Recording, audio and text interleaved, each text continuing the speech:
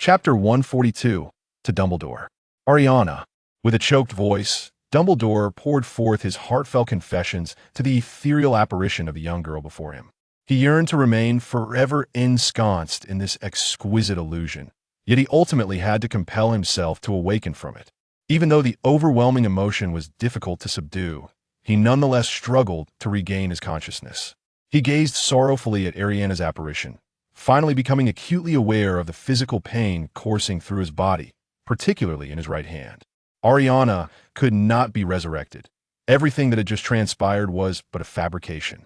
For the first time since 1945, Dumbledore felt an overwhelming depth of despair. He fought against his intense longing, refusing to look at the phantasmal figure of Ariana, instead casting the resurrection stone ring aside. The ephemeral image of Ariana dissipated, and Dumbledore's gaze became profoundly hollow. The magical power within him finally realized its intended purpose, yet it was all too late. The dark magical curse left behind by Voldemort had already invaded his very being. Moreover, having succumbed to the illusion conjured by the resurrection stone, that malevolent curse had begun to erode the core of Dumbledore's magic. As one of the foremost masters of magic in this century, Dumbledore immediately recognized the gravity of the situation upon regaining his senses. It must be said, Tom had indeed unwittingly seized upon his vulnerability. Dumbledore sighed, raising his Elder Wand to unleash a torrent of hellfire upon the resurrection stone ring. However, it proved futile. He then retrieved the sorting hat and drew forth the sword of Gryffindor, thrusting it forward with resolve. Illusory light and shadows danced upon the resurrection stone, and Riddle's fragment vanished entirely. Yet the resurrection stone remained resplendent, its brilliance unwavering. Dumbledore's sigh grew heavier. He longed to cast aside this stone and walk away, but in the end he lifted his right hand, now corroded and blackened by the curse, and retrieved the resurrection stone from the ground. Ariana. Dumbledore had to acknowledge that this was his obsession, his Achilles heel.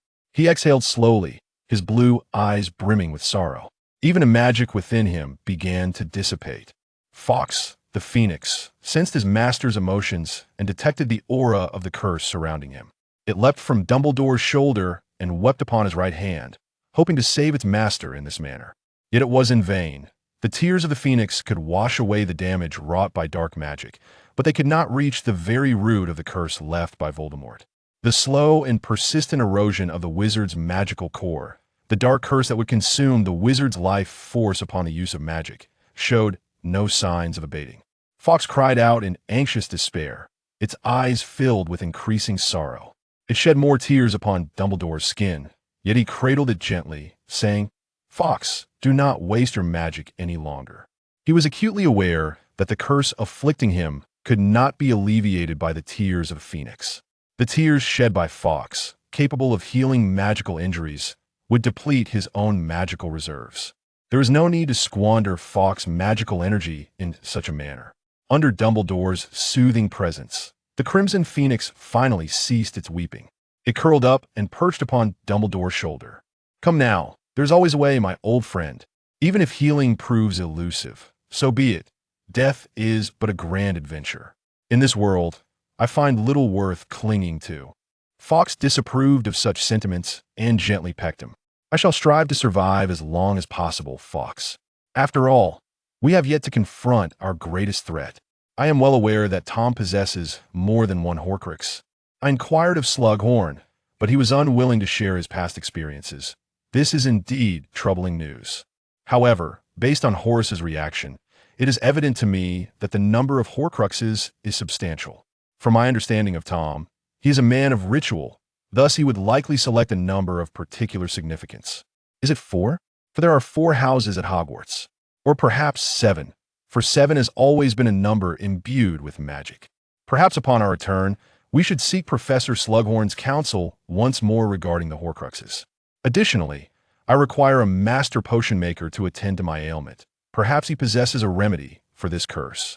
Dumbledore exited the ancestral home of the Gaunt family. To avoid further draining of his life force, he ought to minimize his use of magic, rendering apparition unavailable. Just as he contemplated asking Fawkes to transport him back to Hogwarts, he noticed a silver blue note affixed to the door of the Gaunt residence. To Dumbledore, We possess information regarding the Horcruxes and the life of Mr. Grindelwald. We implore you to activate the key embedded in this note upon reading it, to reach the designated location, as we have matters of great urgency to discuss with you. There was no signature. The handwriting, scrawled with the left hand, was unrecognizable to Dumbledore. He felt as though his head might explode. Who could this be? How did they come to know about the Horcruxes? And was the matter of Gellert truly in their hands? If it were true, why had Gellert escaped from Nurmengard without any warning reaching him? He had indeed set up protective enchantments. If it were false, how could they know that threatening him with Gellert would be effective? Did they possess knowledge of his youthful indiscretions? Dumbledore ought to have sat down to reflect calmly before making a decision. However, the curse left by Voldemort and the specter of Ariana's disappearance rendered his mind exceedingly hazy, while the thought of Gellert Grindelwald left him in turmoil. Amid Fawkes' protestations, Dumbledore activated the one-time use unidirectional portkey attached to the note. He felt no fear in the wizarding world, who besides the Dark Lord could pose a threat to him, such as the might of the individual. The one-time use portkey tore through the fabric of space, and in an instant, Dumbledore and Fawkes vanished from outside the Gaunt residence. The summer sun continued to blaze fiercely, and the silk spinners and cicadas in the Hangman Woods lazily chirped on. Yet, aside from Severus and the others, who knew that a skirmish among wizards had once transpired here, even if that individual were Dumbledore, he remained blissfully unaware. In Prince Manor, Lucius and Severus sat together in the grand chair of honor. Their subordinates meandered throughout the hall. These pure-blood Slytherin wizards appeared to engage in idle conversation and socializing, yet each one occupied a position that served as a node in the manor's magical array, with their hands not tightly gripping their wands beneath the ample sleeves of their robes. One might truly believe they were hosting a banquet. In reality, each person present could instantly spring into action. As the sound of tearing air reached their ears, all eyes turned toward the portkey's activation point within Prince Manor. A flash of white light flickered at the portkey's designated area, and as the light dissipated, the white-bearded headmaster and his phoenix appeared. Silver-green wallpaper, moonlit iris motifs, and a faint herbal scent. This was Prince Manor. From a distance, Dumbledore observed Severus Snape and Lucius Malfoy seated in the grand chairs of the hall, calmly locking gazes with him. Other Slytherin wizards scattered throughout the hall regarded him with unfriendly expressions. Meanwhile, Lucius Malfoy rose with a smile, a slender hand resting on his beloved's shoulder, a facade of the Malfoy family's signature insincere smile gracing his features as he addressed him. "Good afternoon, my dear Professor Dumbledore." Chapter 143, The Arrival of the Key. Good afternoon, Mr. Malfoy, Dean Prince. Dumbledore gazed at the platinum-haired Malfoy and his dark-haired beloved, smiling as he inquired if the two might enlighten him regarding the matters mentioned in that note. I noticed you referenced Mr. Grindelwald. And well, how did you come to know about the Horcruxes? He kindly observed the pure-blood Slytherins scattered throughout the hall. Severus, Lucius. Perhaps we might require a more tranquil setting for our discourse? Upon hearing Dumbledore's suggestion, the pure-blood Slytherins in the hall exchanged furtive glances at the white-haired wizard. Neither master nor sir had dismissed them. What audacious advice from this old man with a white beard. No need, Headmaster Dumbledore. Severus was acutely aware that Dumbledore's proposal stemmed solely from a desire to safeguard the secret of the Dark Lord's creation of Horcruxes. However, given that nearly all of the Dark Lord's Horcruxes had been obliterated, the significance of this secret had diminished considerably. They had annihilated all of the Dark Lord's Horcruxes. Upon hearing such news, his subordinates would only grow more loyal. Moreover, with all the Horcruxes eradicated, Severus and Lucius had no reason to fear that anyone might seek to transfer the Dark Lord's Horcruxes for nefarious purposes. After all, with the Horcruxes gone, there was nothing to conceal. As Severus spoke, the pure-blood Slytherins in the Manor's hall regarded Dumbledore with a sense of triumph. Dumbledore's countenance shifted slightly at Severus's words, but he quickly regained his composure.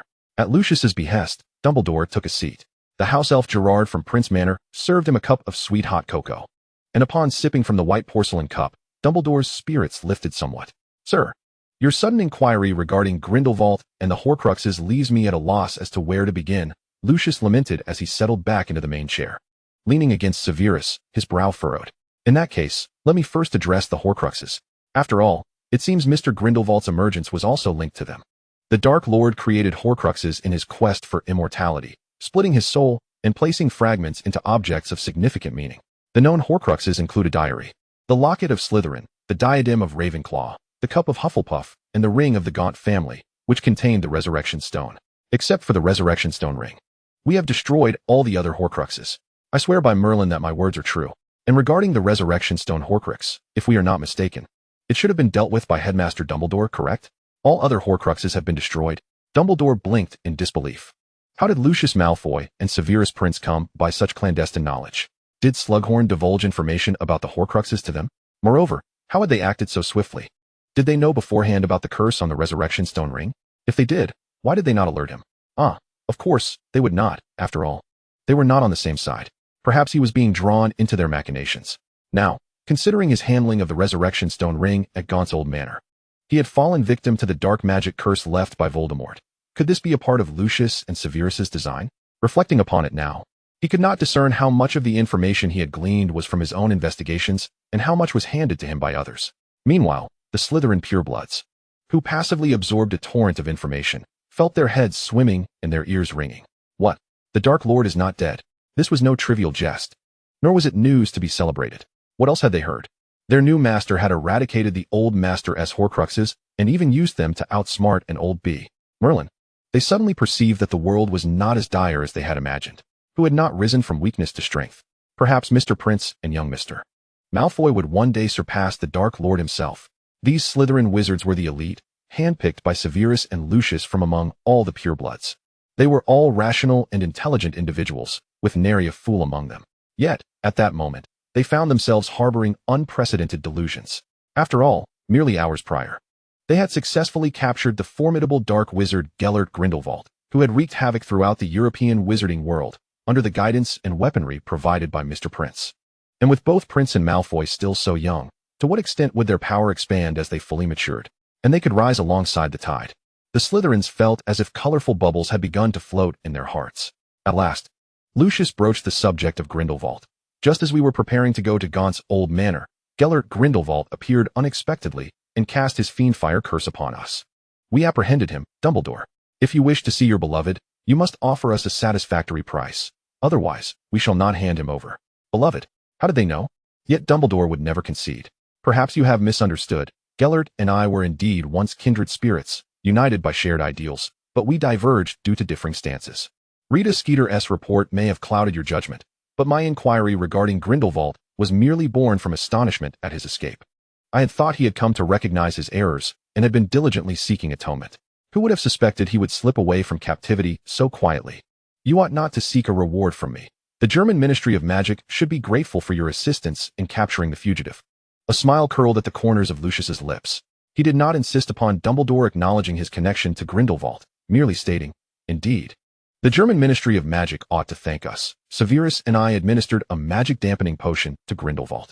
Without the antidote, Mr. Grindelwald is no different from a muggle. They need no longer fear his escape from Austria." Dumbledore clenched his right hand, concealed beneath the sleeve of his wizarding robe, yet his expression remained as affable as ever. Perhaps the minister of the German Ministry of Magic wishes to assist you in applying for the Order of Merlin. Yet inside, he was beset by worry.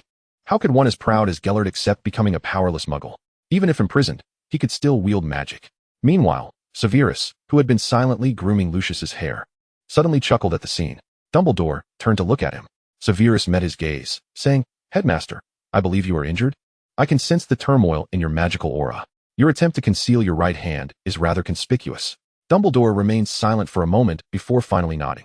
He had just surmised that Severus and Lucius were already aware of the peculiarities surrounding the Horcrux at Gaunt's old manor. His handling of the Resurrection Stone ring there was driven by both his urgent desire to eliminate Horcruxes and the guidance and scheming of others. Severus, as a prince and the youngest master of potions in the wizarding world, might indeed be capable of unraveling this curse left by Voldemort.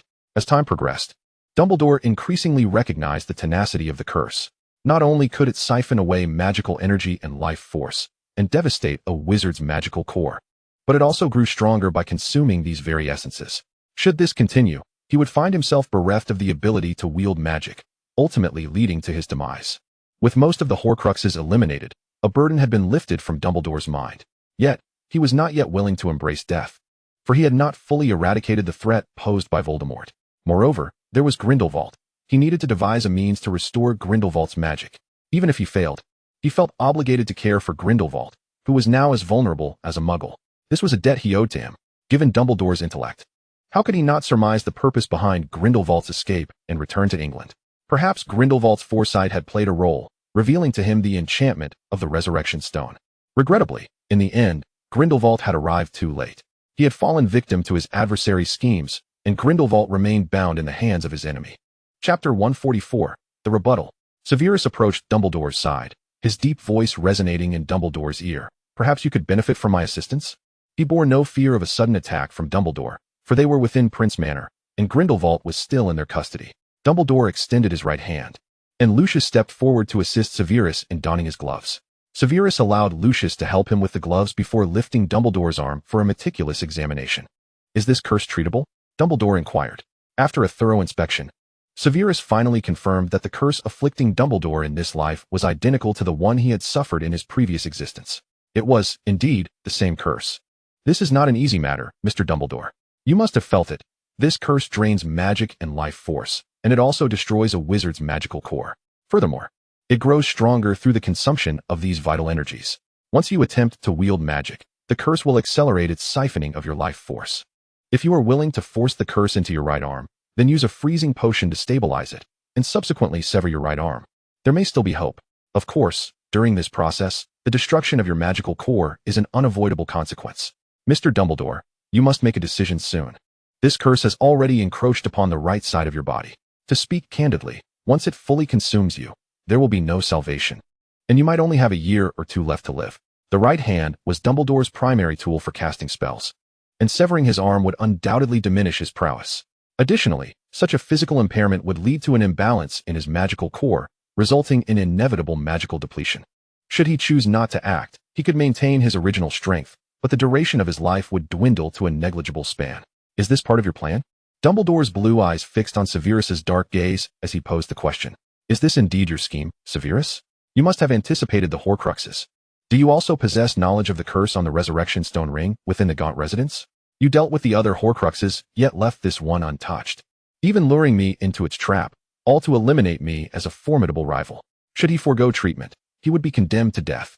If he accepted treatment, his diminished strength would render him no match for the Malfoy family. The Malfoys were formidable, and Abraxas was a rare prodigy in dark magic. In his previous life, Dumbledore had opted against treatment, having already calculated his own demise into the equation. However, the circumstances in this life were markedly different. First, if he did not seek treatment, he would not survive to witness Voldemort's resurrection. Second, Grindelwald remained in Severus's and their hands, his fate uncertain. From the outset, Dumbledore had no alternative. Severus, of course, would not provide them with leverage. Upon hearing Dumbledore's words, he smiled. Sir, I do not comprehend your meaning. I merely offered you the best treatment advice. When you inquire if this is our plan, may I ask, what do you refer to, and what is our plan? Dumbledore regarded Severus, inhaling deeply. He withdrew his hand. I assume you are aware of the traps associated with the Resurrection Stone ring. How intriguing. Our esteemed headmaster believes this to be a conspiracy. Severus replied. I posit that you are aware you are the most powerful wizard in the realm, while Lucius and I are merely in our 20s. So please enlighten your humble student as to why you think we could withstand the formidable curse left by the Dark Lord. Dumbledore sighed. Very well. Let us not dwell on this matter. If it were not for you, I apologize for my suspicions. If it were indeed you, then I harbor no grievances. For without you, I would inevitably venture to the Gaunt residence. And because of Ariana, because of Gellert, because of Kendra, in the end, I would still take the Resurrection Stone into my own hands. Severus, perhaps you would care to hear a story. The Dark Lord once bore the name. Severus's silver linden wand slipped from its sheath within his robes and into his grasp. Tom Riddle, sir. My father and Lucius's were once his seniors. We certainly know his name. He was once an illustrious figure, only to succumb to madness in the end. Headmaster Dumbledore, I believe you need not worry about the princes and Malfoys aligning with him. We have never been of the same ilk, neither before, nor now, nor in the future. Dumbledore replied, Indeed, I am aware. I certainly know you will not ally with Tom Riddle, for you harbor ambitions of your own. Yet, this is not the crux of my emphasis, Severus. What I wish to convey is that ambition and desire are boundless. Only love is eternal. My child, if you were to vanquish Voldemort, what would you desire thereafter? To speak candidly, I have never perceived you as akin to Tom during your school years. I always believed you would become a scholar like your grandfather. Headmaster, What Slytherins desire is common knowledge within the wizarding world. Family, status, honor, wealth, and respect. These are all things many covet yet deride. These are indeed our aspirations. As he spoke, Severus suddenly chuckled, mockingly stating, "Of course. We are also pursuing a greater good. Headmaster, perhaps you have observed the advanced weaponry in the Muggle world? Safeguarding against Muggles while enhancing the strength of the wizarding world is also one of our plans. Survival of the fittest dictates that if wizards wish to endure, they must acknowledge the threat posed by Muggles. Perhaps we could also endeavor to coexist peacefully with them. We could negotiate with those in positions of power among the Muggles. The Ministry of Magic is situated beneath London.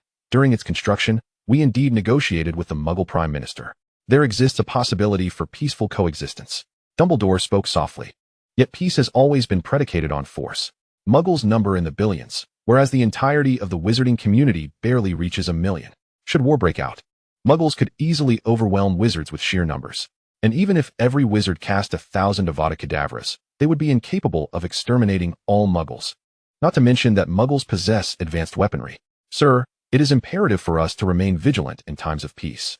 We must not fall into the delusion of perpetual correctness. The wizards covet Mr. Nickleby's Philosopher's Stone, yearning for immortality.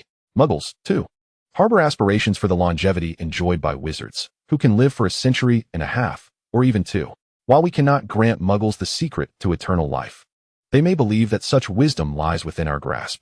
This was one of the pivotal reasons for the wizarding war observed by the ghost of Severus in his past life.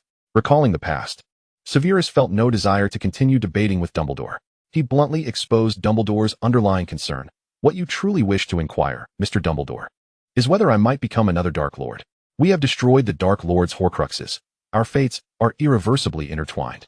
When the Dark Lord's main soul resurfaces, we shall find a way to eradicate him alongside you. Thus, you need not worry about our allegiance to the Dark Lord." Dumbledore's hesitation stemmed from the fact that after his power waned, no one would stand in the way of Lucius and myself, correct? "Are you attempting to persuade us to swear an unbreakable vow, my dear headmaster? However, I shall not be coerced into such an agreement as I was in my previous life." Chapter 145, Cooperation. "My dear child, you seem to harbor excessive misunderstandings about me."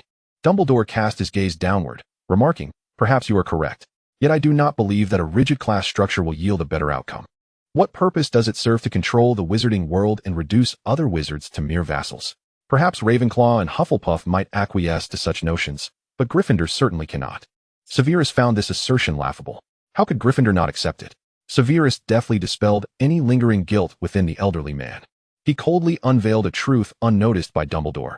"Many pure and half-blood Gryffindors worked in my factory, readily embracing the new order. Conversely, numerous pure-blood Gryffindors harbored grievances against us, as their enterprises were eclipsed by ours. They were about to transition from exalted lords to equals, and thus, they surely had much to complain to you about lately. Did they not?" Dumbledore replied, "I recognize that they are not entirely just, but your intentions are hardly pure either. Severus, do you not fear that provoking me could lead to mutual destruction?" Lucius embraced his beloved, gently patting Severus's shoulder. He was aware that Severus harbored resentment towards Dumbledore. Severus had once loathed Dumbledore, yet had also trusted him. However, witnessing Voldemort's resurgence upon learning of the prophecy in this life, absent his own intervention, made it difficult for Severus to suppress his bitterness. Thus, Lucius allowed Severus to vent. At the climactic moment, they revealed their trump card to Dumbledore. "We do not intend to provoke you, sir. I believe my partner merely wishes to convey that we are not devoid of righteousness, and the truth you uphold may not be entirely accurate. You have previously stated that love is the greatest power. Headmaster, would you dare swear to Merlin that you do not love Gellert Grindelwald? Should you desire mutual destruction, I assure you that Grindelwald shall not see the light of tomorrow. Moreover, this is Prince Manor. Your self-destruction may not succeed here." Dumbledore, upon hearing Lucius's words, was rendered speechless. Indeed, he had been ensnared by the vulnerabilities exposed by Malfoy and Prince. Those pure-blood Gryffindors who urged Dumbledore to remain wary of the Princes and Malfoys were indeed experiencing a tumultuous time. The industrial transformation and upgrades spearheaded by Lucius Malfoy and Severus Prince, representing Slytherin wizards, had severely impacted many businesses. The pure-blood Gryffindor families suffered the most from these disruptions. After all, many of the purebloods from Ravenclaw and Hufflepuff were members of progressive societies, and Severus had long established new collaborations with them, ensuring they received their fair share of the reformed economic pie. Furthermore, under the facade of Slytherin purebloods, many wizards had begun to alter their perceptions of Slytherin. Slytherin is Slytherin, and the Dark Lord is the Dark Lord. The two should not be conflated. The Dark Lord does not represent the entirety of Slytherin, just as Ravenclaw, Hufflepuff, and even Gryffindor have produced Death Eaters. For Severus and his allies, the more money circulated, the more it multiplied. Additionally, there existed intangible values. For instance, Severus' establishment of magical shops and factories created employment opportunities, and his initiatives to open wizard orphanages and primary schools garnered substantial prestige. These donations and contributions did not lead to losses. Rather, they resulted in great profits. The market remained stable. After all, the wizarding community comprises a finite number of individuals, and it is impossible for that number to suddenly decrease or increase. When some profit, others inevitably incur losses. Thus, it is no wonder that Dumbledore has recently been inundated with gossip from those pure-blood Gryffindors, laden with allegations regarding Slytherin's ambitious designs. Ultimately, what everyone fervently pursues is profit. Dumbledore shook his head in resignation, letting out a sigh at last. Perhaps the words of Prince and Malfoy held some truth. He acquiesced to the terms proposed by Lucius Malfoy. He would join forces with Lucius Malfoy and Severus Prince to eliminate Voldemort, and once Voldemort was vanquished, he would resign from his position as headmaster of Hogwarts, recommending Severus for the role and securing him a seat on the Wizengamot. As for the Order of Merlin and the International Confederation of Wizards, Severus had already affiliated himself with both organizations. Moreover, upon becoming the vice president of the International Potion Association, he had also secured a position within the International Confederation of Wizards. Thus, there was no need for Dumbledore to fret over these matters. Lucius and his associates would not return Gellert to Nurmengard. They intended to hold him as a hostage until Dumbledore resigned from his role as headmaster before returning him. As for the prison in Nurmengard, there would be an individual who had consumed Polyjuice Potion posing as Grindelwald in captivity. During their collaboration, Dumbledore would be permitted to visit Grindelwald once each quarter. Only upon the complete fulfillment of their agreement would Grindelwald be returned to Dumbledore. Dumbledore consented and, in the presence of Severus, signed an unbreakable vow with Lucius. To his relief, although Severus steadfastly refused to swear an unbreakable vow ensuring he would never become the next Dark Lord, deriding the notion as foolish, young Malfoy appeared genuinely averse to war. In his words, conflict would disrupt his business. Young Prince cherished his partner profoundly, and love, after all, is the greatest power in the world. With matters having reached this point, he had made a compromise, hoping that Severus and Lucius would not become the next Dark Lord. Severus, maintaining a stoic demeanor, wielded his silver linden wand, forcing the curse that clung to Dumbledore's body like a parasite into his charred right hand and arm. He then compelled Dumbledore to ingest a potion of icy blue, subsequently severing Dumbledore's arm with a slicing spell. A tremendous magical pressure emanated from him. This elderly man was indeed one of the most powerful wizards in the entire wizarding world. Even the uncontrollable magical pressure unleashed during a chaotic core disturbance was formidable. Within the Grand Hall, several Slytherin wizards exhibited pallid visages, their hearts seemingly crushed beneath the weight of an immense boulder, engulfed in profound anguish. Yet Severus, with an unwavering countenance, produced a potion crafted from the essence of the white flower, showing no signs of perturbation. He poured the elixir upon Dumbledore's bleeding arm, and within mere minutes, the flow of blood ceased, even as fresh flesh began to knit itself over the incision. He then retrieved a vial containing a pale violet potion and extended it towards the venerable wizard with the white beard. "Must I consume this?" Dumbledore inquired. Severus responded. "Unless you had intended to use it as a facial rinse, I would say yes." Dumbledore cast a resigned glance at him before accepting the potion and draining its contents. He felt warmth spreading through his body, a gentle heat gracing his cheeks. This was a potent blood replenisher, remarkably effective. Albeit with a taste so dreadful it resembled a concoction of starlight pie, infused with an aroma reminiscent of soiled socks. Truly ghastly. Following this series of actions, Dumbledore could distinctly perceive a significant decline in his magical prowess, yet the dark miasma and curse within him had indeed dissipated entirely. He gazed at the dark-haired wizard and murmured his gratitude. Severus, having regained his composure, donned his mask and offered a courteous nod to his new associate. Dumbledore was a benevolent figure, yet one who harbored biases against ambition. Thus, he and Lucius had not erred in their dealings. The Ring of Voldemort stood as the sole exception in Dumbledore's life. They could not afford to overlook this opportunity. The wizarding world was undergoing rapid transformation. And who could say that one day Dumbledore might not pivot and covertly support the Gryffindors in their strife? Therefore, it was prudent to quash all threats in their infancy. Moreover, had history unfolded as it once did, both Dumbledore and his former lover would have perished. Yet now, due to the butterfly effect instigated by him and Lucius, Dumbledore and Grindelwald were afforded the chance to coexist in tranquility, perhaps even to retire together. Were he to express it, Dumbledore, the old B, ought to extend his thanks to him. After all, the previous incarnation of Dumbledore had not been particularly kind to him. However, contemplating the resources and political leverage Dumbledore had promised to yield within their agreement, Severus's lingering resentment began to dissipate. Regardless, the old B's influence within the international wizarding community was undeniably formidable. Chapter 146. Grindelwald's thoughts from one prison to another. Grindelwald adapted remarkably well. Of course, even if he wished not to, it was of little consequence. The two young wizards who had captured him would not permit his escape. He was also oblivious to the reason why he could no longer wield magic. Fortunately, the prison was well equipped, and he was the sole inmate, enjoying excellent conditions. They even provided a selection of readable books, preventing him from succumbing to utter boredom. Additionally, a rather obstinate house elf arrived to maintain cleanliness. Regrettably, the house elf was exceptionally loyal, rendering his persuasive skills utterly ineffective. Wizards capable of being swayed by words were nowhere to be found. Thus, he languished in the prison for several months until footsteps echoed outside his cell. The heavy sound could only belong to someone other than the house elf. Grindelwald lifted his gaze and beheld white hair, a white beard, a golden-red robe, and a pair of cerulean eyes. Albus. How had he come to be here? Had Albus forged some sort of agreement with those who had taken him? Yet such matters were inconsequential.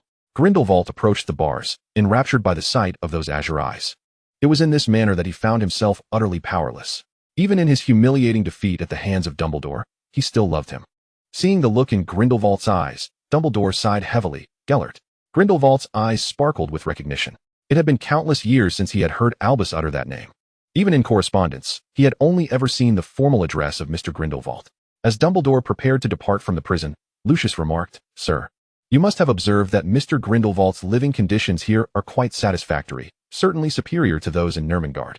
Dumbledore wearily lowered his gaze, polishing his glasses. "Indeed, you have fulfilled your promise. If possible, I would appreciate it if you could provide him with some champagne. It is his favorite." Lucius acquiesced to Dumbledore's request. Stroking his fingers thoughtfully, Dumbledore seemed to care for Grindelwald more than he had anticipated. This was indeed a delightful surprise. However, Lucius, being a Slytherin, could not comprehend the nature of the bond between Grindelwald and Dumbledore. For Lucius, love was possession, intimacy, and passionate entanglement. Love was the mutual understanding of two hearts. Some might deem his conception of love mundane, yet he regarded it as complete. He did not subscribe to the notion that a forcibly obtained fruit would lack sweetness. How can one ascertain the sweetness of a fruit that has yet to be plucked? In his previous life, he realized his affection for Severus too late. By then, he had already built a life with Narcissa, while Severus had become ensnared in the web spun by Lily. And the Dark Lord had returned to wreak havoc in the wizarding realm. Thus, he could do little more than cherish his unexpressed love. Had he discovered his feelings for Severus sooner, he might have directly compelled Severus to relinquish his heart. He always had a way of making Severus forget about Miss Lily. If all else failed, there was always the option of a potion of forgetfulness. Oh, Lucius ceased contemplating such illegal matters that would surely displease Severus. Meanwhile, Grindelwald finally gained a clearer understanding of his predicament. He comprehended how he had been captured and the agreement forged between Dumbledore and those two young wizards. Truth be told, though it was both humiliating and difficult to accept being seized by two youngsters, the constraints of the anti-magic potion that rendered him half-muggle incensed him. However, Dumbledore's allure mitigated all these adverse outcomes. Upon reflection, the inability to restore his magical abilities was not the end of the world. Considering the way Albus had just looked at him, might he not be treated as a responsibility to be cared for if he were to remain in this state indefinitely? Did he still have a chance to be with Albus? Prior to Dumbledore's arrival, Gellert had indeed been filled with rage, wishing to exact vengeance upon those who had taken him. Yet upon hearing Dumbledore's explanation, his perspective underwent a profound transformation. Those two who had abducted him were in fact a couple, filled with a wary suspicion of muggles. It must be said that Grindelwald found himself in agreement with their viewpoint. His fervent desire to stir upheaval within the European wizarding community and sound the clarion call for war had stemmed from the prophetic vision of muggles wielding fearsome weapons. Alas, he had failed. These two young wizards, however, employed more cunning, more subtlety, and were decidedly more conservative.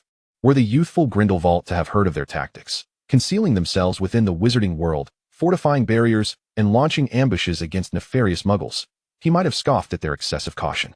Yet the present Grindelwald could only concede. Perhaps they would succeed, perhaps they would fail, but until all was settled, they were undoubtedly superior to him, a failure. and far more capable than those indifferent or oblivious wizards who remained unaware of any looming crises. Albus had even mentioned that the cunning young Malfoy and Prince were a devoted couple. Grindelwald felt a twinge of envy, not for their overwhelming power, which during the zenith of the Saints far surpassed that of these two young individuals, nor did he envy their seemingly inexhaustible supply of galleons. For Grindelwald had never lacked for wealth and possessed scant desire for riches. Their abundance of gold did not stir his jealousy. He was not envious of their extraordinary magical talents either, as he himself was among the most gifted wizards. However, he did envy their profound love for one another, their harmonious ideals and political views, and the familial bliss they shared, complete with two children. Leaning against the wall, he mused how fortunate these two young souls truly were. After all, it was a rare blessing to find love in someone whose beliefs aligned so closely with one's own. Meanwhile, after departing from Malfoy Manor, Dumbledore gazed absently at the brilliant sun in the sky. He realized for the first time with clarity that Gellert was aging. These past years, he had refrained from visiting Newt Scamander, and upon their reunion, they had both transformed into silver-haired elders. Perhaps acquiescing to Malfoy and Prince was not such a lamentable decision after all. At the very least, it provided him with an excuse to keep Gellert close. Upon returning home, Lucius celebrated their grand victory with Severus over a glass of champagne. Months passed without any overt actions from Dumbledore, who evidently resigned himself to his fate. Indeed, love proved to be the mightiest force, capable of rendering even a shrewd wizard like Dumbledore powerless. Their scheme had succeeded, and henceforth, Dumbledore would no longer pose a threat to them, despite their tender years of merely 20 or 30. In the aftermath, Severus immersed himself in the study of meditation diagrams, while Lucius championed the inaugural Wizarding Expo at the Department of International Magical Cooperation. Little Angus had begun to call him Papa, and Draco's academic progress was swift. Meanwhile, Abraxas and his youthful partner enjoyed a delightful holiday abroad. Their family thrived, and Lucius firmly believed that their good fortune would continue unabated in the future. Chapter 147, The Wizarding World Expo. Post-Christmas, the Wizarding Expo commenced successfully in the United Kingdom, drawing representatives from magical ministries worldwide. Even celestial masters from China and ancient astrologers from Brazil had arrived to partake in the festivities.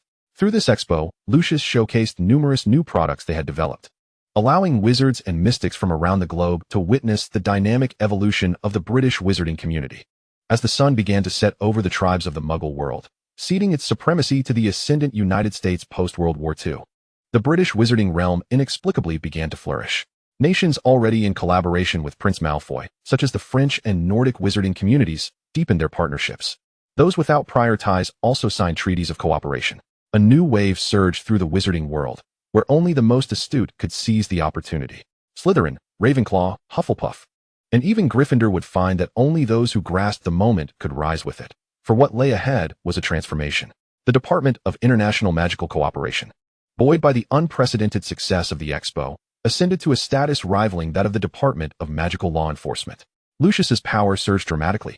Young Barty was nearly grinning from ear to ear, as old Barty's authority was now influenced by Lucius Malfoy. When he visited his mother, he noted the darkened visage of old Barty and made sure to inform him of young Black's robust health, hoping to bring some joy to his grandfather. As one of the initiators of the Expo, Severus garnered widespread attention in the international wizarding community. This youngest master of potions, bolstered by his own abilities and Dumbledore's covert support, ascended to a senior counselor position within the International Wizarding Federation. The next step was vice presidency.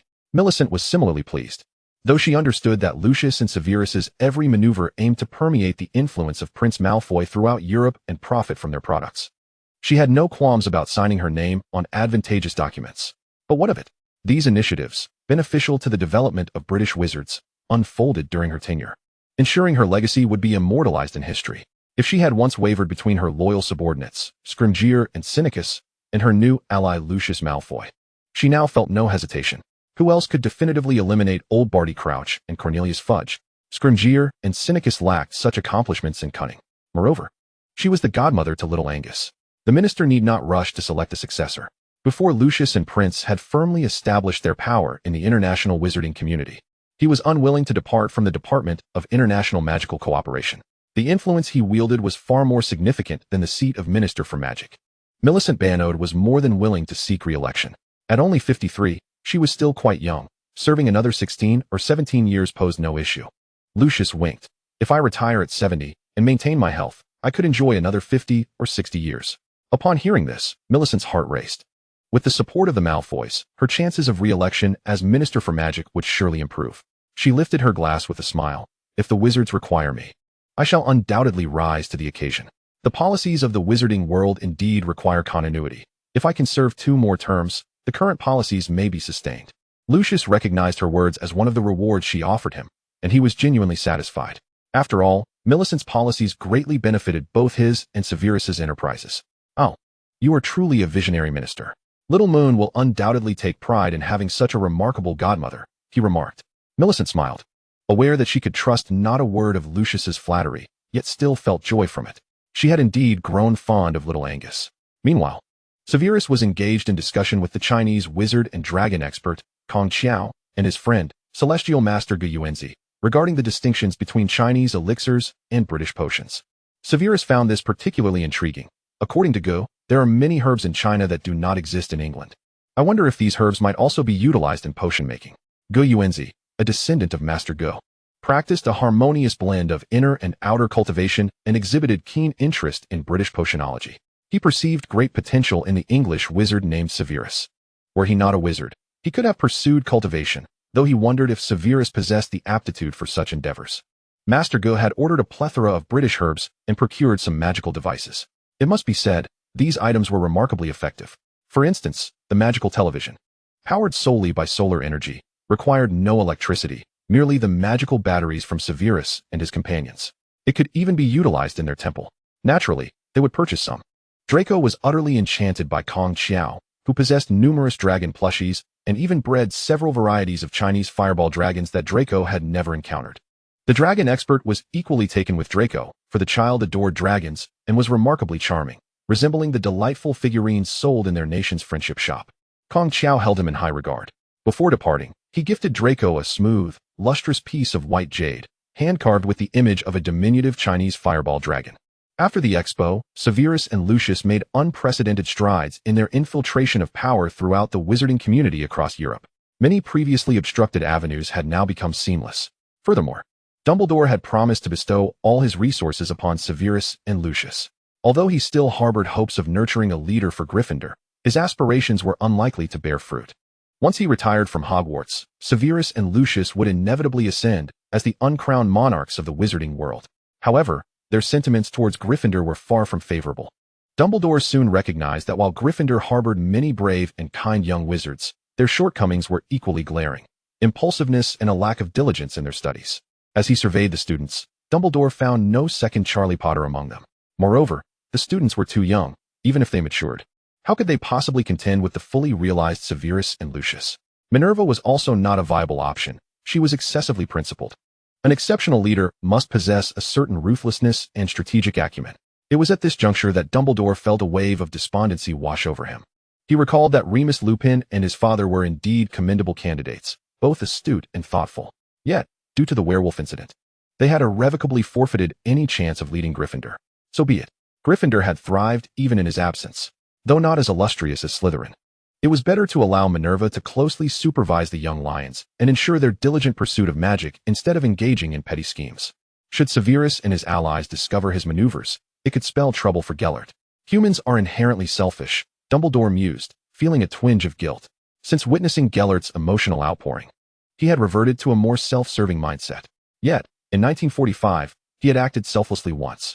Was it so wrong for him, in his twilight years, to indulge in a modicum of selfishness? He did not aspire to rule the world. His only desire was to dwell in the old house in Godric's Hollow with Grindelwald and knit a few woolen socks. Nothing more. Chapter 148, A Journey to China. I believe we should venture to that ancient land. Sun has invited me. He is a mystic from their realm. Severus lay with his head resting on Lucius's lap, allowing Lucius's slender fingers to weave through his hair. The biting cabbage and other magical plants hail from China, and I wish to see if there are any wondrous herbs there. Lucius gathered Severus's hair into a makeshift ponytail and placed a gentle kiss on his forehead. Perhaps you would care to take me along? Severus nodded. But what about the little dragon and the little moon? Lucius chuckled. Father and Mr. Thompson will be back soon. Must we leave the children with their grandfathers again? Luke is such a dreadful father. I think we might bring them along. Lucius silenced Severus's forthcoming words with a kiss. Only when he had rendered his beloved breathless did he say, "No, my dear, we are undertaking serious matters. We need to enjoy our time together as a couple, without the children always in tow." Very well, you are always right, Severus conceded, slightly dazed from the kiss. Time swiftly passed amidst Severus's experiments and Lucius's anticipations. Before long, Abraxas and Thompson returned from their overseas holiday. Lucius eagerly entrusted his eldest and youngest sons to Abraxas's care before departing with Severus. Abraxas, Draco, the young Angus was blissfully unaware of any irregularities. Beaming a wide smile at Thompson, Abraxas sighed in exasperation. Luke, that ungrateful son, was truly a blemish in his life. Yet, what could he do but indulge Luke to keep him happy? And then there was Tommy. He had to keep a close eye on him to prevent the wretched boy from recounting his twisted version of dark wizard tales to little Moon, which had left the child in tears last time. Draco felt utterly abandoned by his father. He approached his dad with a pitiful expression. Father, are you going to China? If you see a Chinese fireball dragon, could you take a picture for me? Severus gently caressed Draco's cheek. Of course, little dragon, your wish shall be fulfilled. In fact, we might even raise a Chinese fireball dragon at the Dragon Reserve. I shall discuss this with Kong Qiao during our trip to China. Really? Draco exclaimed, elated. Absolutely. You can always count on Dad. The platinum-haired little dragon sweetly pecked his father on the cheek. I knew you were the best, Dad. Severus felt his heart swell with affection. Had Draco suddenly asked for 100,000 galleons at that moment, Severus would undoubtedly have granted his request without hesitation. However, Draco was a child easily contented. A picture of a Chinese fireball dragon would suffice, and raising a new breed of dragon at the reserve would be a delightful bonus. As for anything else, Draco had no pressing desires. He enjoyed a privileged upbringing, and Abraxas lavished affection on both him and little Moon, leaving him with little to yearn for. While Draco conversed with Severus, little Angus peeked shyly from the doorway. A house elf stood watch behind him, ensuring that the adults need not worry about the children's safety. Daddy, brother. Severus and Draco turned to the sound, only to see the door swing open, revealing little Angus with his tiny hands clutching the doorframe and his round, grape-like eyes brightening at the sight of the two. Severus picked up little Moon, placing him on his lap, and, to ensure fairness, he lifted Draco onto his other knee. Draco's face flushed crimson. He was no longer a child. How could he sit on his father's lap alongside his brother? It felt utterly childish. As Lucius hurriedly finished packing, he arrived to witness this scene. The little dragon and little Moon perched on either side of Severus's lap, clinging to his arms and waist. Severus informed him that plans had changed, and they would depart that evening. Very well, Lucius thought. He knew Severus adored these two little imps. He lifted Draco to lighten the load on his beloved's lap, and settled beside Severus, joining him in entertaining the children, for he too cherished them dearly. As night fell and both Draco and Angus drifted into slumber, Lucius and Severus finally prepared to embark on their journey. They would first fly to Hong Kong, and then transfer or take a boat to China. After using apparition to reach the airport, Lucius and Severus settled into first class. They exchanged a few words before donning sleep masks and succumbing to slumber. After more than 10 hours, Lucius and Severus finally touched down. With their illustrious status in the Muggle world, they were warmly welcomed in Hong Kong. Nevertheless, their primary objective was to explore the ancient mystical powers of China. So they only briefly attended a few banquets before flying to Beijing, the capital of China. Kong Qiao, who resided in Beijing, guided them to renowned landmarks such as the Forbidden City, the Summer Palace, Shikahai, and the Temple of Heaven. They also visited the Friendship Store, where they purchased exquisite porcelain, jade jewelry, and antiques, items of such elegance that their father would surely adore. Lucius spoke with unwavering certainty. Severus also had a fondness for the porcelain jars, believing them to be more suitable than crystal vessels for storing his precious potions. He inquired with Kong Qiao about the potential sale of Chinese fireball dragons. Kong Qiao chuckled, remarking that if there were qualified dragon farms, they could indeed sell dragon eggs. However, the younglings could not be sold, as you well know, Severus. Those mothers possess immense destructive power and would never allow their offspring to be taken away. As for the adult fire dragons, that topic was never broached. Raising an adult fire dragon requires considerable dedication, and such efforts are indeed worthwhile, as a mature dragon can continuously generate profit for the dragon farm. Dragon blood, shed skin, discarded scales, and even the remains of deceased dragons. All these seemingly trivial resources can yield substantial wealth for wizards. Thus, no wizard would part with an adult dragon they have raised, regardless of the enticing offers made. Moreover, the number of dragons is a crucial indicator of a dragon farm's prowess, making it rare for anyone to transfer ownership of a mature dragon in order to maintain the farm scale. After departing from Beijing, Severus and Lucius journeyed to the majestic Gazao Mountain in Jiangxi. The Lingbao Temple, where the Gu family resides, lies hidden behind a barrier within the mountain's dense forest. Gu Yuanzai recounted that long ago, their temple, much like Hogwarts, welcomed apprentices from far and wide. Yet now, the spiritual energy in the air has diminished, and the requirements for cultivators' innate abilities have risen. Thus, these practitioners have taken refuge behind the barrier, educating their disciples at home, occasionally venturing to the mortal realm to guide a few exceptional students, which suffices for them. Severus and his companions learned that Chinese mystics collaborate with the government, being employed in special departments. This arrangement cannot be simply categorized as good or bad. Unlike the wizarding community in England, which lacks a foundational cooperation with Muggles. As their friend Gu pointed out, Chinese cultivators have historically allied with the rulers of the state, a tradition that has persisted through the ages. In England, since the clergy expelled wizards from the courts and branded them as heretics, the basis for cooperation with Muggles has vanished. Wise wizards find it impossible to trust Muggles. In Jiangxi, Severus also met Zhang Weizhen, a friend of Gu Yuanzai, known as Master Zhang. He even learned the art of alchemy from these two and shared his knowledge on herb extraction. Although the processes of magical alchemy and spiritual potion making were somewhat cumbersome, they managed to operate successfully. Severus discovered the allure of traditional Chinese medicine and identified numerous Chinese herbs that could substitute for certain rare potions. Gu Yuanzai and Zhang Weizhen found Severus's techniques for extracting herbal essences quite enlightening for their alchemical practices. Both parties were thoroughly satisfied with the exchange. While Lucius reaffirmed a realization, potions are indeed his lifelong rival. Nevertheless, our Mr. Malfoy also found what he sought. He presented gifts, wine, chocolate, an array of exquisite confections, a watch, and a beautifully crafted silk scarf to Gu Yuanzai's younger brother, who was pursuing a young lady. It is said that monks in China cannot marry, yet Taoists may take wives. These offerings, particularly the gold watch, seemed to hold considerable allure in the matrimonial market. He smiled at Ji's brother and inquired, "Mr. Gu, would you be willing to enlighten me about the dual cultivation techniques you mentioned? Should you desire, all these gifts could be yours." Chapter 149, The Journey to Tibet. After spending half a month in Jiangxi, Severus finally recognized all the herbs that China possessed which were absent in England. He compiled a book on herbs and mastered the art of alchemy. His two master friends also learned Severus's techniques for extracting herbal essences.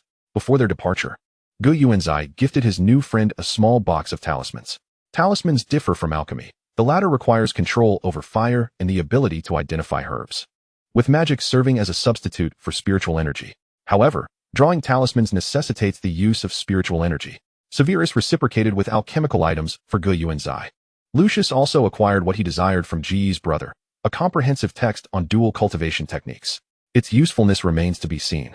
Yet he has certainly found a reason to engage with Severus in the bedroom. Furthermore, this reason is entirely legitimate and morally upright.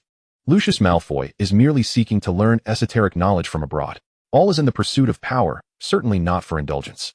May Merlin bless our Mr. Malfoy, and may his partner believe his tall tales. They were also invited by Master Zhang to visit the ancestral home of Jingyi Dao at Longhu Mountain, where they spent an additional 2 days before departing Jiangxi. They then set off for Tibet in search of the enigmatic shaman.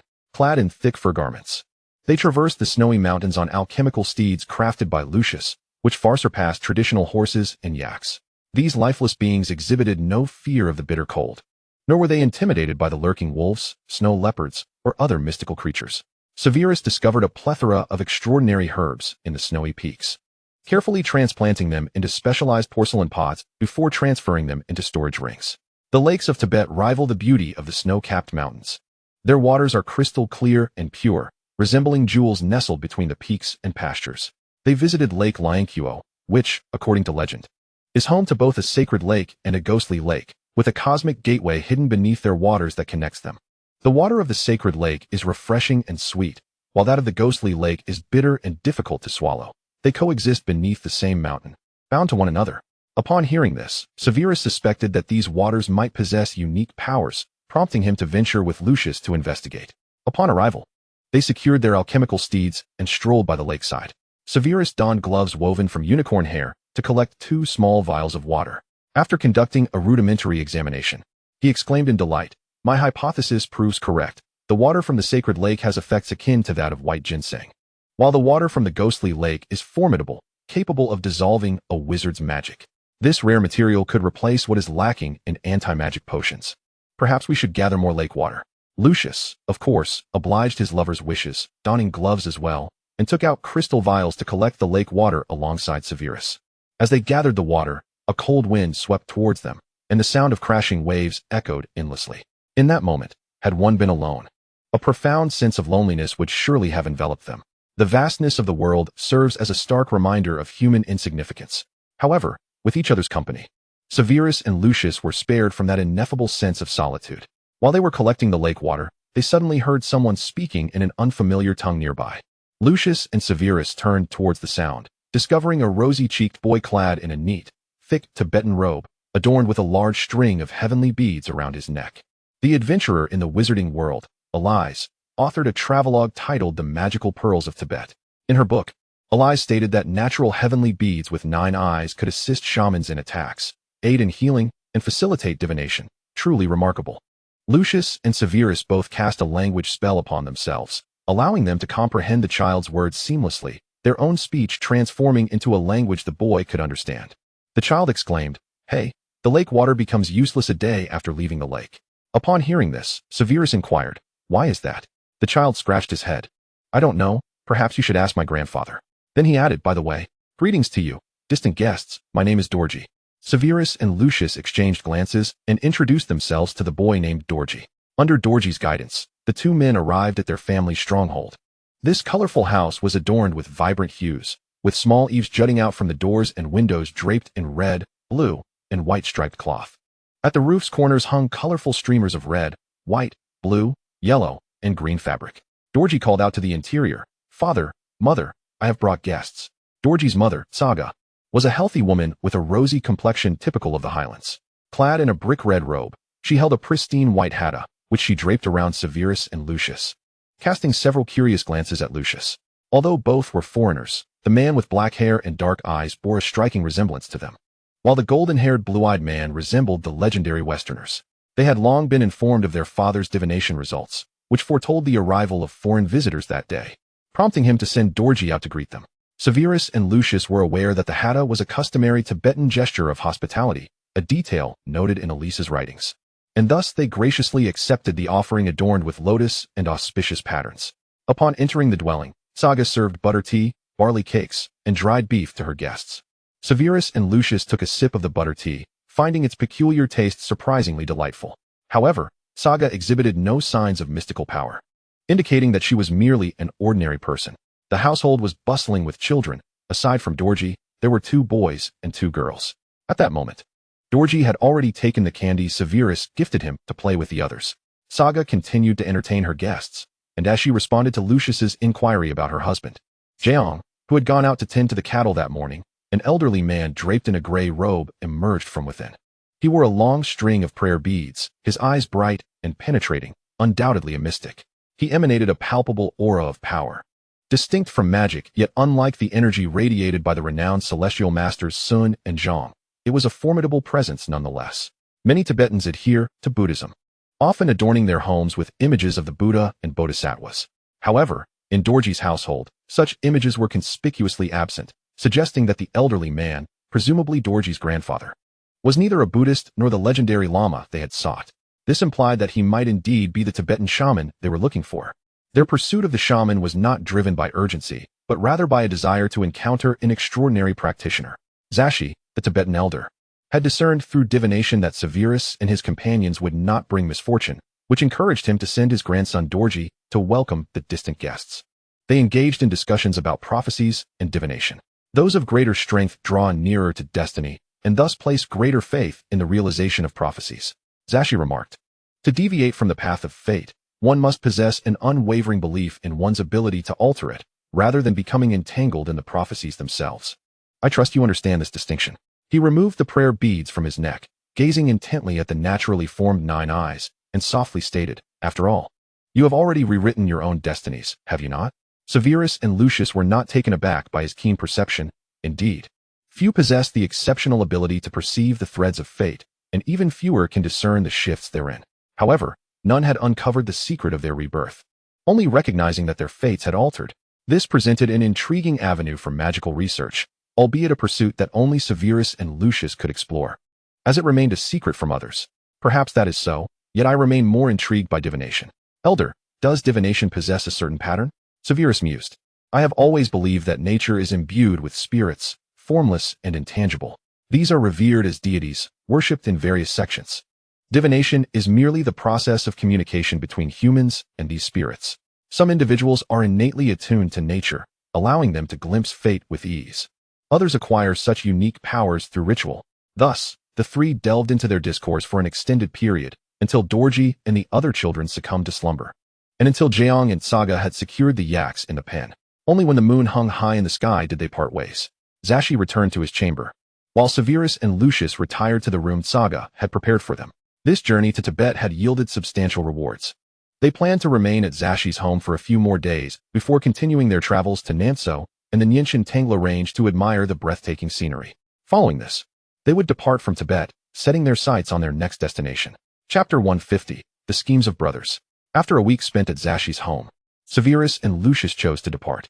The alchemical steeds sprouted wings akin to those of Pegasus, whisking them away through the low skies. They soared on their alchemical mounts to Nanzhou. Zashi had described Nanzhou as the earthly mirror of the lake goddess, while Nyinshan Tangla bore the name of the prairie deity, the guardian of boundless northern realms and abundant treasures. The prairie god and the lake goddess were a pair bound by an unbreakable bond, their love enduring through life and death. Severus and Lucius beheld the majestic snow-capped peaks and the sapphire-like splendor of Nanzhou, along with the white birds soaring through the sky. The area was remarkably free, breathtaking, and starkly beautiful, leaving an indelible impression. Severus suddenly recalled a line of poetry, "I wander lonely as a cloud." Yet now, as he stood alongside Lucius, admiring the breathtaking landscape of mountains and lakes, he felt no loneliness. Rather, he perceived himself as a cloud drifting through the frigid air and crystalline waters. After reveling in the scenery near the snow-capped mountains and the lake, Severus and Lucius departed Tibet. They concluded their exploration of the mystical forces in this realm and turned back towards Beijing. There, they reunited with their subordinates, summoned from England. This ancient Eastern nation was undergoing economic reforms and had lifted restrictions on foreign investment. Lucius and Severus recognized the opportunity and were eager to seize it, ready to take the first bite of the proverbial cake.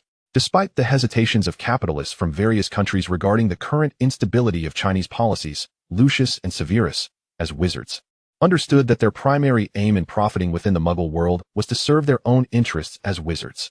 In China, they sought the unique magical creatures, various wondrous herbs, extraordinary magical plants, and diverse mystics that piqued their interest. All these elements were immensely appealing to Severus and Lucius, aiding them in their quest for deeper magical knowledge. Perhaps this was what they referred to as the interconnectedness of knowledge. Thus, the primary objective of conducting business in this land remained the acquisition of coveted and urgently needed magical resources, while profiting in the Muggle realm was merely a secondary concern. Hence, even if policies fluctuated or businesses incurred losses, it would bear little consequence. Moreover, Lucius believed their chances of incurring losses were negligible. It was entirely possible they would emerge with substantial gains. After all, the various industries in this nation are merely in their infancy, presenting a veritable blue ocean of opportunities. They can effortlessly generate profit, bolstered by policies that support this country, which is in dire need of foreign exchange. The PM Consortium, capable of providing pounds and dollars, indeed represents an excellent influx of foreign capital. They have benefited immensely from favorable policies. Once the mundane business affairs were settled, Severus and Lucius packed the Chinese fireball dragon eggs, along with an array of Chinese specialties procured from Kongqiao, before boarding their return flight.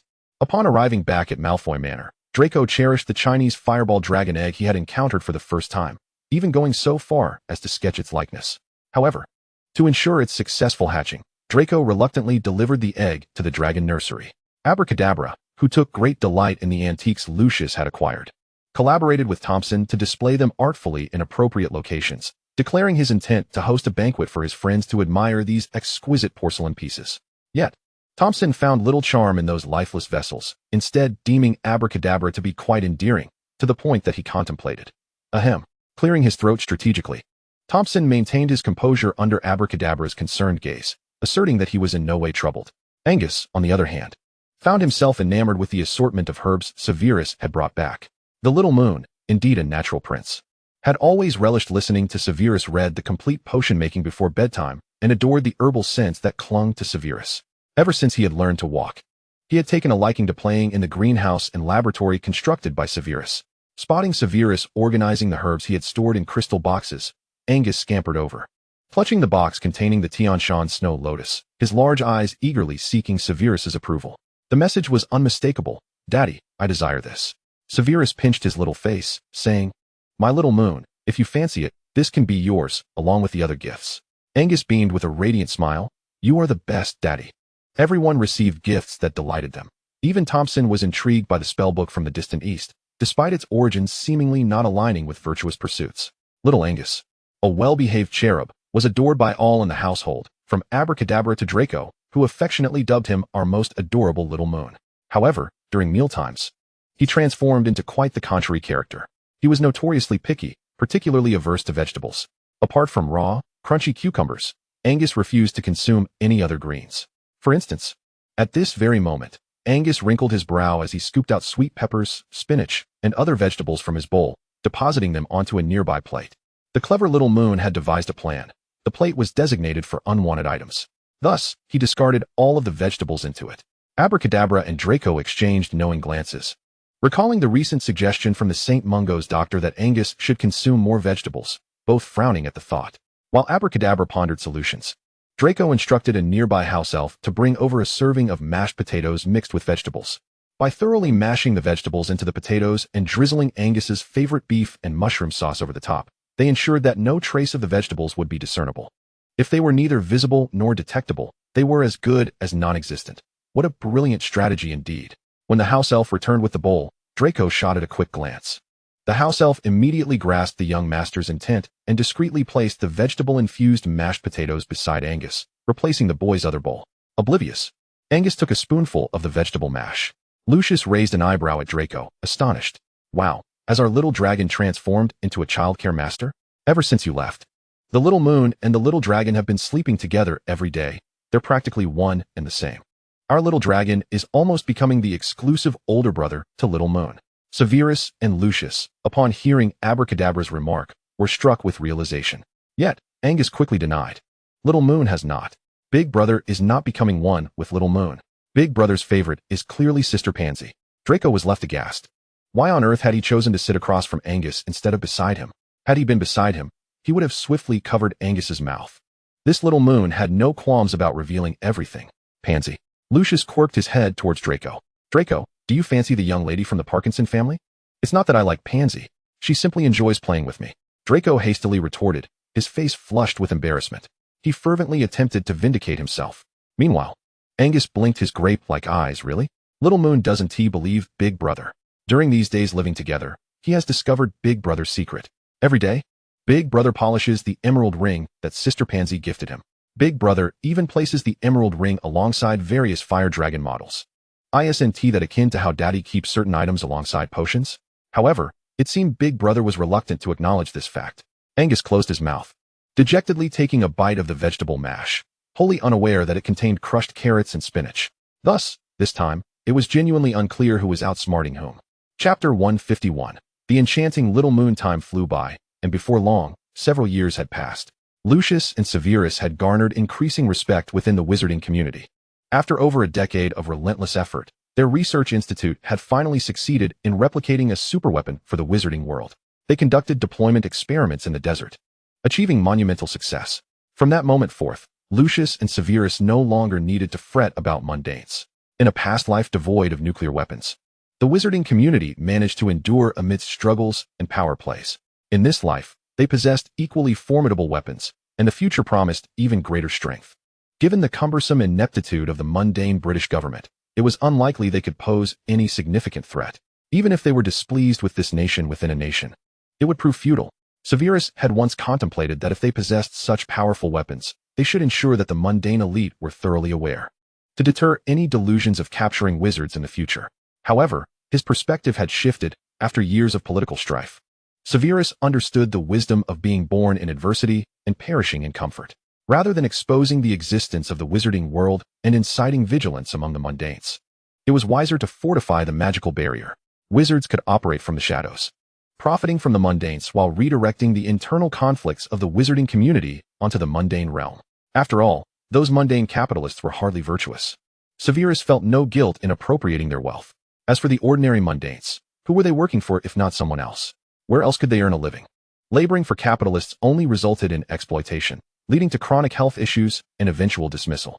With him, they received competitive wages. along with complimentary nutritional drinks and house elf delicacies sold by the Prince Medical Consortium in the mundane realm. The best insurance was provided. Working for him was certainly preferable to toiling for those scoundrels. Moreover, should they strive diligently, these mundanes need not worry about their children's futures should they give birth to little wizards. He and Lucius were willing to provide letters of introduction to various sectors of the wizarding world for the children of exemplary employees. However, within the tranquil existence of Severus and Lucius, there always arise unexpected little surprises. Angus, now 6 years of age, after experiencing a magical surge, has begun to brew simple potions alongside Draco. He performs splendidly, possessing an innate genius akin to Severus. He intuitively understands the precise quantity of herbs needed to enhance a potion's efficacy and has even embarked on attempts to refine the recipes. On this particular day, he whimsically decided to concoct a bottle of purple, shrinking potion. After several failed attempts, he finally succeeded. With the potion carefully bottled in a crystal vial, he removed his little apron, washed his tiny hands, and, feeling accomplished from fulfilling all of his father's instructions, jumped down from his stool and ran off to find his brother. Today was Sunday, and both he and his brother were free from the tutelage of their governess. Their grandfather and Mr. Thompson had taken them to the Muggle world to see animals on Friday, and their father had treated them to a picnic and camping trip yesterday, thus fulfilling the parental engagement quota. Therefore, it was likely that the adults would not be available to play with them today. His brother had mentioned that their father had important matters to attend to. However, Angus was not deceived. He believed that his grandfather and father were off on a date. When his brother grew up, he too would go out on dates with Pansy. Yet, Angus felt no sorrow. It was only natural for those who liked each other to go out together, as Aunt Sissy had told him. But what about him? He seemed to have quite a few admirers, much like Aunt Sissy. He worried that he would be overwhelmed with dates in the future. How vexing. This was not mere vanity. Even Actress had managed to deflect the blame for stealing 3 pieces of cake onto him. And then there was Aunt Sissy's boyfriend's nephew, Victor, who traveled from Germany every year to celebrate his birthday with him. Not to mention his older brothers, Montmorency and Theodore, who were exceedingly kind to him.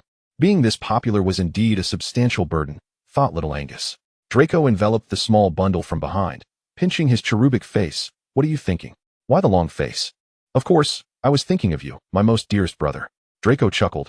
You little rascal, I don't believe a word you say. Do you think I'm Actress? Easily deceived by your words? Oh, good brother, you are the best. The little imp planted a kiss on Draco's cheek. Very well, my little demon. Where shall we venture to play? Let us sneak off to Hogsmeade. I want to go to Honeydukes. Draco wanted to inform him that his fondness for Honeydukes was remarkably similar to that of an elderly gentleman whom their father disdained. However, recalling how much the little one cared about their father's opinions, often bursting into tears at the slightest negative remark about him, Draco silently retracted the words that were on the verge of spilling from his lips. All right, we shall head to Honeydukes. But we must bring along the house elf and the alchemical robot as our bodyguards. Otherwise, father will surely be displeased. Yay, Angus exclaimed, wrapping his arms around Draco's neck. Should we invite Sister Pansy?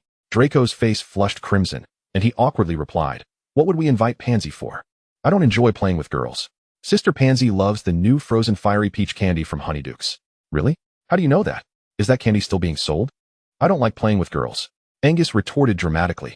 No mimicking Mr. Crouch's sarcasm. Draco gently pinched his cheek and then, seemingly unconcerned, added, It's you who misses Pansy. As your brother, I shall, of course, invite her to join us at Honeydukes. Angus, you contradictory little dragon. He resolutely decided he would no longer call him brother. Humph, that wretched little dragon should be calling little Luna brother. Clearly, the little dragon was so immature, while little Luna was so mature. If he were the elder, he would have already been engaged to Sister Pansy. They would have children right after graduating from Hogwarts. Just like their father. Father had not long graduated before having his brother, a fact their father had openly acknowledged and could not deny. Severus, father does not wish to know of your admiration for him in this regard. And that damned peacock Lucius, teaching the children nonsense every day. Yet, at this moment, Severus remained fast asleep. Meanwhile, Lucius, brimming with energy, rose from the bed to fetch Severus a magical restorative potion. However, he discovered that there were no supplies left in the room. Thus, he turned to Severus's potion laboratory in search of a ready-made potion. If none were available, he could always brew a fresh batch for Severus. Upon arriving, he spotted a potion on the workbench, a vibrant purple, exuding a scent of citrus and grapes. When had Severus brewed a magical restorative potion and forgotten to put it away? Lucius dutifully collected the potion from the workbench and returned to the bedroom with a vial in hand. Severus, I've brought you the potion. Severus's arm emerged from the curtain, and Lucius, observing the pale skin marred by prominent red marks, felt an overwhelming urge to retreat, fearing he might overstep. Severus, shall I fetch you breakfast? Severus responded with a hoarse mm, and Lucius was struck by the sultry quality of his voice, hastily exiting the room in a fluster. Severus had mentioned that they were to inspect Muggle enterprises today, which meant he could not indulge in further intimacy with Severus. Be sensible, Lucius. Disobedience could result in a night spent in the study with Mr. Thompson. As Severus lay in bed, he finally propped himself up after hearing the door close. He uncorked the bottle of purple potion and, in a daze, consumed its contents. Almost immediately, he sensed something amiss. Just as he was about to spit it out, he noticed that the potion transformed into vapor upon entering his mouth, being absorbed into him. The potion bottle clattered to the floor, and Severus, in disbelief, gazed at his now diminutive hand. Wasn't Lucius supposed to have brought him a magical restorative potion? The color and flavor seemed unproblematic. How had he shrunk? Lucius was insufferable for turning him into Thumbelina. Just as Severus cursed inwardly, Lucius, returning with breakfast, gasped in astonishment upon discovering his beloved's absence. Severus, Severus, where are you? Just as Lucius was about to employ the soul bond to locate Severus, he suddenly heard Severus's voice. You fool, Lucius. I am buried in a pile of clothes. Look at what you've done. Following the sound, Lucius finally rescued Severus, who was entangled in the soft silver-gray robe. He cradled the miniature Severus in his palm, exclaiming, Merlin, how did you become so small? Severus bit down on his finger in indignation. It was the potion you brought that turned me into this. Has your brain been muddled by beauty potions? The potion from your workbench, purple with a round-bottomed vial, scented with citrus. Wasn't he that the magical restorative potion? Perhaps the potion itself is not the issue. Maybe you've been cursed? Severus, we must hurry to St. Mungo's. Lucius insisted, shrinking the robe on the bed and carefully dressing his partner, eager to take him to the hospital. I did not brew a magical restorative potion yesterday. I am certain I did not drink a magical restorative potion. This must be a shrinking potion brewed by Draco or Angus. Perhaps they altered it, making it indistinguishable from the restorative potion. I refuse to let the healers at St. Mungo's see me like this. You must fetch the potion brewed by those little rascals. I wish to ascertain the duration for which this potion can be sustained, as well as to concoct an antidote. Lucius tore a small piece from the loaf on the tray and offered it to Severus, who was holding it to eat, while he hurriedly sought out the questionable potion presumably concocted by the children. Severus once again confirmed that Lucius's mind had been addled by the beauty potion.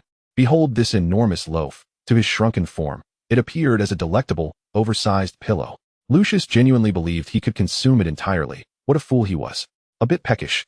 Severus indignantly took a bite of the bread, then furiously stomped on the Malfoy crest emblazoned on the sheets. The letter now irked him greatly, he thought, considering the unfortunate start to his day.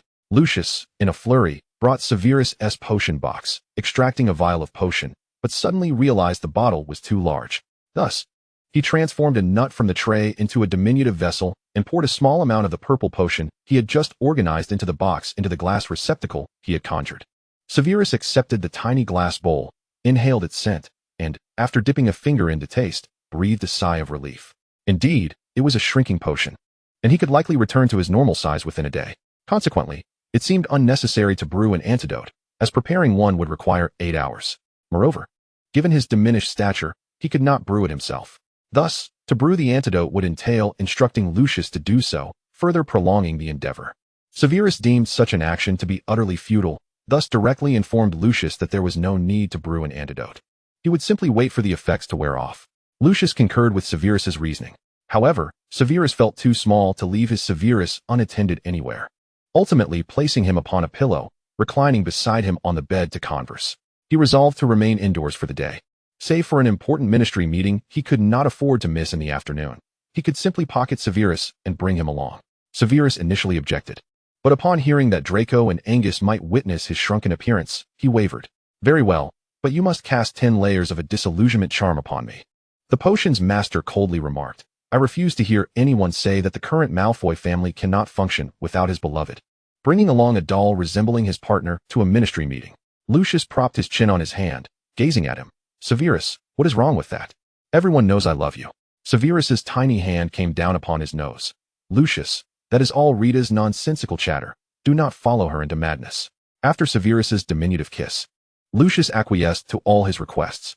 By noon, after devouring half of the strawberries atop a cake, Severus felt content and drowsily nestled within Lucius's coat pocket as they departed Malfoy Manor. He found the contents of the ministry meeting uninteresting. thus continued to slumber while Lucius attended to the proceedings. Lucius had cushioned the pocket with a soft velvet cloth, ensuring Severus's comfort. However, post-meeting, Severus unexpectedly encountered a witch from the ministry, subtly flirting with Lucius. He immediately clutched Lucius's clothing, rising to glare coldly at the heavily made-up witch outside. Damnable woman. A peacock luring in admirers. Nevertheless, Severus's displeasure was swiftly assuaged by Lucius, who raised his chin haughtily and coldly addressed the witch. Madam, I am deeply in love with my partner. However, I would not mind being your secret lover. A one-night affair would suffice. Mr. Malfoy, life requires a bit of excitement. Does it not? Madam, must I inform you that your eye makeup resembles dead flies and your advances toward a married man are rather cheap? Step aside, let me pass. Otherwise, I cannot guarantee what spell my wand might unleash. Under Lucius's frigid gaze and the thread of his wand glowing ominously, the woman finally retreated. Severus expressed his satisfaction. At least you know how to handle yourself, Lucius. Lucius smiled. I already possess you. Why would I desire anyone else? Severus pondered. Well, he resolved to forgive Lucius for mistakenly administering the potion that had shrunk him. Upon returning home, Severus bathed in the tub conjured by Lucius. Heeding Lucius's advice, Severus chose not to don a nightgown, as bursting out of clothing when the potion's effects wore off in the morning would surely be uncomfortable. However, being entirely unclothed felt exceedingly strange. Severus longed to expel Lucius from their bedroom, but Lucius insisted that should he leave, Severus would have no means to protect himself in case of an unforeseen incident. What sort of incident could possibly occur within Malfoy Manor? Lucius was clearly exploiting the situation. Yet, upon reflection, Lucius had a point. He was so small now, and being alone was indeed unsafe. Very well, Severus relented, rolling about on the soft pillow. Lucius then joyfully lay beside Severus, gently cradling him in his palm for a kiss, a good-night kiss. With that, Severus's reluctance dissipated. The next morning, confronted with his suddenly restored, pale, and naked lover, Lucius transformed into a ravenous beast, engaging in activities that were universally appreciated. Meanwhile, Angus, who had spent yesterday frolicking outdoors with Draco, finally faced the repercussions from his well-fed father. The careless young wizard who forgot to label the potion bottle was to transcribe the phrase, shrinking potion, 100 times. Without the aid of another. Should he be caught having someone else write it, the punishment would be doubled. Angus felt as though he might wither away. How could his father be so heartless? I shall tell Dad. Chapter 153, Graduation from Wizarding Primary School. As time passed, and the status of the British wizarding community rose within the international magical economy, the position of the Department of International Magical Cooperation became increasingly significant. Initially, Lucius had aspired to usurp the position of Director of the Department of Magical Law Enforcement from old Barty Crouch, but it now seemed unnecessary. Firstly, the Department of International Magical Cooperation had become the foremost department within the ministry, and his role as director of this department was no less prestigious than that of the Director of Law Enforcement, allowing him to manage the family's international dealings within the wizarding world. Secondly, according to their agreement with Dumbledore, Severus would enter the Wizengamot through Dumbledore's connections and take over Dumbledore's resources, with the assistance of the president of the International Confederation of Wizards. Severus swiftly garnered support from a considerable number of Wizengamot members through various diplomatic maneuvers. Thus, in legal matters, Lucius had no cause for concern regarding old Barty Crouch attempting to sabotage them. Within the Auror office, Scrimgeour was a protege of Millicent within the Wizengamot. Severus's influence was burgeoning. Even if old Barty wished to plot against them, he would struggle to find a suitable angle. Severus also held the key to the Crouch family's legacy, the potion for procreation. Merlin knew how desperately old Barty longed for a grandchild bearing the Crouch name upon seeing his grandson, Aristocrat Black. He had even chosen a name for the child. Yet the issue was that young Barty adamantly opposed allowing Regulus to have another child. Regulus Black was certainly not averse to the idea of fatherhood. The potion for procreation was of utmost importance, although Severus Prince would certainly not be stingy with his friends and subordinates. Once he discovered that the one most eager for children was not his friends or subordinates, but old Barty himself, how could he possibly refrain from exerting control? Old Barty, despite being cautious not to offend Lucius excessively, perceived him as a formidable rival for the position of Minister of Magic. Yet Severus, the master potioneer capable of concocting extraordinary potions, was a force to reckon with. If young Barty were privy to his thoughts, he would undoubtedly declare that old Barty's efforts were in vain, even if they were to have young Crouch. It would only be after old Barty had departed this mortal coil. He intended for old Barty to return to the embrace of death, burdened by the anxiety of whether the Crouch lineage would face extinction. Recently, Severus and Lucius had an important task at hand, Draco's graduation from Wizarding Primary School.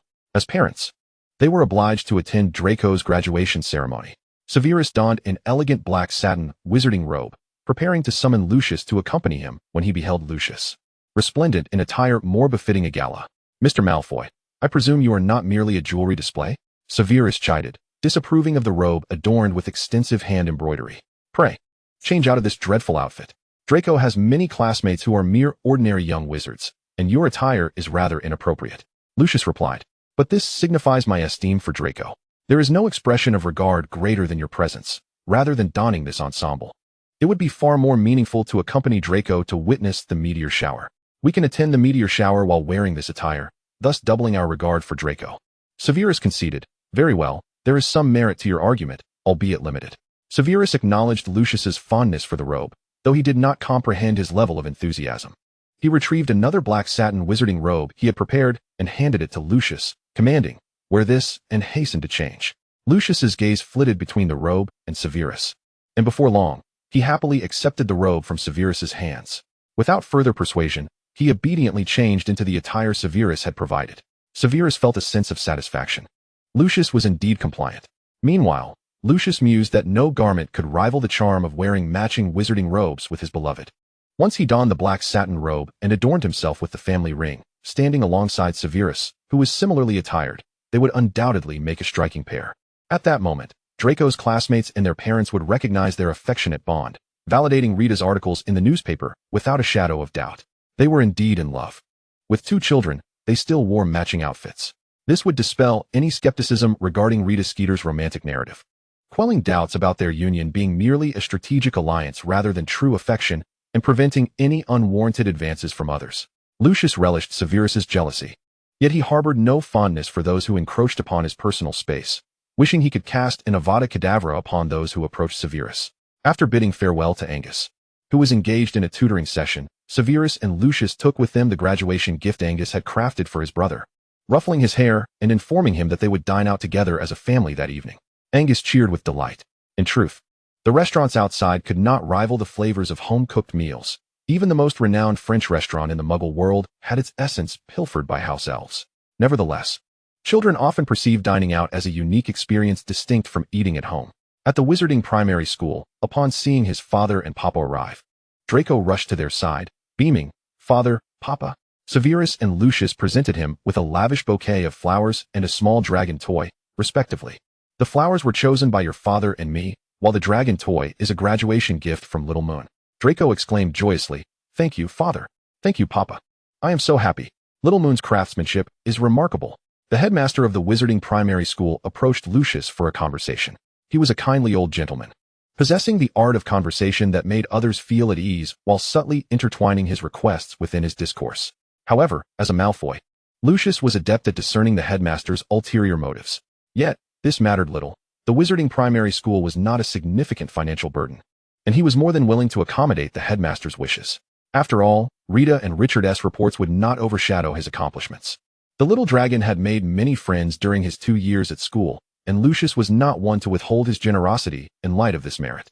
Of course, another significant reason was that Little Moon would soon be attending the Wizarding Primary School as well. Severus and Lucius strolled through the Wizarding Primary School with Draco, where many young wizards cast envious glances at Draco. Indeed, the Malfoys were fortunate. Their 2 fathers appeared quite distinguished and cherished him dearly. Not only had they come to attend his graduation ceremony, but they also brought him gifts. Their fathers were not so considerate. Draco enjoyed excellent relations with his peers, and the little wizards they encountered along the way would greet their trio with enthusiasm.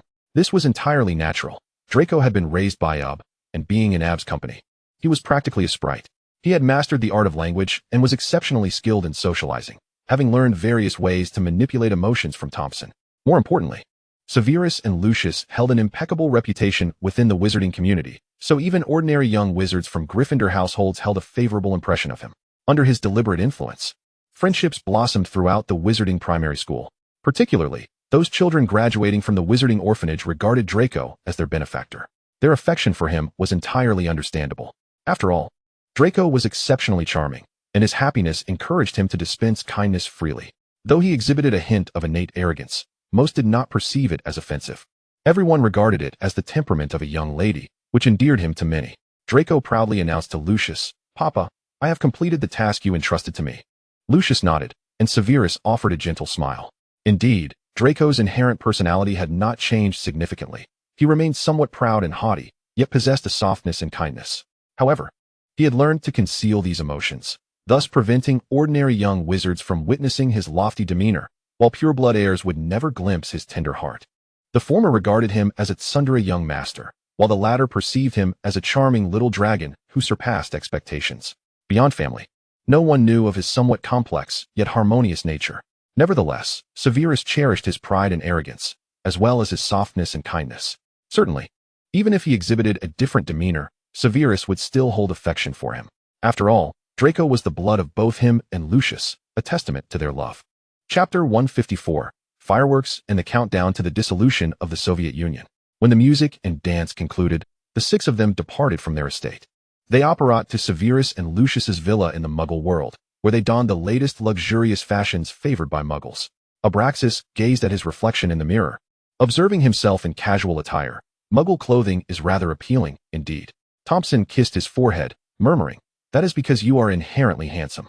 Meanwhile, Lucius was tending to Severus's hair. Observing Severus in casual trousers, he lamented, "My dear, why do you refuse to wear tailored shorts? I truly believe they are quite stylish." Severus rolled his eyes in silent exasperation.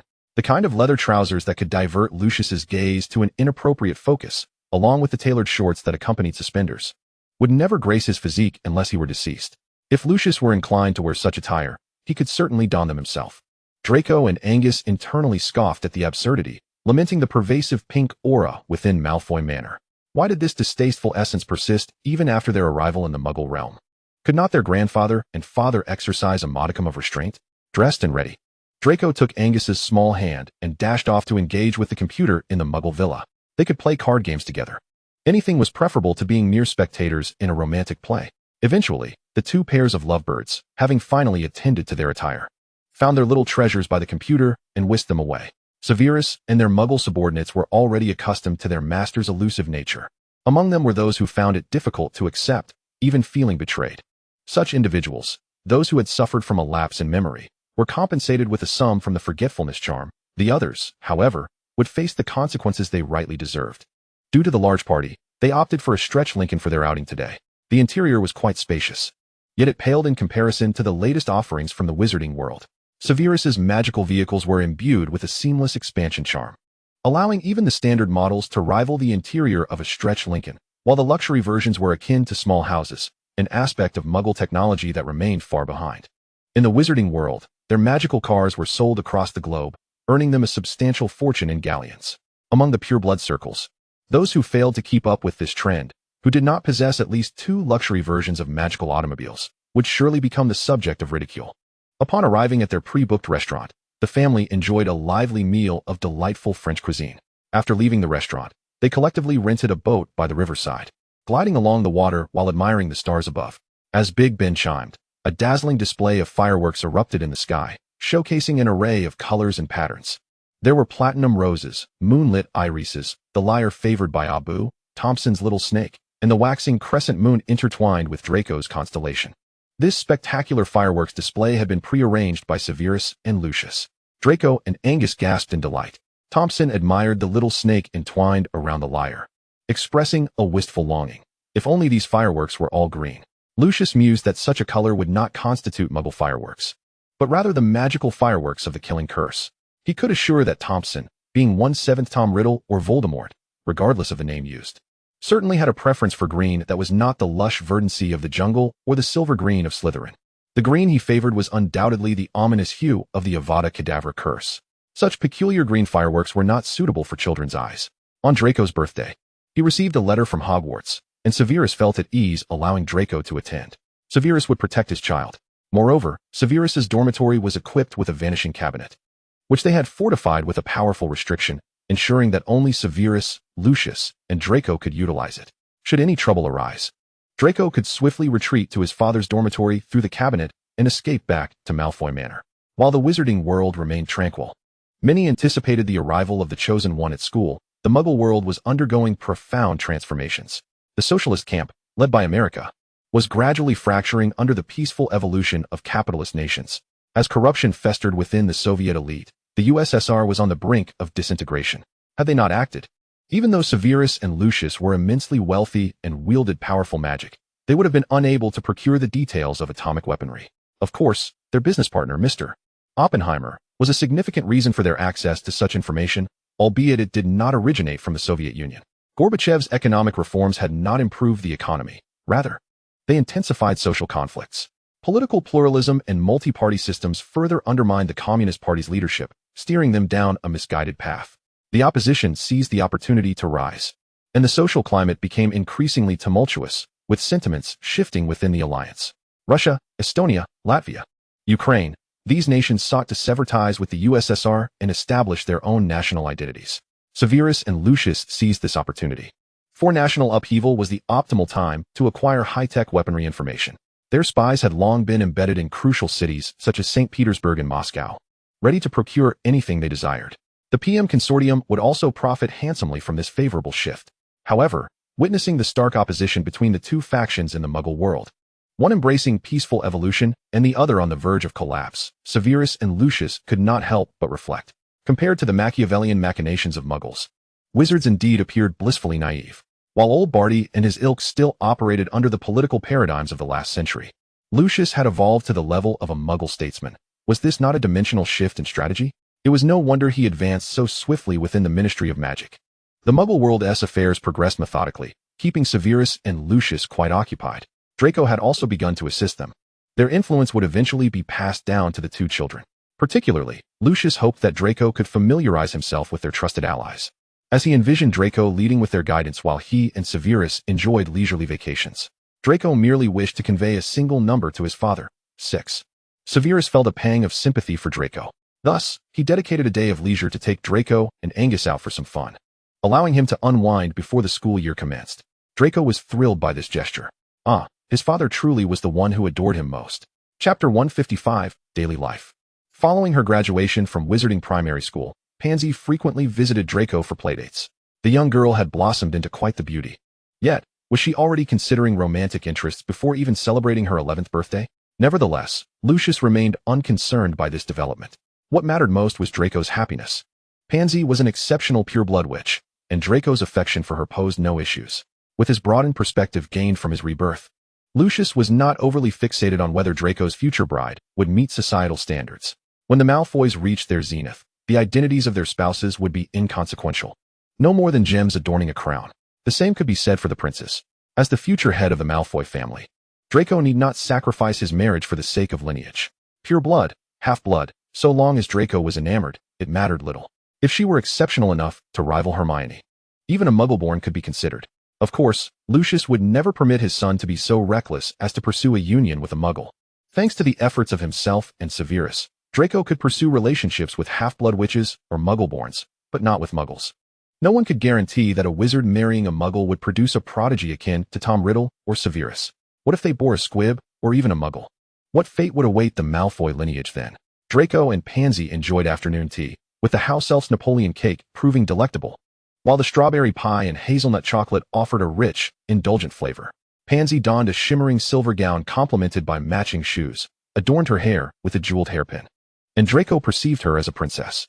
Their conversation meandered through topics of Quidditch and beauty potions, with Draco conjuring a rose for Pansy from an orchid's bloom. Mr. Parkinson had retired, and the new head of the Parkinson family was Pansy's father, who maintained a steadfast allegiance to the Prince Malfoy alliance, having been close friends with Lucius since their school days. Despite the potential for Draco to one day claim his daughter, Mr. Parkinson found it hard to envision a more suitable match within the wizarding world than Malfoy. After all, Pansy had long harbored affection for young Malfoy, having bestowed upon him the family heirloom emerald ring at the tender age of 3. Hence, Mr. Parkinson was quite pleased with the budding relationship between Draco and Pansy, not merely for the alliances it might forge, but for Pansy's happiness as well. On Angus's suggestion, Draco and Pansy performed a duet of Fur Elise. Each time their fingers brushed, both felt a twinge of shyness. Amidst the melodious strains, Lucius and Severus danced gracefully. Abraxas, upon arriving, raised an eyebrow at the sight. Lucius and Severus were cunningly persuading young Draco and his future daughter-in-law into becoming free labor. Had he known this was a suggestion from Little Moon, Abraxas might have shown a change in demeanor. As Abraxas mused, Thompson extended his hand toward him, his dark eyes brimming with anticipation. he softly remarked. At the last soiree at the Boaks, my dearest Abraxas danced with another witch, leaving me quite heartbroken. Abraxas's pale, slender hand found Thompson's. He calculated the timing of the piano piece's conclusion, pondering that perhaps they could dance a complete dance. Draco and Pansy soon noticed their parents twirling across the floor. Thoughtfully, after concluding Fur Elise, they transitioned into a piece by the wizarding musician Nig, titled The Luminescence of Magic, in appreciation for their performance.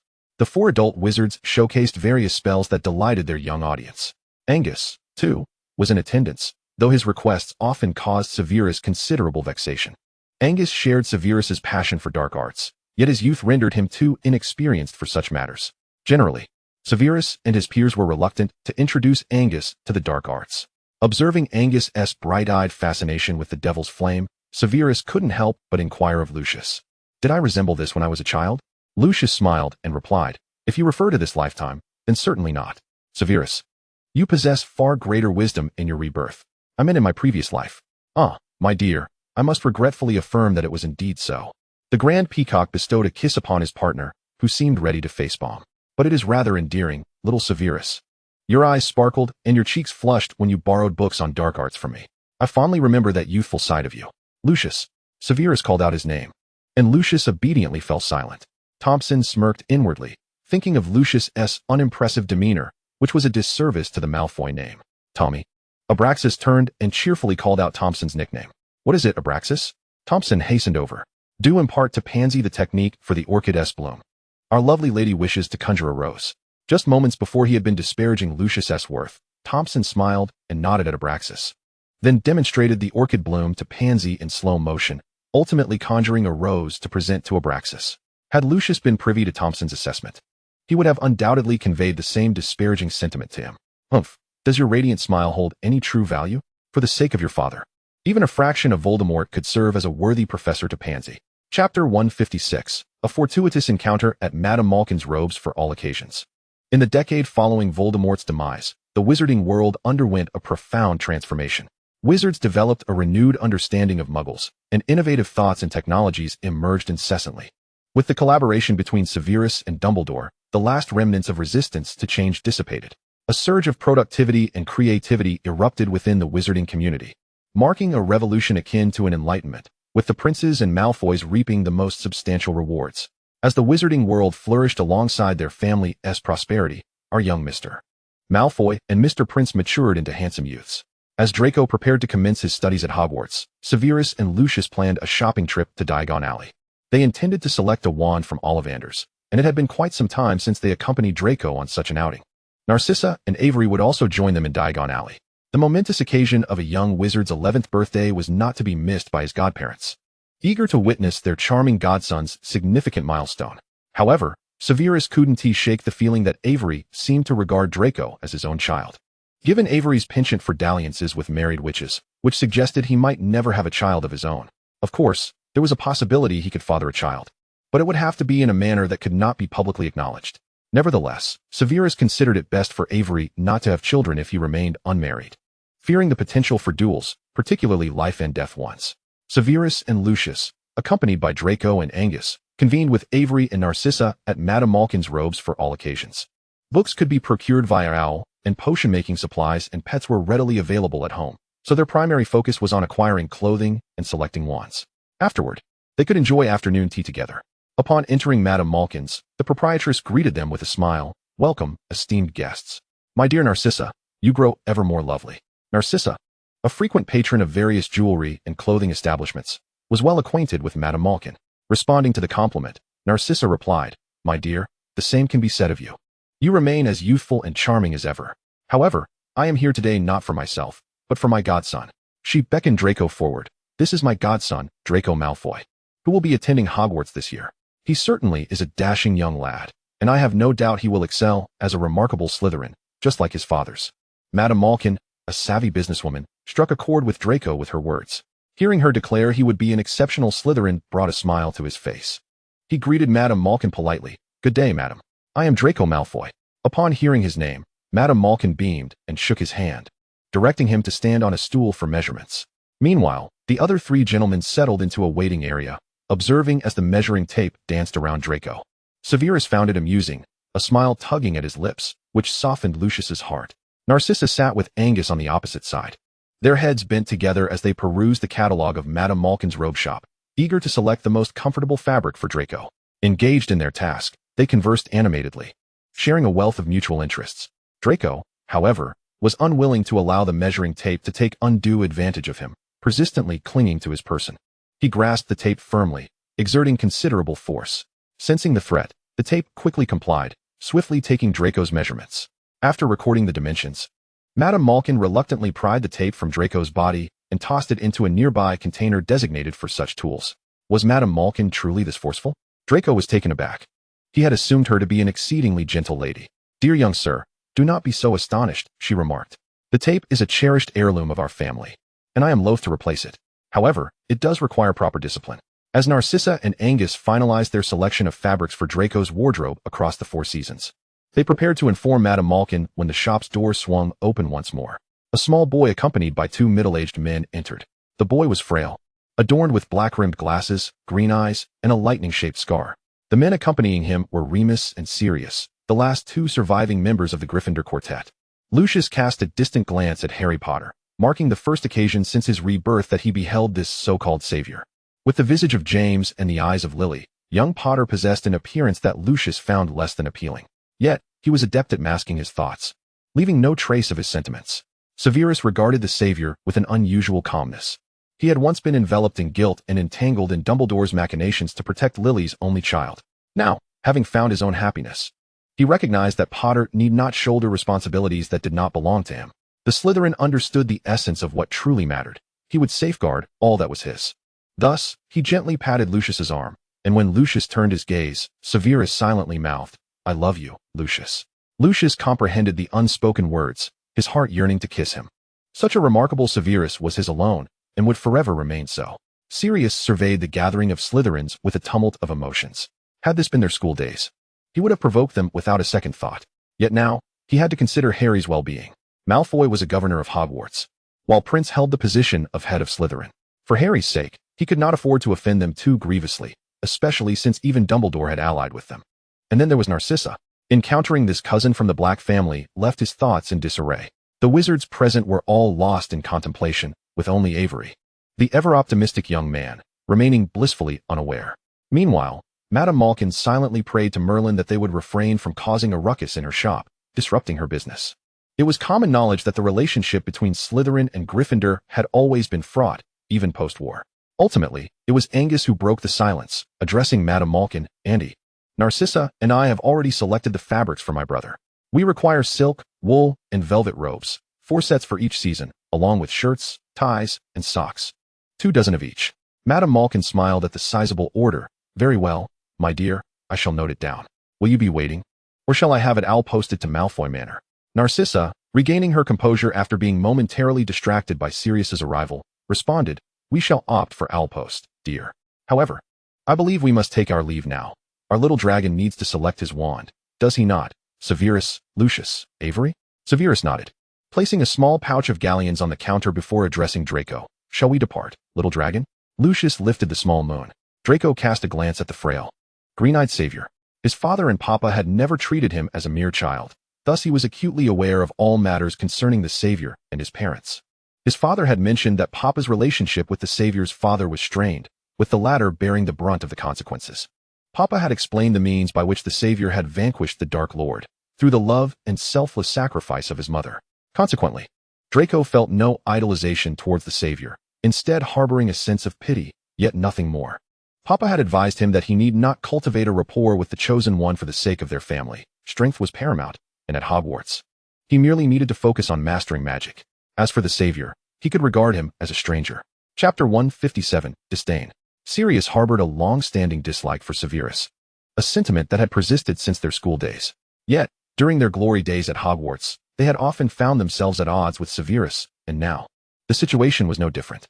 Were it not for Harry, Sirius's inherent recklessness might have led him to foolishly provoke Severus and his companions without regard for the consequences. But now, with Harry at his side, he could not afford to invite trouble upon his godson. Harry was the last remaining bloodline of James, and Sirius could not bear the thought of Harry suffering. Ultimately, he suppressed his baser instincts and turned to Narcissa. "Good afternoon, Narcissa." Narcissa was taken aback. Was Sirius genuinely extending a courteous greeting? However, she had no intention of accepting his olive branch, and thus she smiled, shaking her fan. "Good afternoon, Mr. Sirius." Narcissa's address left Sirius feeling as if a thorn were lodged in his throat.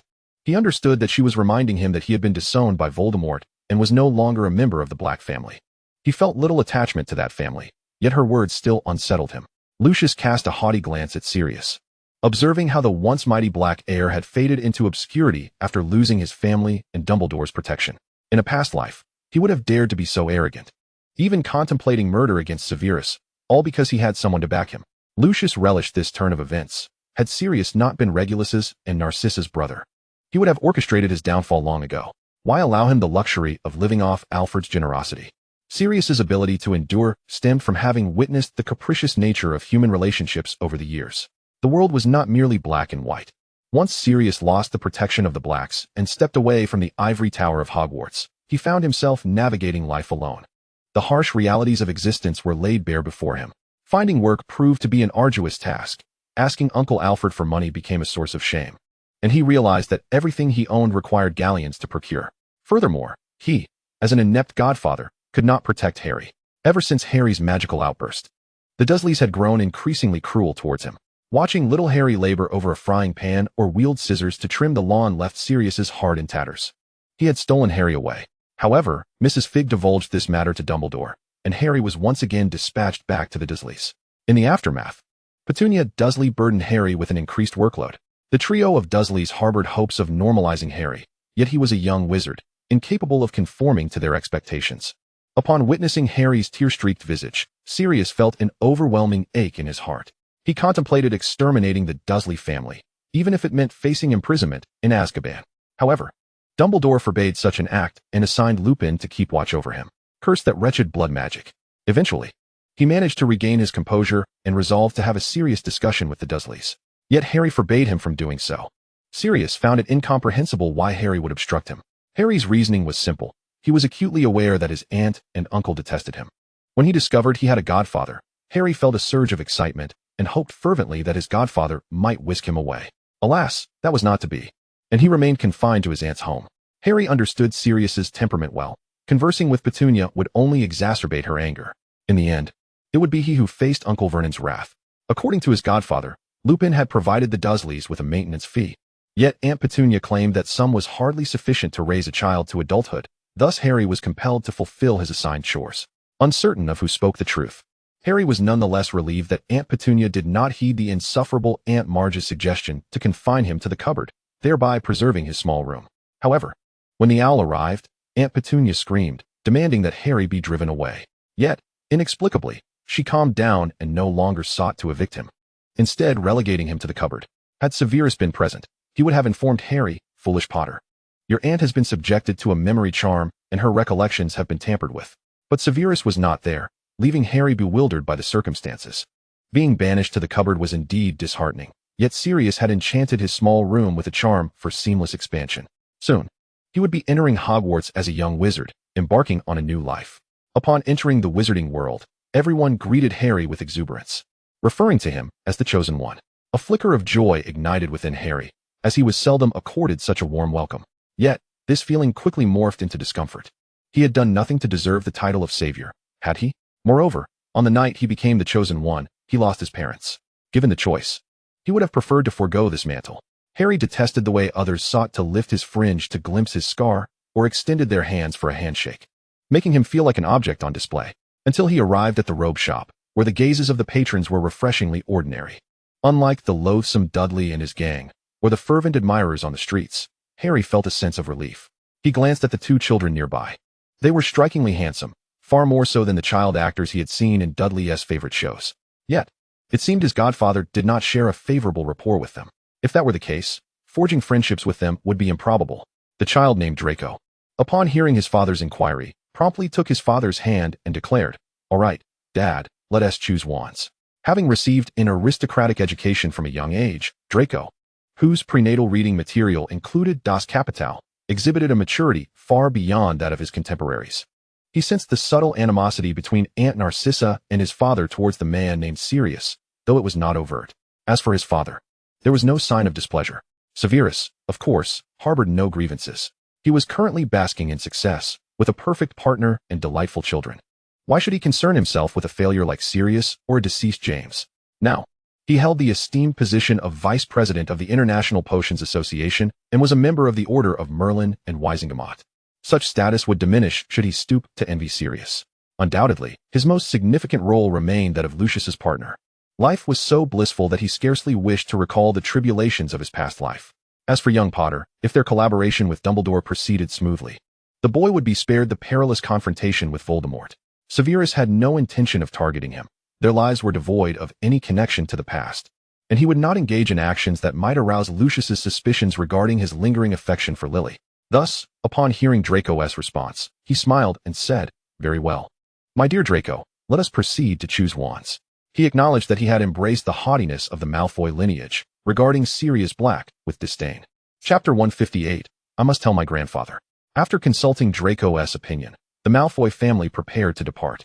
Madame Malkin bid them farewell with a smile, assuring them that she would deliver Draco's uniform promptly to Malfoy Manor. "Thank you for your assistance, Madam," Lucius replied. "No need for thanks, Mr. Malfoy. I still remember the day you and Mr. Prince came to purchase uniforms. I was much younger then, and who would have thought that in the blink of an eye, you and Mr. Prince would have children who are now off to Hogwarts? I must say, your two children are absolutely delightful. Thank you for your kind words, Madame Malkin." Lucius smiled, cradling Angus and Severus as they departed. Watching their retreating figures, Harry felt a twinge of envy and curiosity. He envied the warmth that radiated from their family. However, he found it peculiar that the two young wizards appeared to lack a mother.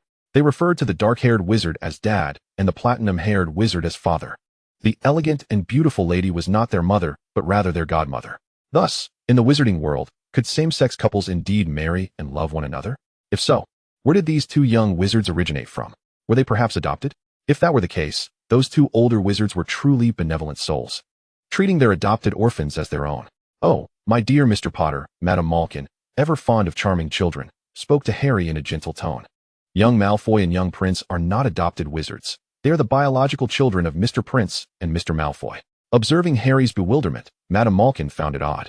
Given the births of Draco and Angus, and the legendary romance between Lucius and Severus, how could there be any wizard unaware of the existence of the offspring potion? How did Harry not know? Hadn't he been raised within the wizarding world? Yet, Dumbledore and the others had claimed that Harry lived a life akin to that of a little prince. But Madame Malkin was perceptive. She would not expose others' wounds. Thus, she simply clarified for Harry, Mr. Prince is the youngest and most distinguished potion master in the international wizarding community. He refined the offspring potion, allowing him and his partner to successfully conceive their heirs. Sirius felt stung by Madame Malkin's mention of the youngest potion master. The individuals he had despised during his school days, Prince, Malfoy, Parkinson, Crouch, now held esteemed positions. Meanwhile, he himself had achieved nothing. Due to Peter's desperate struggle, Sirius had indirectly caused the deaths of dozens of Muggles, a fact well known thanks to the propaganda of the Barty Crouch faction. Although Dumbledore had secured Sirius's release, his status as a war hero paled in comparison to members of the Order like Shacklebolt. Sirius was deeply immersed in the sorrow of James Potter's demise, often resorting to alcohol for solace, which ultimately led to his failures at the Ministry of Magic. Of course, he was not free from Lucius's deliberate antagonism.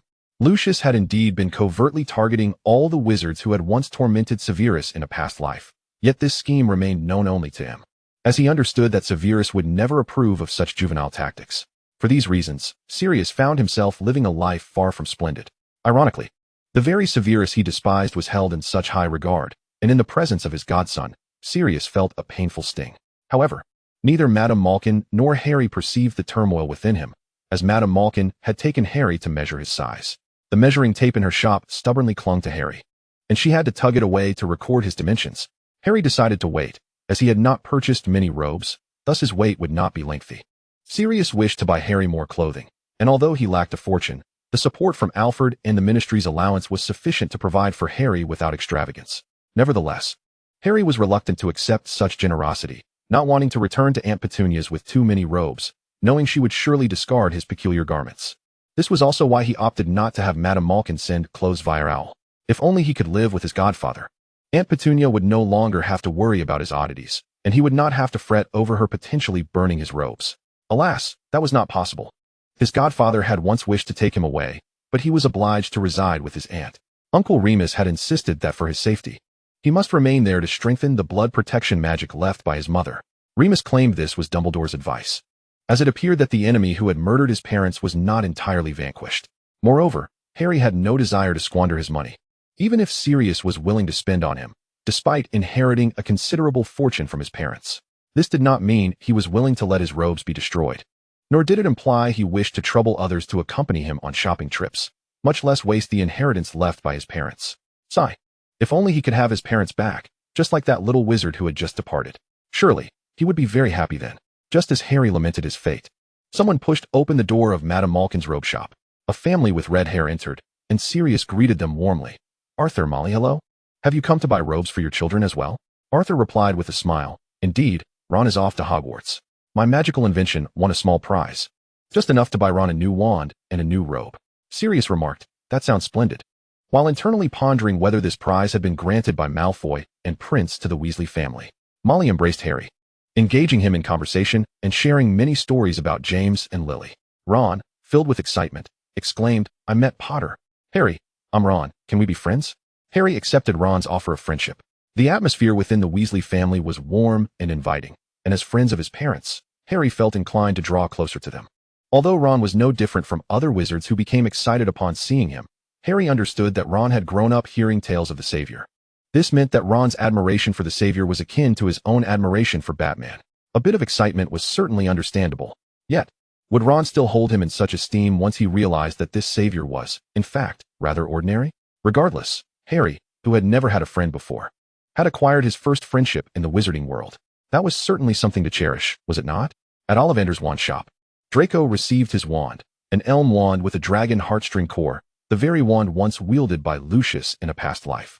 Indeed, having been trained by Severus, Draco was unable to procure a wand with a unicorn hair core. Even though a kindness still lay buried deep within his soul, it was a fortunate turn of events. Using Lucius's wand from a previous existence was nothing short of destiny. They also procured a spare wand for Draco. Every wizard could only enjoy the small wizard discount of 7 galleons when purchasing their first wand, with subsequent wands costing hundreds of galleons.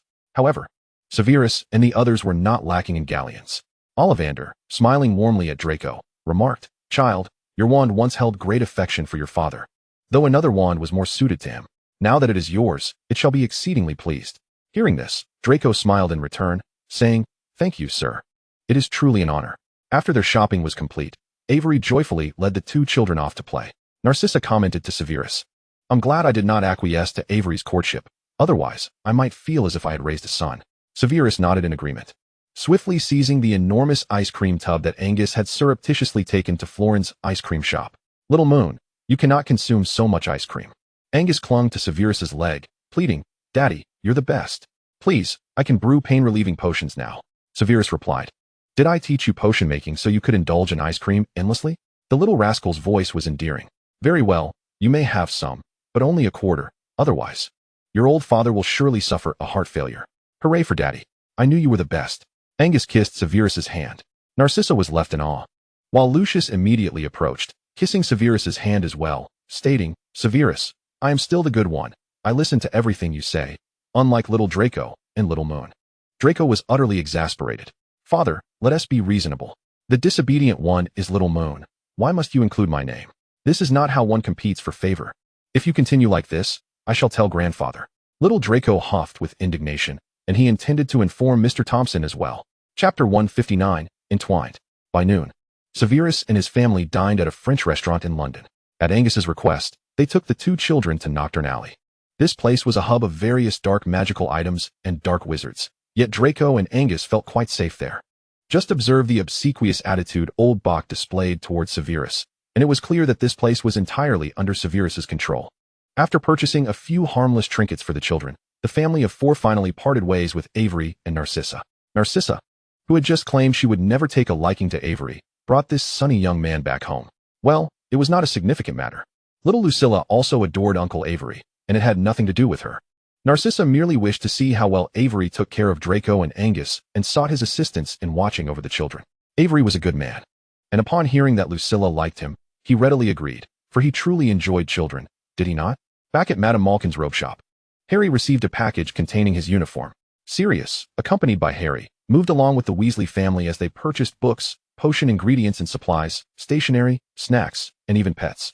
Harry chose a remarkably beautiful snowy owl. She was a charming and graceful lady. Harry took a liking to her and named her Hedwig. Sirius paid for her and declared it a gift for Harry.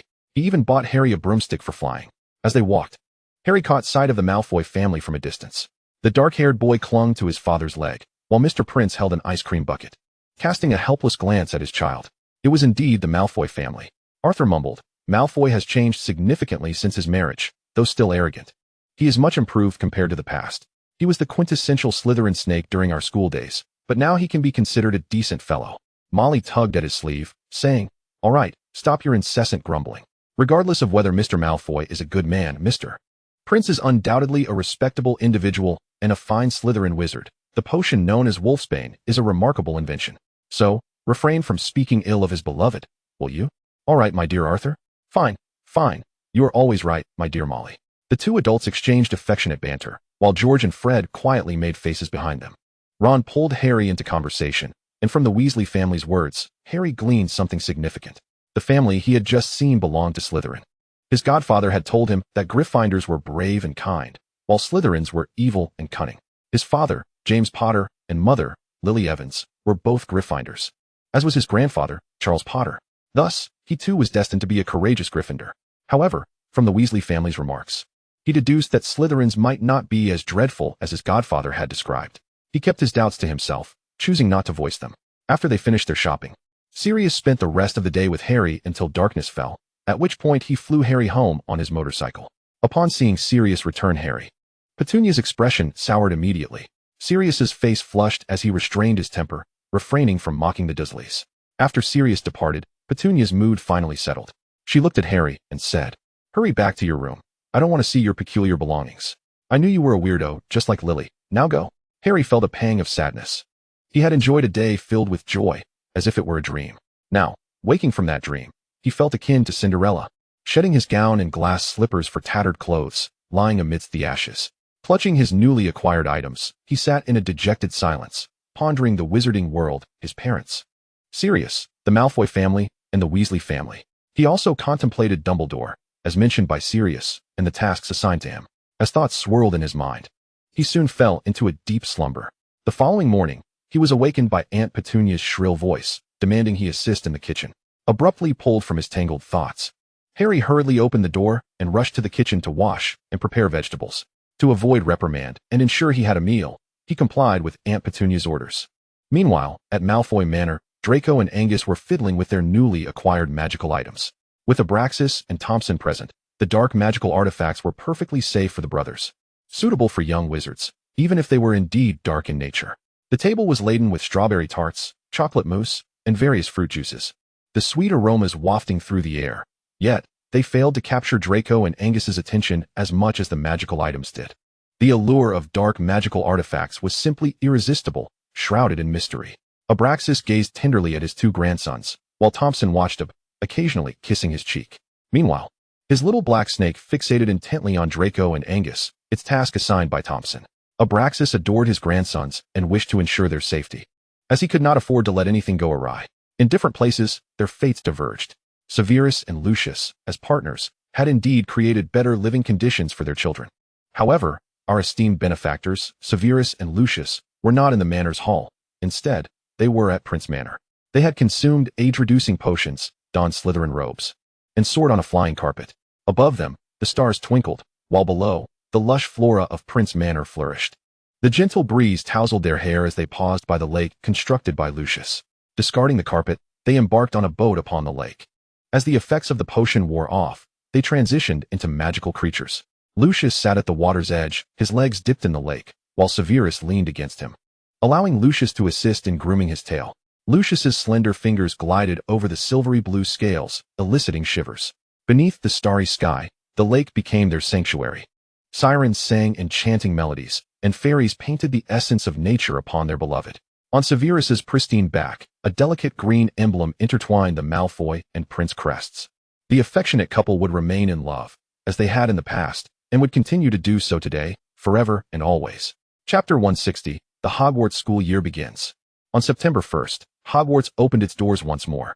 Lucius and Draco arrived at King's Cross Station via a magical carriage. On this day, only Lucius accompanied Draco to school. For Severus, as the head of Slytherin, had already departed for Hogwarts. Abraxas and Thompson were currently vacationing abroad, not present in the country. Lucius felt a sense of helplessness. His father had taken to traveling abroad to cavort with the remnants of the Dark Lord over the past 2 years. They even enjoyed pretending to elope. It was unclear whose idea that was. After alighting from the carriage, Lucius escorted Draco to platform 9 3/4. Just before Draco boarded the train, Lucius knelt down to embrace him, bidding farewell to his dear little dragon. Holding the serpent staff that symbolized his identity as the head of the Malfoy family, Lucius softly instructed Draco, "Stay safe, take care of yourself, and do not forget you are a Malfoy." Draco nodded, affirming, "I will remember, father. I will take care of myself." After a moment's thought, he added, "And I will also look after you, father." Lucius's smile deepened at this, and he ruffled Draco's hair, saying, "Good boy. Now, go on. Your friends must be waiting for you in the compartment." With that, Draco took up his small suitcase and boarded the Crimson Hogwarts Express. Lucius watched the clouds and steam above, feeling a pang of nostalgia. Once upon a time, he and Severus were also students on this very train. Now, Draco was following in their footsteps to Hogwarts. The wheels of fate were set to turn once more, and this time, Draco would have the very best. Lucius felt a sense of contentment. After watching Draco board the train, he departed from platform 9 3/4.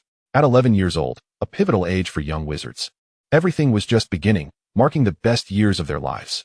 Although Lucius continued to love Draco dearly, he refrained from indulging him excessively. The struggles of the world were inherently cruel, a perpetual cycle of life and death. He and Severus could provide little dragon with a safety net, yet they would never allow him to be subtly tainted by weakness. Draco would grow into an exceptional wizard, destined to become a remarkable head of the Malfoy family. Once Draco boarded the train, he swiftly located the Malfoy family compartment. Goyle and Crabbe had long awaited his arrival here. Blaise Zabini, Onobak, and Theodore Nott had also made their appearances. Little Bach and Little Nott were new friends Draco had made during his 2 years at Wizarding Primary School. Unfortunately, Pansy had yet to arrive. Draco felt a surge of joy at the sight of his friends, yet the absence of Pansy left him with a sense of regret. Blaise Zabini, having inherited the charm of his grandparents, had already been romantically involved with 4 or 5 girls during his time at Wizarding Primary School, earning him the reputation of a heartthrob. Observing Draco's demeanor, it was evident to Blaise what occupied his thoughts. He quipped, "Miss Parkinson has yet to arrive, and Mr. Malfoy seems to have lost his spirit."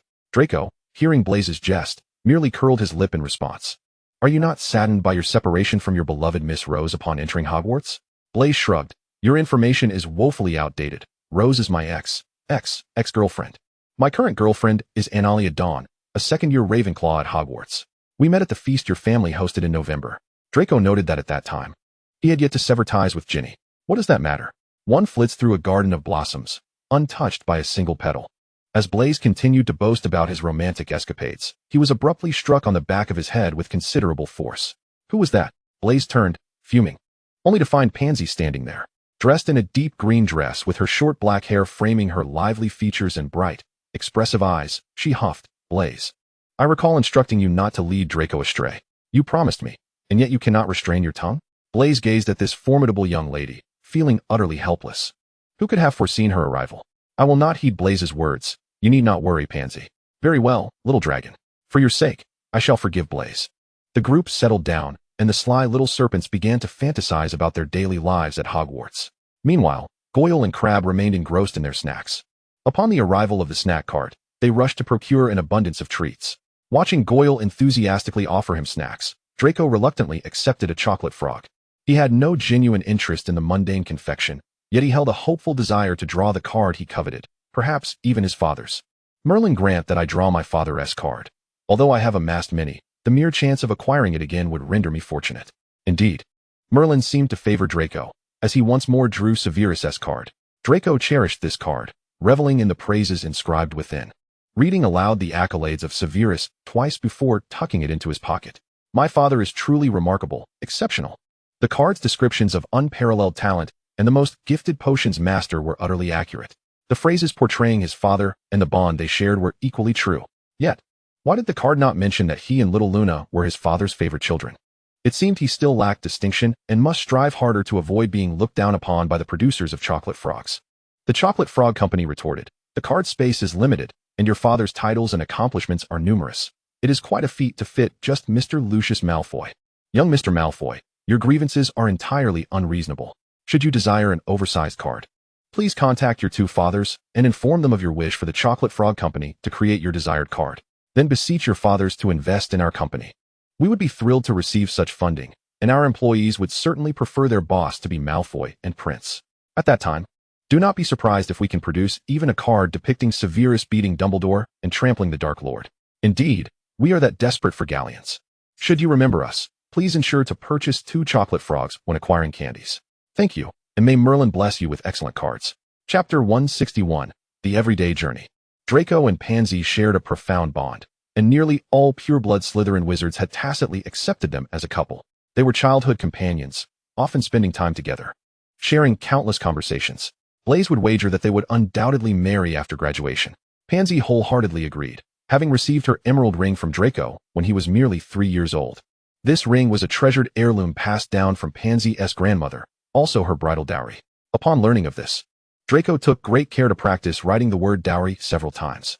He was genuinely eager to marry Pansy. Their future would surely echo the sweetness of their parents' love.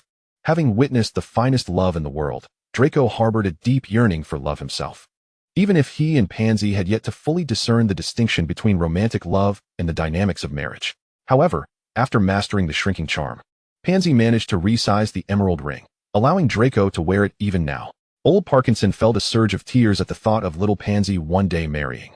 But he recognized that Draco was indeed the most outstanding young wizard among their peers, ensuring that Pansy would not suffer in her union. Moreover, Draco had always treated Pansy with kindness. He was handsome, academically gifted, and possessed remarkable magical talent. His brother Angus would inherit the Prince family legacy, and the two brothers would not face the intrafamilial strife that often plagued the Bach family every couple of generations. Young Mr. Parkinson advised old Mr. Parkinson, saying, "Father, you certainly do not wish for Pansy to one day bring home an unrefined Muggle-born wizard and introduce him as her future husband, do you? For doting fathers and grandfathers, a blonde-haired, ill-mannered ruffian is the most dreadful curse imaginable." Upon hearing this, old Parkinson found Draco exceedingly agreeable. It is best to witness a good son-in-law from childhood. Knowing their roots is far more reassuring than any wealth or power. Unless Pansy aspired to be the Minister of Magic, the Parkinson family could certainly provide for her, allowing her to indulge freely. After all, old Parkinson's precious jewel need not rely on marriage to alter her fate. Thus, apart from their lack of formal engagement, in the eyes of their friends, Pansy and Draco were indistinguishable from an engaged couple. At this moment, within the compartment of the Hogwarts Express, Draco lay asleep on Pansy's lap, a sight that had become commonplace. However, a knock on the compartment door shattered the tranquility. Pansy frowned slightly. While not lifted his gaze from his book to the door, Goyle set down his cake and approached to open the door. Standing outside was a witch with disheveled hair and prominent front teeth, yet she appeared rather endearing. "Hello, I am Hermione Granger. Neville Toad is missing. Have you seen it?" Pansy gently covered Draco's ears before addressing Hermione outside. "Miss, did you not notice someone is sleeping here?" Hermione, spotting the resting Draco, felt a twinge of embarrassment. "I'm terribly sorry to intrude," but Blaise interjected, "We have no toads here. Goyle, please close the door." Hermione, watching the door close, felt a mix of embarrassment and disappointment. She regretted interrupting others. The discontent she felt stemmed from the unsettling gaze of the small wizards within, reminiscent of Mr. Darcy from an Austen novel, imbued with an air of arrogance. Shaking her head, she departed the compartment to assist Neville in his quest for his toad. Once Hermione had exited, Blaise shrugged, remarking, "A Muggle-born wizard kind, having experienced the threats from the Muggle world, had ceased to use the derogatory term mudblood, which was once commonplace among these haughty pureblood wizards." Pansy softly commented, "Perhaps she is a Gryffindor, given her brash demeanor, but that is of little consequence. Our relations with Gryffindor are not so strained at present." Small Bach chuckled. "I believe if the Gryffindors possessed any sense, they would focus on their studies rather than oppose other houses. Such rivalry serves them no purpose. After all, the wizarding world is becoming increasingly competitive. Without 5 or more new qualifications, securing a respectable job is nearly impossible. This criterion was once the standard for the ministry's recruitment of Aurors." Blaise ruthlessly snatched the cookie from Goyle's hand, declaring that if he continued to indulge, he would end up without a wife. After terrifying Goyle to the brink of tears, Blaise gestured towards Draco, who was still asleep. Goyle, feeling aggrieved, fell silent. However, Draco had since rubbed his eyes and awakened. Sitting up, He sheepishly began to massage Pansy's legs through a handkerchief while inquiring of Blaise. What were you discussing? A first year had approached them earlier looking for something. Why are you so tired? Did Mr. Malfoy give you a special training session the day before school? Draco replied, my father would never be so harsh, Little Moon. He couldn't bear for me to leave for Hogwarts. We talked all night. Blaise adored Little Moon. In his eyes, there was no one more charming than young Prince among all the pureblood families of Slytherin. While he too could captivate many young ladies, it was not comparable to Angus, who could enchant the entire Black family. Uncle Regulus would gladly have packaged up Arcturus for him, even young Barty Crouch. The cold, dark wizard who had contended for power at the Department of Magical Law Enforcement deemed Angus's companionship with young Black a favorable arrangement. Merlin, Blaise felt a desperate need for such charm. So, can't your brother take me on as an apprentice? Blaise earnestly asked. Draco rolled his eyes. What nonsense are you spouting? Little Moon is undoubtedly the purest child in the world. Blaise, you must have been brainwashed by Muggle romantic novels to perceive my Little Moon in such a manner. Pansy, who viewed Little Moon through the lens of a sister-in-law, sided with Draco. I concur, Blaise. You bear no resemblance to your father's earnest devotion. However, in a certain light, you are a competent Zabini. Goyle, who had just been duped by Blaise, stifled a laugh, while Small Bach erupted in laughter. Ha, Blaise. Why pick on the young couple? You dare to criticize their brother. Blaise remained unfazed. Dear Edward, I hereby declare that you shall not have a girlfriend while studying at Hogwarts. Small Bach queried, why not? Blaise coldly retorted, because I will steal every girl you fancy. I take it back. Please, Blaise. Draco and Pansy leaned against one another, unable to suppress their laughter. Even Theodore closed his book, revealing a genuine smile. Chapter 162, Theodore's Past and Arrival at the Great Hall. Under the tutelage of Lucius and Severus, Draco exhibited a maturity far beyond that of his peers. He remained arrogant and spoiled, yet learned to conceal these emotions beneath an elegant facade. However, in the presence of family, Draco remained the indulged child, innocent and endearing. Still capable of exclaiming, Draco loves you. Pansy, like Severus, relished the feeling of Draco's dependence upon her. She understood how coveted Draco was as the heir of the Malfoy family. All the pureblood girls of her age longed to usurp her position, aspiring to become Draco's girlfriend or even his fiancée.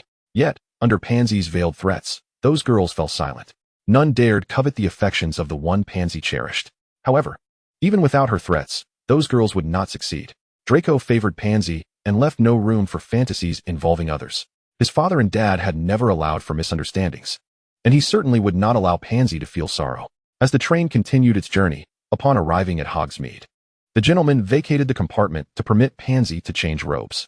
Meanwhile, Draco and his companions transitioned to other compartments to don the required black robes for Hogwarts. Once the train arrived, several youths disembarked together. Along the way, they encountered the disheveled witch from earlier, standing alongside the boy who lived and the boy from the Longbottom family. Longbottom appeared despondent, likely still in search of his beloved Toad. Pansy mused, but felt no concern over the matter. Today, it was Professor Hansen, the Care of Magical Creatures instructor, who would guide them onto the boats leading into the school. Under Professor Hansen's guidance, Draco, Pansy, Crabbe, and Goyle boarded the same boat. Draco noted their vessel sat particularly low in the water and could not help but sigh. At times, he found it somewhat embarrassing to have followers like Goyle and Crabbe, whose weight and intellect were both lacking. However, the Goyle and Crabbe families had served the Malfoys for centuries, and their loyalty was unquestionable. Furthermore, both Draco's grandfather and father held a favorable view of the Goyle and Crabbe families, appreciating their steadfast loyalty. Because of this, Draco was willing to overlook their shortcomings. Ultimately, despite their unrefined appearances, Goyle and Crabbe would not bring him shame under his watch. As the two boats glided side by side, Draco and his companions engaged in discussion regarding the sorting process at Hogwarts. Heads of pureblood families would not resort to frightening children with trolls or dragons, but they would assert that if a young wizard did not excel, they would be sorted into Gryffindor. This was undoubtedly a disaster for a young wizard hailing from Slytherin. On the other boat, Harry, accompanied by Ron, Hermione, and Neville, was in high spirits. If Merlin could indeed hear the young wizard's wishes, Harry hoped for the chance to make a few friends at Hogwarts. Lacking parents, he yearned for companionship to make his life a bit more vibrant and warm. The boats swiftly reached the shore, and under the professor's guidance, the first years entered the Great Hall of Hogwarts. Upon stepping into the hall, Draco immediately spotted his father, Severus, seated at the long table. His father wore a black wizarding robe adorned with dark embroidery woven in silver. The white sleeves of his shirt extended beyond the sleeves of his robe, covering the backs of his hands, with only his slender fingers, adorned with the family ring, visible. The Malfoy family ring gleamed under the warm glow of the lights. His father's dark hair, slightly curled, was styled specially for him that morning. Draco thought his father looked extraordinarily handsome. Both father and dad exude an elegance and charm that starkly contrasts with him. Although he has inherited the striking looks that have long been the hallmark of the Malfoy lineage, there remains an undeniable childishness about him. Were Lucius and Severus privy to their son's musings, they would undoubtedly reassure him. Dear little Draco, those cherubic cheeks of yours are utterly delightful. If only you could maintain that adorable visage a while longer. Yet, in this moment, Severus remains unaware of Draco's contemplations. He catches sight of the little dragon amidst the throngs of people and offers him a radiant smile. Indeed, his little dragon is the most exquisite and endearing child among all young wizards. Those dim-witted trolls, with their heads filled with nonsense, pale in comparison to their cherished treasure. Upon witnessing Severus's smile directed at him, Draco is filled with elation. Father must have seen him. Surely, his smile is a reflection of his affection for him. Professor Prince is undeniably handsome, Pansy whispers to Draco. He possesses a markedly different style from Mr. Malfoy. Draco lifts his chin with pride, of course. My father is simply the best. Theodore Nott nods in agreement. Young Mr. Nott is the sole heir of the fervently devoted Death Eater, Nott. His father, Old Nott, venerates the Dark Lord as a deity, and his zealous attitude almost rivals that of Bellatrix Lestrange. Old Nott did not opt for the comfort of Azkaban, as he was burdened with the ailing Mrs. Nott. The complications of childbirth had left her in poor health, rendering her incapable of nurturing Theodore. In order to care for Mrs. Nott, he resorted to bribing ministry officials alongside Selwyn, thus securing his own absolution. He loved his wife, and consequently, harbored a deep-seated resentment toward Theodore. Had it not been for Theodore, Mrs. Nott would not have endured the tribulations of childbirth, nor would he have betrayed the Dark Lord. In her final moments, Mrs. Nott clutched Old Nott's hand, compelling him to vow that he would personally raise Theodore, promising never to harm him. Otherwise, she would not rest in peace. Old Nott, out of respect for Mrs. Nott's last wish, acquiesced. Little did he know, this was a trap laid by the seemingly frail woman. With a firm grasp, she had deceived him into signing an unbreakable oath, witnessed by Severus Prince. Old Nott seized his wand, attempting to strike Severus, but Severus deftly evaded the attack and retaliated with a stunning spell, incapacitating him. Severus's wand was pointed at Old Nott. The crimson light striking him as his cold, smooth voice echoed in Old Nott's ears, Crucio. The incantation resonated in Old Nott's mind like a death knell. Yet Theodore remained indifferent to his father's fate. He rushed to his mother's bedside, pressing her now cold hand against his cheek. Mother. He understood that she despised his father. His own hatred for his father was even greater. From that moment onward, Theodore Nott found refuge under Prince's protection. Old Nott was rendered a puppet, manipulated by Theodore using the draft of living death. Tears glistening in his eyes at his mother's grave, he softly uttered to Severus, "Thank you, sir." It was not gratitude for his protection, but for aiding his mother in fulfilling her final wish, allowing her to depart without regrets.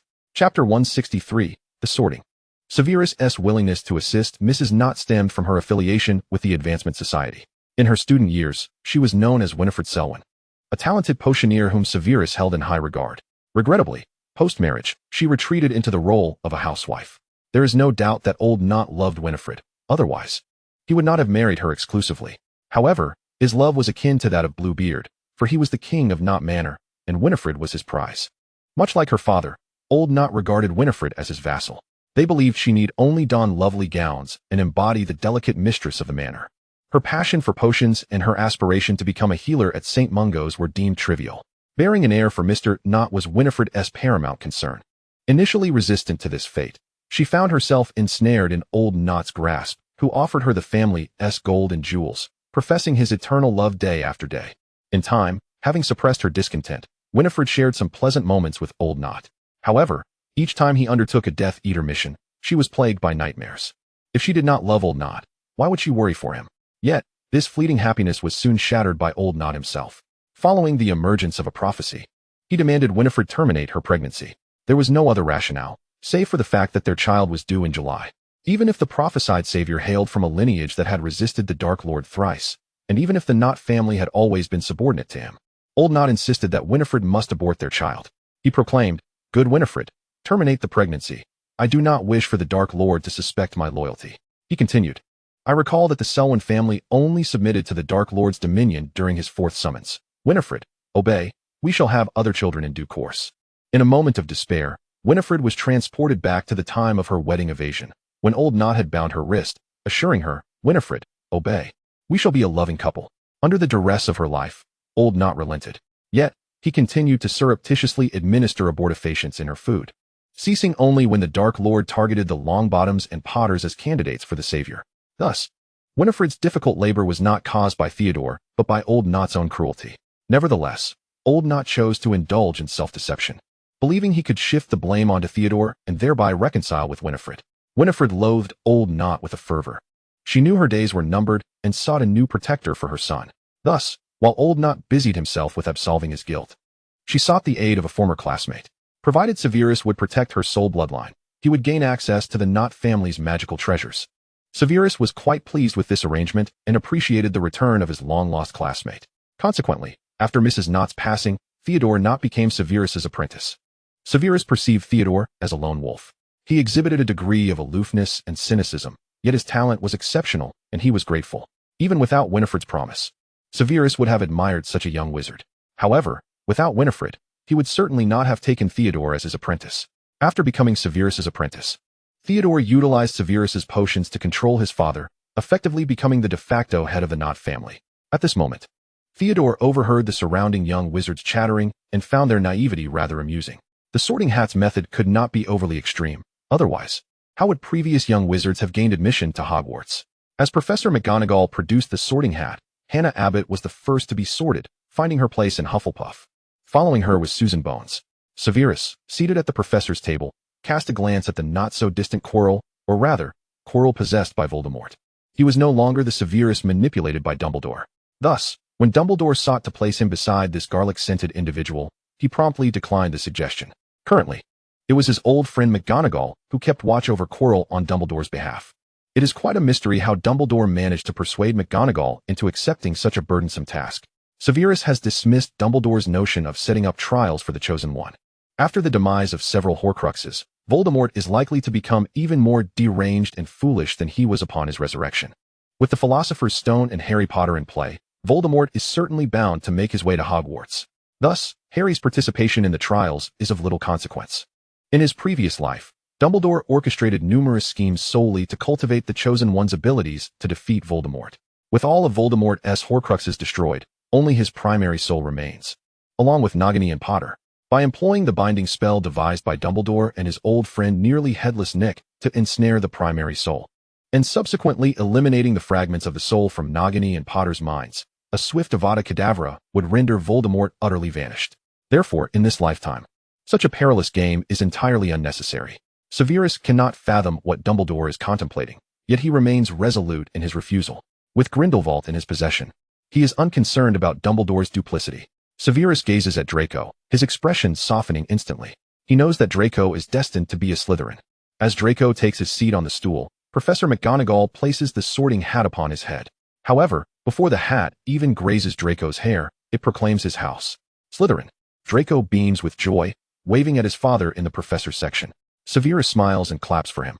Upon witnessing Severus's approving expression, Draco's spirits soar as he proudly strides towards the Slytherin table. Today, Slytherin prides itself on the Prince Malfoy alliance, and as Draco approaches, the young witches and wizards instinctively make way for him, recognizing the advantageous connections of the eldest son of the princes and Malfoys. Moreover, Draco's strikingly handsome and courteous demeanor makes befriending him undeniably appealing. Before long, Theodore and Pansy are also sorted into Slytherin, and they sit together. The distinct social hierarchy within Slytherin and the actions of its young witches and wizards are not to Dumbledore's liking. He despises such an atmosphere.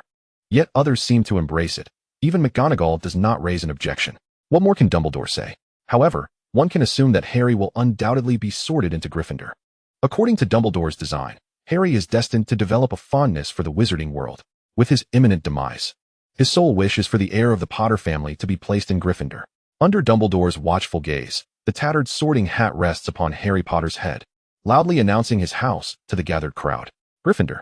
Dumbledore breathes a sigh of relief, while Severus lets out a soft scoff. Does Dumbledore still harbor hopes of molding Potter into a second false lion? If that is the case, Dumbledore is in for disappointment. For Harry is not adept at scheming. Even in his previous life, he merely fought and rallied the hearts of the people against the Muggles. He possesses formidable magical prowess and the title of the Chosen One, yet lacks the cunning and guile In his former life, it was the treacherous Slytherins who navigated the complex web of relations with Muggles. The dichotomy of light and dark is inherently a matter of perspective, and during the conflict between wizards and Muggles, the purebloods of Slytherin transformed into the heroes of the wizarding world. So, why should all Slytherins be regarded as dark? He can never forget the derision Dumbledore cast upon him when he implored the headmaster to protect Lily. "You make me nauseous," he had said. Moreover, Severus does not perceive Dumbledore as benevolent, for this so-called compassionate headmaster has consistently applied double standards to Gryffindor and Slytherin alike. Severus gazes at Draco's radiant smile and chuckles softly. He is grateful to Merlin for his rebirth, allowing him to live anew rather than as a mere shell. Without this second chance, he would never have attained the life he now possesses. Chapter 164, The Sorting Ceremony concludes. In truth, the Sorting Hat had also recommended Slytherin to Harry, asserting that he would surely achieve success there. Harry bears no aversion to Slytherin. As Madame Malkin has spoken highly of the Malfoys and the princes, and snippets of conversation from shopkeepers have informed him that Slytherin is quite respectable. Perhaps Slytherin is akin to the elitist smelting school that Aunt Petunia wished for Dudley? However, Sirius holds a disdain for Slytherin. Throughout Harry's 11 years of life, Sirius has been the one who treated him best, and Harry is keenly aware of his godfather's opinions. Hence, he aspires to be sorted into Gryffindor. Even though the Sorting Hat insists that joining Slytherin would lead to glory, Harry acknowledges his yearning for success, yet his concern for his godfather prevails. Upon hearing the Sorting Hat declare Gryffindor, Harry exhales in relief. He removes the hat and strides toward the Gryffindor table. He has been chosen, and being placed in Gryffindor means Sirius shall not be disappointed. Immersed in his thoughts, Harry hardly notices the raucous cheers and applause he receives. Nor does he perceive Dumbledore's approving smile from the head table. Upon reaching the Gryffindor table, Percy Weasley, the prefect, stands up to shake his hand firmly. Meanwhile, the Weasley twins, George and Fred, loudly exclaim, "We've got Potter! We've got Potter!" Dazed, Harry sits opposite the ghost with the ruffled collar, who gently pats his arm. The touch elicits a chilling sensation akin to plunging into icy water. Once settled, Harry finally allows himself to observe the head table. At the center sits Albus Dumbledore, the wizard of whom Sirius spoke so highly. Harry had seen Dumbledore's profile on the chocolate frog cards. Additionally, he recognizes the elegantly robed, dark-haired gentleman, the Mr. Prince spoken of by Madame Malkin, the youngest potions master in the wizarding world, and one of the fathers of a happy family. At this moment, Mr. Prince is smiling at the Slytherin table, and Harry notices his gaze fixed upon his son. During Harry's reverie, several more first years are sorted into their houses. Ron is placed in Gryffindor, while Blaise Zabini is sorted into Slytherin. After Blaise is assigned to Slytherin, no other young witches or wizards remain to be allocated to their respective houses. The sorting ceremony at Hogwarts has concluded. Professor McGonagall rolls up the parchment and takes the sorting hat with her as she departs. Harry looks down at the empty golden plate before him, finally sensing his hunger. At that moment, Albus Dumbledore rises. With a beaming smile, he gazes at the students, extending his arms and warmly welcoming them. Welcome to Hogwarts. A new academic year begins, and we are delighted to welcome our new students. Simultaneously, before the feast commences, he adds, and now, I wish to say a few words. Blithering, blubbering, calamity. Enjoy your meal. As soon as he finishes speaking, the 4 long tables are laden with an array of delectable dishes.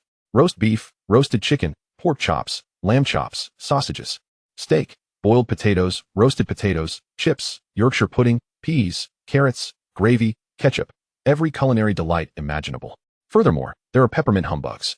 Dumbledore takes his seat, and Draco's tutor, who had taught him Latin, chuckles softly. May Merlin bless you. Dumbledore is indeed quite amusing. Blaise remarked that these words might indeed symbolize the biases held by the 4 houses towards outsiders, which is rather unfortunate.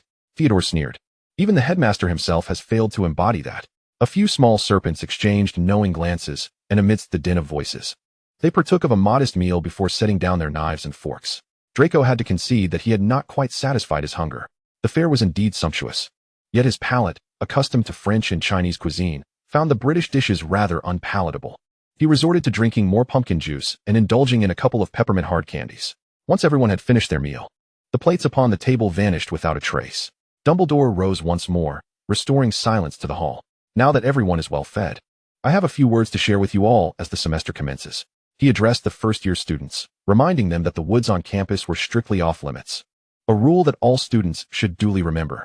He cast a jovial glance towards the Weasley twins. Additionally, Mr. Filch, the caretaker, has asked me to remind everyone to refrain from using magic in the corridors during breaks. The tryouts for the Quidditch teams would take place in the second week of the term, and anyone wishing to join the house teams should contact Madame Hooch. This was a customary announcement made each year. However, the original plans for the forbidden third floor had mysteriously vanished.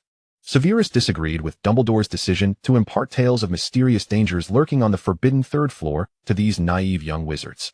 The children, being still impressionable, could easily be tempted by some foolhardy notion to venture forth in search of adventure. Furthermore, overtly declaring such a forbidden area lacked the allure of a hidden treasure shrouded in mystery. In his previous life, Voldemort had been deceived. It seemed that the splitting of his soul, combined with the rebound of the killing curse, had diminished his intellect. Regardless, the quest to vanquish Voldemort did not necessitate disclosing the existence of a forbidden area on the third floor to the young wizards. This was merely a test set by Dumbledore to cultivate a savior. There was no need for the other young wizards, especially Severus's own child, Draco, and his friends, to bear the risks associated with such a forbidden zone. After finishing his remarks, Dumbledore proclaimed, "Before you retire for the night, let us join together in singing the school song." Dumbledore appeared quite elated, while the expressions of the other professors fell.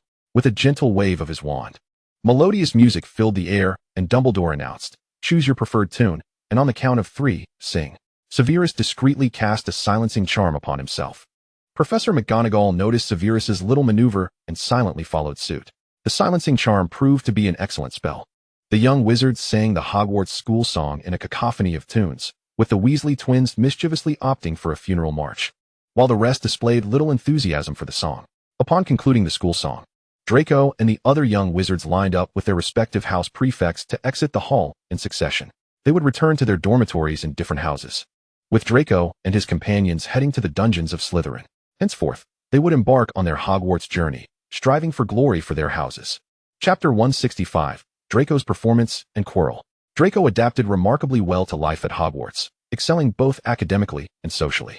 Thanks to Severus's abolishment of the tradition of dueling for supremacy, Draco did not resort to violence on his first day, as his two fathers had. Nonetheless, he quickly established his authority within Slytherin.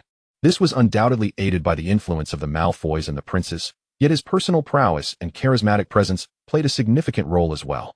Rebels were unwilling to bow to those of lower birth, and ambitious individuals were a dime a dozen, while upperclassmen wielded a power that first years lacked. Some were not astute enough to recognize the strength of the Malfoys and the princes. Others, driven by ambition, believed they could rise from nothing. Thus, Draco's ability to command the respect and even loyalty of the majority of Slytherin's young wizards without resorting to Severus's assistance was a testament to his capabilities. The techniques imparted to him by Thompson and Grandpa had become the foundation upon which he climbed higher. The benefits of heir education manifested here. Those who discern the essence of the world invariably find it easier to achieve success. Draco did not perceive this effort as burdensome, nor did he feel he had sacrificed his innocent, joyful childhood. Even if heir education proved arduous, his fathers understood how to balance his studies with leisure. The gatherings in the glades, the stars in the night sky, the Swiss Alps, and the laughter at Muggle amusement parks, amidst their busy lives. Their family had accumulated many cherished memories. Those who lament the loss of their childhood due to heir education ought not to blame knowledge or the responsibilities that accompany a life of luxury. They should direct their ire elsewhere. Draco was acutely aware that many heads of pure-blood families and their spouses harbored no love for their children. It was fortunate to be in a household where the parents were merely indifferent to their children's well-being, demanding only good grades. The truly unfortunate families were those where fathers squandered their wealth only to berate their children for not achieving success, or mothers who wielded their children's grades as weapons in a rivalry for their husbands' affections. Having witnessed such scenarios frequently, Draco felt he and Luna were fortunate children. He was also diligent, wishing for his family to take pride in him. Much like Severus, Draco had a professor at Hogwarts who regarded him as a beloved apprentice. However, this professor was not Professor Slughorn, the head of Slytherin, but rather Professor Sprout of Hufflepuff. Having grown up in the herbology greenhouses and potions classrooms, Draco was well versed in the properties of herbs and potions, and Sprout had never encountered such a brilliant first-year student. No, Draco's father, her current colleague, Severus Prince, had been equally exceptional during his student days. She treated Draco with great kindness, not only involving him in research, but also gifting him several rare magical plant seeds. Draco planted these in his dormitory, intending to craft a batch of dreamless sleep potions once the herbs matured, which he would then present to his family and Professor Sprout. Severus felt immense pride in this, even taking the time to express his delight to Lucius through the two-way mirror while he worked at the Ministry of Magic. Lucius felt a warmth enveloping his heart. Abraxas was equally pleased with Thompson's instruction of their little dragon and little moon. He understood that Tom's nature was unchangeable, and the manipulative techniques taught to Draco and Angus were hardly commendable. Yet, the future heads of the Malfoy and Prince families needed not embody virtuous qualities. The young masters of Malfoy and Prince could not afford to be merely good people. Thus, Thompson's little classes commenced. However, Abraxas was always watching his little Tommy. Should the course content veer off into discussions of violence or death, Abraxas would swiftly intervene to draw Thompson away. Thompson was well aware that Abraxas's interest in him was solely for the sake of his grandson. Nevertheless, he willingly fell into the trap. He relied on Abraxas, harboring a fervent possessiveness hidden beneath a calm exterior. He always felt as though he had once lost Abraxas. Hence he willingly confined himself within the rose-crafted cage that Abraxas had designed. Drawing boundaries was never more evident. Thompson felt an indescribable allure emanating from Abraxas. This attraction could be akin to love, or perhaps something even greater than love. He would forever cherish Abraxas. And even without the constraints of that enigmatic contract he could not comprehend, his love for Abraxas would endure. Thus, even though he was fervently devoted to the study of dark magic, he lacked the inclination to seek a means to unravel that particular pact.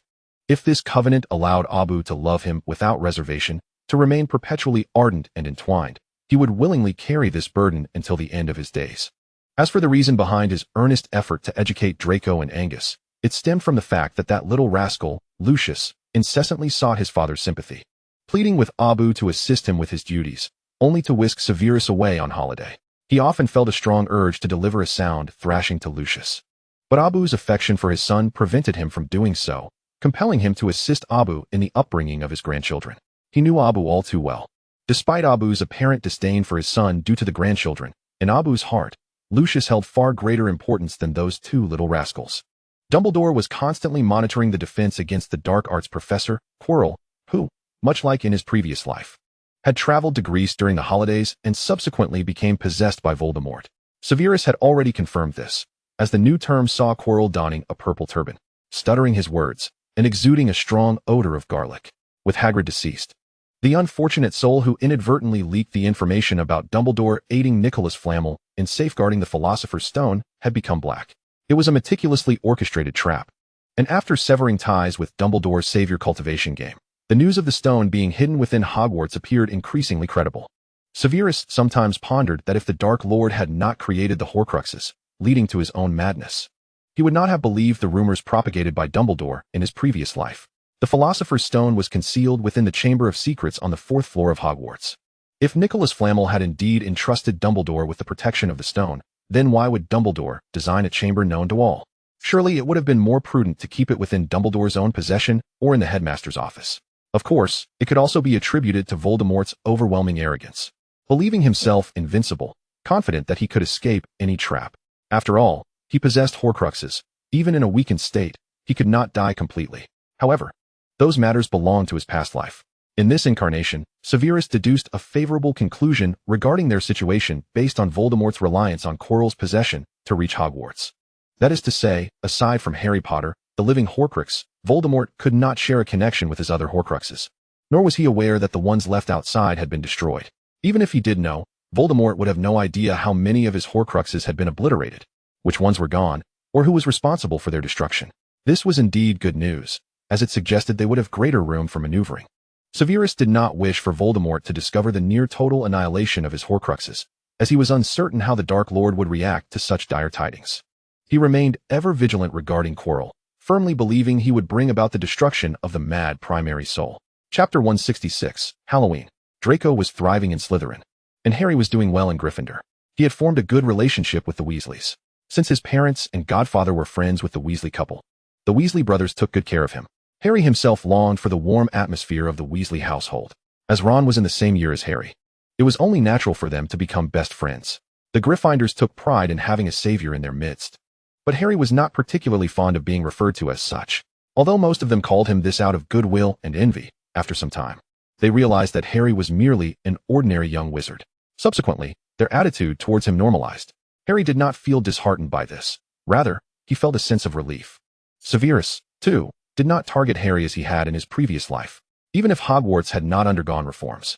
Severus would not repeat his past behavior in teaching the first years. After all, the current Harry was simply an ordinary Gryffindor boy to him. Perhaps due to Harry's later performance in his previous life, he could begrudgingly consider Harry an admirable young wizard. Furthermore, Hermione had been sorted into Ravenclaw. Because the individual responsible for guiding Muggle-born witches into the magical world had transitioned from a professor to a member of the administrative staff. Hermione had not met Professor McGonagall before the start of term. Her yearning for Gryffindor was not particularly profound. Perhaps this was why she found herself in Ravenclaw. She was brave and had a passion for exploring knowledge, making her suitable for any house. In Ravenclaw, studious Hermione left a fairly good impression on everyone. However, there were some young witches who disliked her lecturing and subsequently isolated her. Yet, Prefect Petil made a point to notice this and promptly counseled the saddened Hermione, even having a private discussion with the most egregious girl, Linda. After mutual apologies, Hermione became much more tactful in her speech, and Linda corrected her self-centered behavior. Hermione, diligent in her studies and friendly in demeanor, was well received. Petil remarked to Hermione that she looked forward to seeing her become the head of Ravenclaw in her 5th year. Overall, in this life, Hermione formed close friendships with several equally studious young witches, and no one referred to her as a know-it-all anymore. Of course, her relationship with Neville and Harry remained strong, as she had assisted Neville in searching for his toad and shared a boat with Harry and the others. After Hogwarts underwent reforms, Slughorn and Severus only taught advanced potions classes. Consequently, their interactions with younger witches and wizards were limited, and Severus would not encounter Harry in class. Time swiftly passed amid transfiguration, charms, herbology, and flying lessons. Draco busied himself mastering magic, cultivating relationships with professors, garnering the loyalty of fellow Slytherin students from his year and even older ones, and engaging in early romance with Pansy, thus having no encounters with the Gryffindor students whatsoever. The flying lessons proceeded without incident. Neville's memory ball was not seized by Draco, and Harry did not join the Quidditch team prematurely. Following a conflict with the Gryffindor students, Draco was able to defeat his opponents with appropriate spells and subsequently extricate himself from trouble before the professors. "Your son is indeed a quintessential Malfoy," Dumbledore remarked as he and Severus sat in the headmaster's office, observing Quirrell through the water mirror. "I must disagree. I believe Draco resembles me more," Severus replied proudly, unconcerned with any underlying implications in Dumbledore's words. The unbreakable vow and all related oaths had been duly signed. Grindelwald was in their hands, and what more could Dumbledore do? Moreover, he was well aware that Dumbledore would not take any action against the children. Before long, Halloween arrived. True to form, Draco dressed as a vampire, as did Pansy. Slytherin's aesthetic was always thus. Upon commencing his tenure at Hogwarts, Severus was met with a parade of little vampires. Trick or treat. Severus had not brought any sweets, but he had his own methods. His summoning charm worked splendidly. He could easily pilfer candies from Dumbledore. During his last visit to the headmaster's office, where he monitored Quirrell alongside the old bee, Severus had glimpsed Dumbledore's candy cabinet. He would assist the elderly in managing their dental health and blood sugar. After all, he was the potions master. As one aged, it was only prudent to exercise restraint for the sake of one's health. Naturally, the kind-hearted Severus would leave a few lemon drops for Dumbledore to indulge in. With a flick of his wand, Severus filled Draco and the others' baskets with sweets. After enjoying a cup of hot cocoa at the Malfoy family estate, Dumbledore sneezed. Why does he feel such an overwhelming sense of dread? The last time he experienced this sensation was during the closure of the Honeyduke's shop, coinciding with the marriage of the Duke's daughter. Grindelwald's mismatched eyes turned towards Dumbledore. "Albus, what troubles you?" Dumbledore shook his head. "It is nothing, Gellert. Let us continue our discussion from earlier. In my old age, my memory seems to falter. Were we deliberating on how to extract the piece of soul from Harry? Or discussing the Muggle atomic bomb?" "It was the atomic bomb, Albus. On this matter, I find myself in agreement with the views of Prince and Malfoy." On Halloween, Harry and Ron endured a harrowing night. They were rendered unable to eat by the revolting food infested with maggots that they encountered from the ghost. Due to the absence of the chamber on the 4th floor, Quirrell unleashed a troll to wreak havoc in Hogwarts. An incident that was swept away like the flutter of butterfly wings. The festivities of Halloween were enjoyed by all. The music from the Peculiar Sisters was delightful, and the dancing brought joy to many. The children reveled in the merriment. Severus did not attend Hogwarts' Halloween feast. Instead, he hastily departed after Dumbledore returned to the school. His departure was not out of guilt for having forcibly taken sweets from Dumbledore, but rather to rendezvous with Lucius. Upon learning that Severus was to meet Lucius, Dumbledore smiled and remarked, "Ah, youth is indeed a wonderful thing, allowing one to savor the sweetness of love. Did you not just return from a visit, Dumbledore?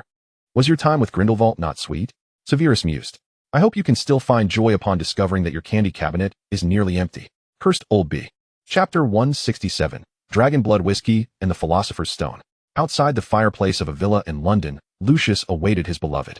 With pointed faux ears, sharp false teeth, lips as red as blood, and a fragrance of dragon blood whiskey wafting from his cologne, he was an elegant little vampire, a creature of wealth, beauty, and longevity reminiscent of those from Muggle films, unlike the decayed remnants of souls in the wizarding world.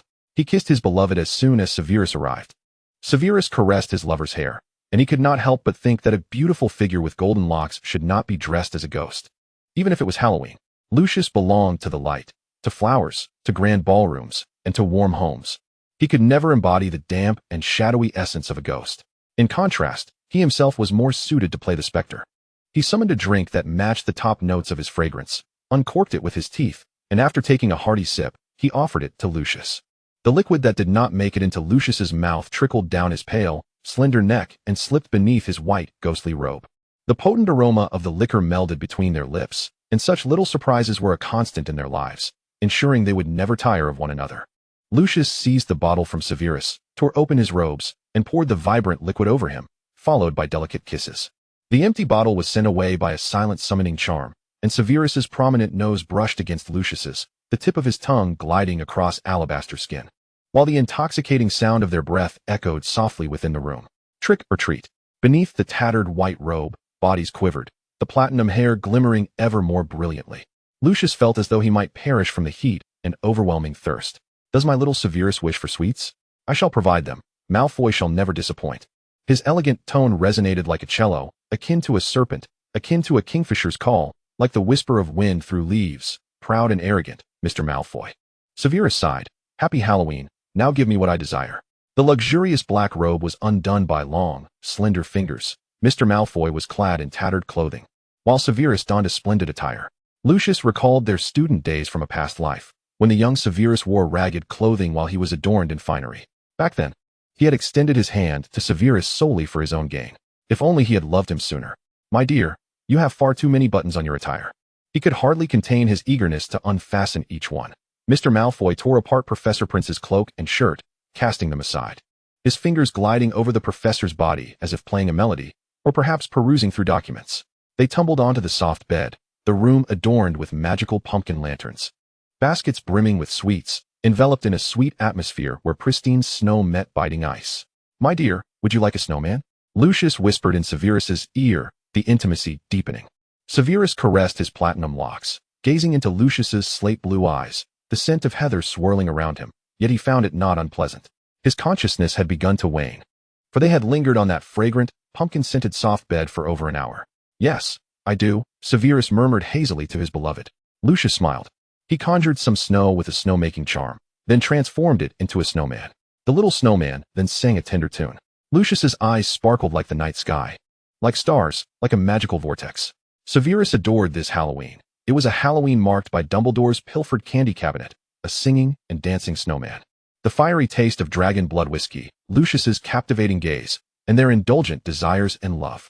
Meanwhile, as Lucius and Severus traversed the realms of souls and passion, reveling in boundless joy, Dumbledore, occupied with other matters, activated the water mirror within the room of requirement through his authority as headmaster to surveil Professor Quirrell, who was searching for the Philosopher's Stone in the headmaster's office. Or rather, one could say Voldemort. In truth, Voldemort, upon possessing Quirrell and returning to the wizarding world, discovered that the wizarding realm had undergone significant changes. Prince and Malfoy, this alliance had been forged in the aftermath of the war, which included the bookish wizard Severus Prince he had encountered within Lucius's mind.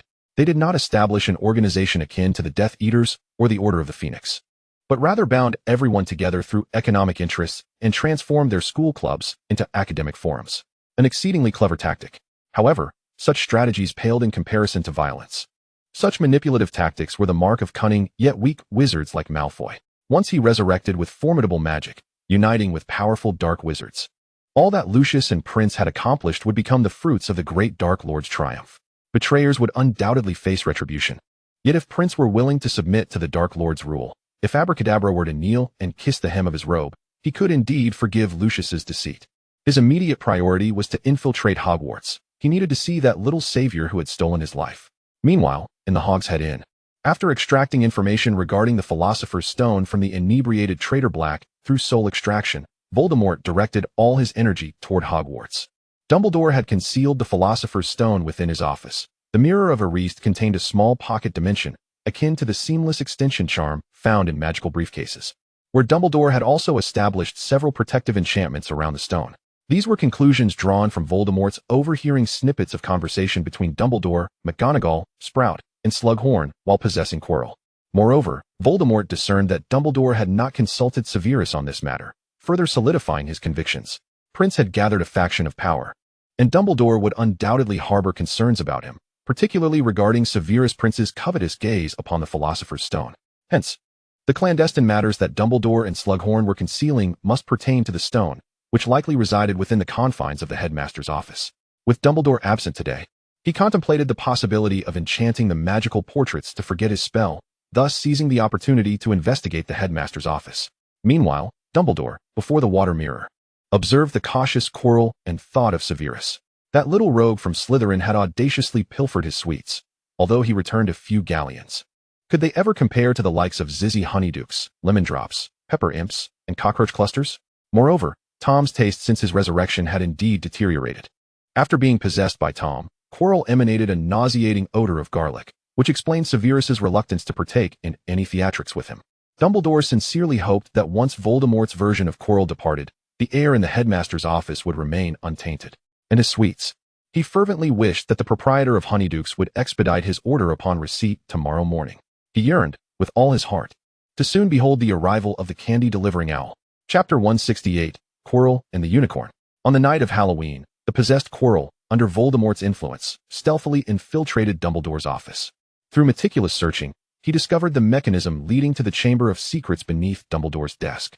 Upon activating the mechanism and entering the chamber, Voldemort encountered the presence of the Mirror of Arist. The information Quirrell had previously gathered was not false. Dumbledore had indeed concealed the mirror within his office.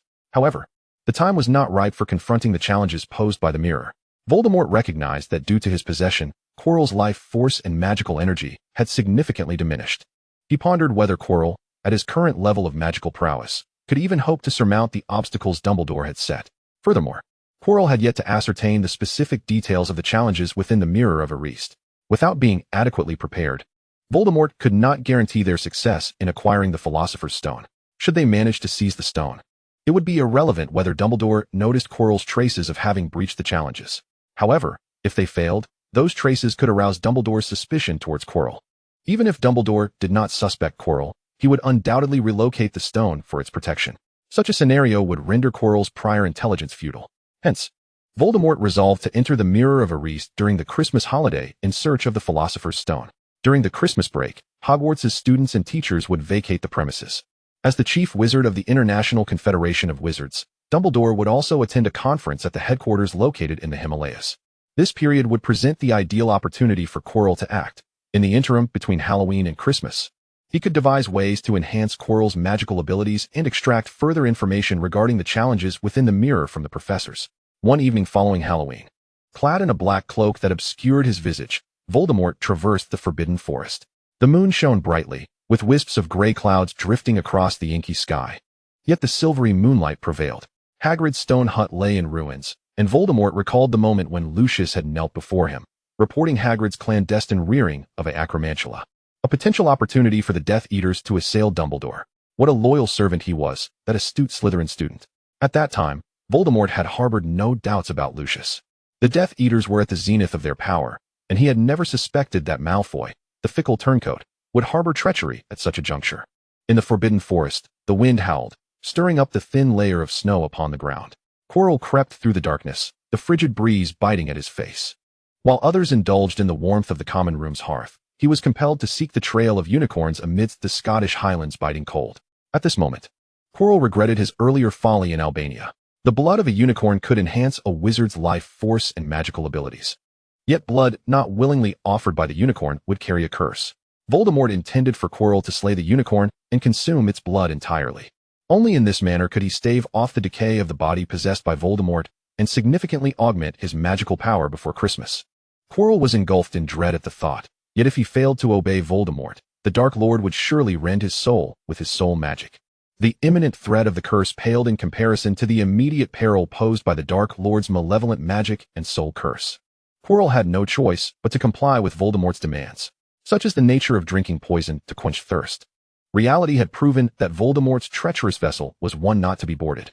Lucius and Severus, upon their resurrection, had expended untold effort to shed the Death Eater stigma affixed to the Malfoy family. Meanwhile, Quirrell, a neophyte aboard this ill-fated ship, found himself ensnared by the soul possession, his spirit sinking further into depravity with each passing day. The damage wrought by Voldemort's possession was irrevocable. After slaying the unicorn, his plight would only worsen. Under Voldemort's command, Quirrell employed soul magic to lure a unicorn away from its herd. Once distanced from its kin, a crimson light flashed, and the unicorn fell. Quirrell approached, employing a slicing spell to sever the unicorn's neck, kneeling beside it to draw forth its silvery blood. "Quirinus, my servant, why do you not employ the killing curse? The blood of a unicorn possesses the power to restore life, yet demands a steep price. When one slays a unicorn to prolong their own existence, they are left with only half a life. Upon the unicorn's blood touching your lips, your other half shall be eternally cursed. Only those unafraid of losing everything would dare engage in such madness." Voldemort's disregard for consequences stemmed from the fact that it was Quirrell who bore the curse. While he himself reaped the benefits, he would remain untouched by the curse's effects. Yet Quirrell harbored grave concerns regarding this curse. Thus, he clung to false hope, using only the Cruciatus and slicing spells against the unicorn. Although he knew that after draining so much blood, the unicorn would be unlikely to survive, he still entertained a glimmer of unrealistic hope. Voldemort did not interrupt Quirrell's consumption of the unicorn's blood, but after Quirrell had imbibed the required amount, he immediately punished him. Quirrell, under the assault of soul magic, broke into a cold sweat, collapsing to the ground, writhing in agony like a wretched shrimp. Within his soul, he wailed to Voldemort, forgive me, my master." In reality, to avoid attracting the attention of the Keeper of Keys and Dumbledore, Quirrell bit down hard on his lip, enduring excruciating pain, even drawing blood from his pale lips. Upon witnessing Quirrell's plight, Voldemort lost interest in further punishing him. "As a reward for your unwavering loyalty, I shall not compel you to use the killing curse this time. Return to the teacher's dormitory immediately, and, using the knowledge I have imparted, draw the magical circle. You must swiftly convert the unicorn's blood into life force and magical energy, and then seize the Philosopher's Stone. Do not fret over that accursed curse. Upon my resurrection, the great Dark Lord will provide you with a new body. You shall inherit all of my legacy, my student Quirinus." Quirrell's gaze gradually dulled. Voldemort is a master of deceptive magic. Whenever he desires, he can effortlessly manipulate the thoughts of wavering wizards such as Quirrell.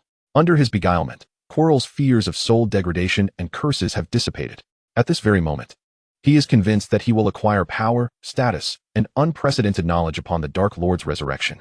As Voldemort's apprentice, he is resolute in his duty to assist his master in returning to life. Chapter 169, The Trap Within the Mirror of Arist. When Dumbledore and Severus arrived, the unicorn on the ground was already on the brink of death. Its blood glimmered with a silvery sheen, shimmering in the dim light. Dumbledore inquired of Severus, "Is this little creature still salvageable?" Severus retrieved a vial of potent blood-replenishing potion from his untraceable ring.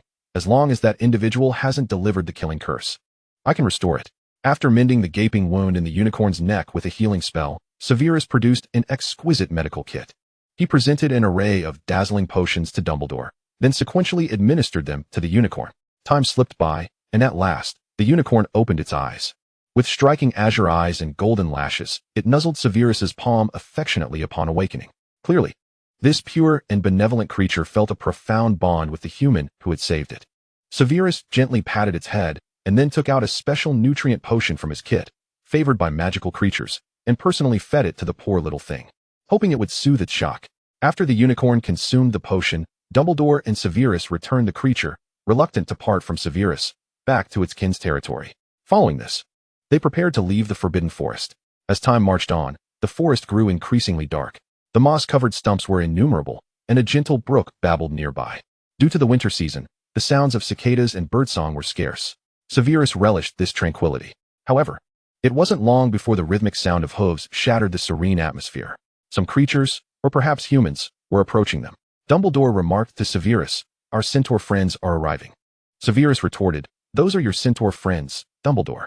Dumbledore merely shook his head gently. At that moment, a centaur emerged from the shadowy depths of the forest. His upper body was human, adorned with flowing red hair and a matching beard, while his lower half was that of a horse, gleaming with a chestnut hue, complete with a light red tail. Firenze, greetings, Dumbledore addressed the centaur. Good evening, Headmaster, Firenze replied, gazing at the sky. Tonight's Mars shines brightly, Dumbledore responded. This gentleman beside me saved that unicorn. Perhaps Mars will soon dim. Sacred beings are often the first to become offerings. Yet fortunately, all is subject to change. Its salvation is indeed a fortuitous event.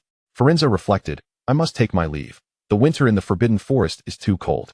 I shall return to my kin. However, Mr. Dumbledore, winter will eventually pass. Dumbledore smiled. Indeed, winter will eventually pass.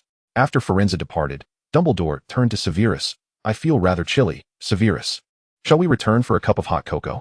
Severus, listening to the whispering leaves stirred by the wind, shook his head. Drinking hot cocoa at this hour?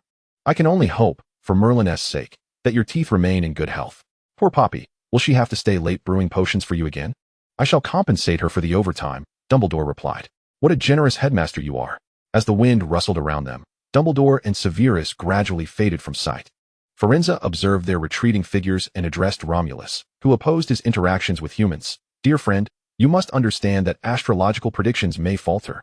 Yet the essence of change remains steadfast. The future will be peaceful. I merely wish to witness the tides of our world.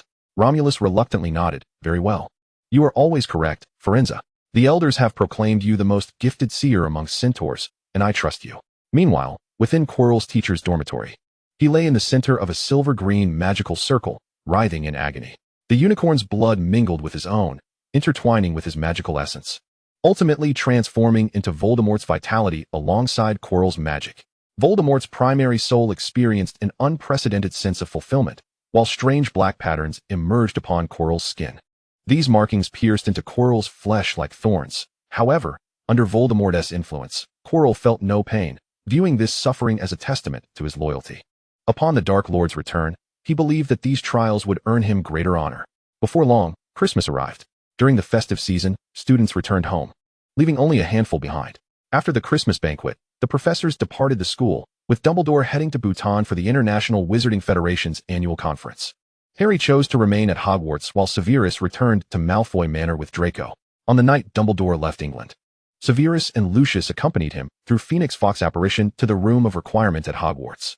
The magical water mirror, specifically arranged within the headmaster's office, activated once more, summoning Quirrell, possessed by Voldemort, back to the office. After magically obscuring all portraits of previous headmasters, Quirrell, fully prepared, stepped into the internal space of the Mirror of Erist.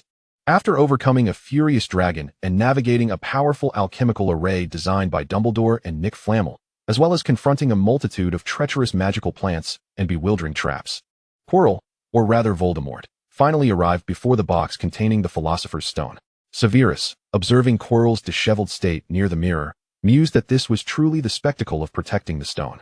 The previous life-s trials, such as the three-headed dog, the devil's snare, wizard's chess, potions, and logic puzzles, seemed mere child's play, had it not been for the influence of soul fragmentation and the curses from the Defense Against the Dark Arts class. Voldemort's primary soul would never have believed that Dumbledore would conceal the stone behind such childish and foolish challenges. As Quirrell struggled to break the curse surrounding the box under Voldemort's guidance, grasping the dark red, shimmering Philosopher's Stone, the prearranged magical array activated. The array, crafted over several years by the alchemical masters Dumbledore and Nick, evaded Voldemort's primary soul's notice, ensnaring Quirrell's body in chains. While Voldemort's own essence was bound firmly in place by the array's fiery tendrils, Dumbledore immediately apparat to Harry Potter's dormitory, administering to him a potion crafted by Severus that would induce a deep slumber in the fragments of his soul. Meanwhile, Lucius, filled with hatred, glared at Nagini in the mirror, the serpent that had killed Severus in his previous life. He loathed this wretched snake, and today, he finally had the opportunity to eliminate Voldemort's beloved pet. Chapter 170, The Sealed Voldemort. Upon Dumbledore's return, Severus and Lucius followed him into the space of the Mirror of Erist through Fawkes' apparition. Voldemort's hateful voice resounded, Traitor! Malfoy is indeed a traitor. You conspired with Dumbledore against your former master. Lucius let out a cold smile as he raised his wand towards Nagini, exclaiming, Infernal flames. The pitch-black flames surged forth, engulfing Nagini, eliciting anguished cries from the fragment of soul residing within her. A slow smile crept onto Lucius's face, though his eyes brimmed with tears. Before the tears could cascade down his cheeks, he embraced Severus tightly. Upon seeing the unblemished, bloodless skin of Severus's neck, Lucius could no longer suppress his tears. He laughed and wept simultaneously, leaving even Dumbledore bewildered by Lucius's erratic behavior. Yet Severus understood the tumultuous emotions driving Lucius to such madness. In a previous life, Voldemort had commanded Lucius to bring him forth, after which he had met his demise at the hands of Nagini. This haunting pain would forever linger within Lucius. It was only natural for him to experience a whirlwind of emotions after he had personally slain Nagini. Severus gently patted Lucius's shoulder and pressed a kiss to the side of his neck, where Nagini had once bitten him. Under Severus's comforting presence, Lucius gradually regained his composure. Together, he and Severus joined Dumbledore's ranks, channeling their magical energies into the enchanted box concealing the phony Philosopher's Stone, seeking to permanently seal Voldemort's primary soul. Until all Horcruxes were obliterated, Voldemort's essence could never truly perish. With Harry Potter now transformed into a living Horcrux, their only recourse was to seal Voldemort's main soul. However, Severus had already devised a potion capable of dissolving soul fragments, and Dumbledore had begun to formulate a plan to expel the pieces of soul within Harry's body. Thus, Voldemort's demise was merely a matter of time. Even without a complete annihilation of Voldemort, the soul-dissolving agent would diminish his power significantly. Should he rise again, he would stand no chance against Severus. Under the oppressive force of Severus, Lucius, and Dumbledore's magic, Voldemort's pale, serpentine visage contorted further in agony. As he struggled, he spat out, "Dumbledore, you deceive me. How shameless of you. Lucius, you have betrayed me. Does your father know of this? Tell me, does he know?" Lucius suddenly erupted into laughter. "Sir, do you know? My father has found a lover named Thompson Stewart. What a melodious name. What a loving companion. Both Severus and I affectionately refer to Mr. Thompson as father. What a touching tale of love." Voldemort hissed, "But that is merely a lie. Lucius, I do not believe your nonsense. Dumbledore, the great Dark Lord shall never die. Even if you seal me, I will rise again, a testament to your inferiority." However, Severus's words shattered all of Voldemort's hopes. "Mr. Riddle, are you referring to your Horcruxes? The diary? Ravenclaw's diadem? Slytherin's locket? The resurrection stone? Or Hufflepuff's cup? I regret to inform you that all of those Horcruxes have been destroyed. Fiendfire and basilisk venom. One must admit, Harry's venom is particularly effective. Oh, but you still have two living Horcruxes. One is Nagini, the other is Potter. The former has already met her demise at Lucius's hands, and the latter has just ingested a potion that will lull the fragments of his soul into a deep slumber. So what do you hope for now?" Voldemort and Severus engaged in this verbal sparring, intending to distract Severus and his allies so that he might exploit a flaw in the magical array and escape. Yet, despite their conversation, Severus and Lucius's magical output remained unwavering and steady. It was Voldemort who faltered, his mind in disarray. The impact of Thompson Stewart was not as profound as the realization that all his Horcruxes had been obliterated.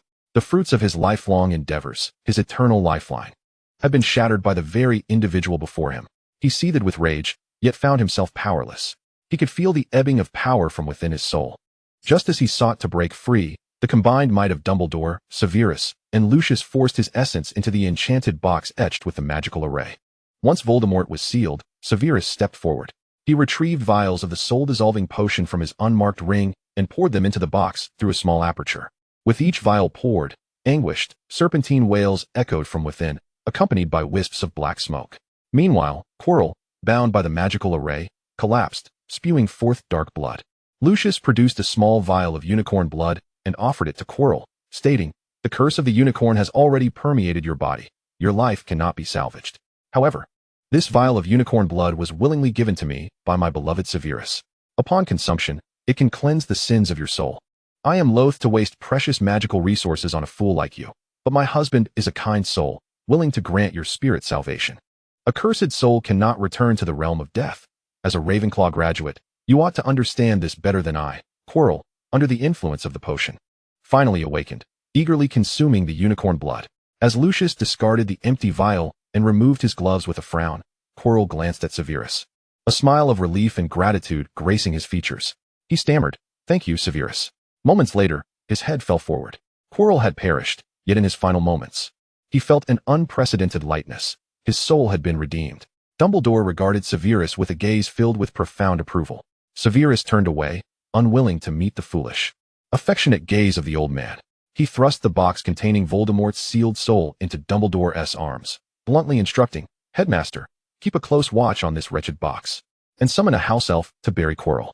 He grasped Lucius's wrist and exited the Mirror of Arist, leaving the headmaster's office and soaring towards their common room in Slytherin. They embraced and kissed fervently, hurrying into their dormitory. Clothes were torn as they devoured each other's necks. They parted the intricately carved four-poster bed's silken green curtains. Allowing passion to ignite, they tenderly kissed every inch of each other's skin, celebrating vibrant life and a complete rebirth. Just before Severus succumbed to slumber, Lucius's wand tapped the seeds on the bedside table. Under the enchantment of the forest sprites, mistletoe instantaneously sprouted and entwined around the entire four-poster bed. Severus gazed at the multitude of snow-white blossoms, feeling entranced. In that moment, as Lucius held him close, he embraced his beloved Lucius. Their crimson lips met, tongues entwined. And in that instant, no lovers could ever be closer. They were bound by life and death, whispering to one another, "I love you, forever." We believe that centuries hence, after these two gentlemen, awakened to the blood of magical beings, have passed, their gravestones will bear two words. One shall read love, and the other forever. Epilogue 1. Cranberry Cookies. After Voldemort's sealing, Harry received a letter from Professor Dumbledore. Dumbledore informed him that Voldemort had left a curse within him. Thus Harry would be residing with Dumbledore in Godric's Hollow during the holidays and would not need to return to the Dursleys. Initially troubled by the curse Dumbledore mentioned, Harry's heart swelled with joy at the thought of not having to return to Aunt Petunia's home. He truly wished to avoid any bullying from Dudley, but he had learned that the young wizard could not wield magic during the holidays, although he could intimidate Dudley for a time. It was only a matter of time before his facade would crumble. Relieved from the obligation of returning to the Dursleys, he felt a surge of joy and eagerly inquired of Dumbledore, "Mr. Dumbledore, may I ask if my godfather can visit me at your home?" "Of course, my dear boy," Dumbledore replied, ruffling Harry's messy hair. Compared to James, Harry displayed a remarkable sense of maturity. Harry was a good child, and Severus felt indebted to him. Resolving the fragments of soul within Harry was a task he must undertake, a responsibility he could not shirk. After concocting a potion to eliminate the soul fragments without endangering Harry's health, Severus once again heard Dumbledore's contemplative musings. He scoffed softly, choosing not to elaborate. After all, Potter was no concern of his. There was no need for him to defend a Potter. "Well, let your little giant drink the potion I brewed. I hope it works on the first try. I truly do not wish to linger in this house of abysmal taste any longer." Severus cast a disdainful glance at the gold and crimson decor and the Gryffindor totems, deeming the house utterly dreadful.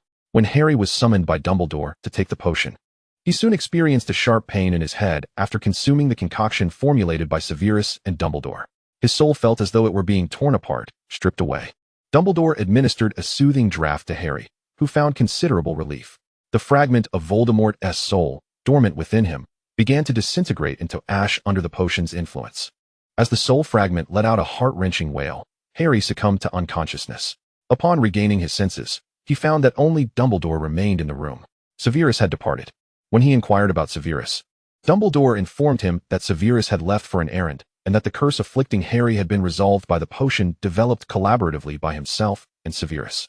Thanks to Dumbledore's words, Harry perceived Severus's acerbic tongue as merely a facade for a kind heart, and he did not despise Gryffindor.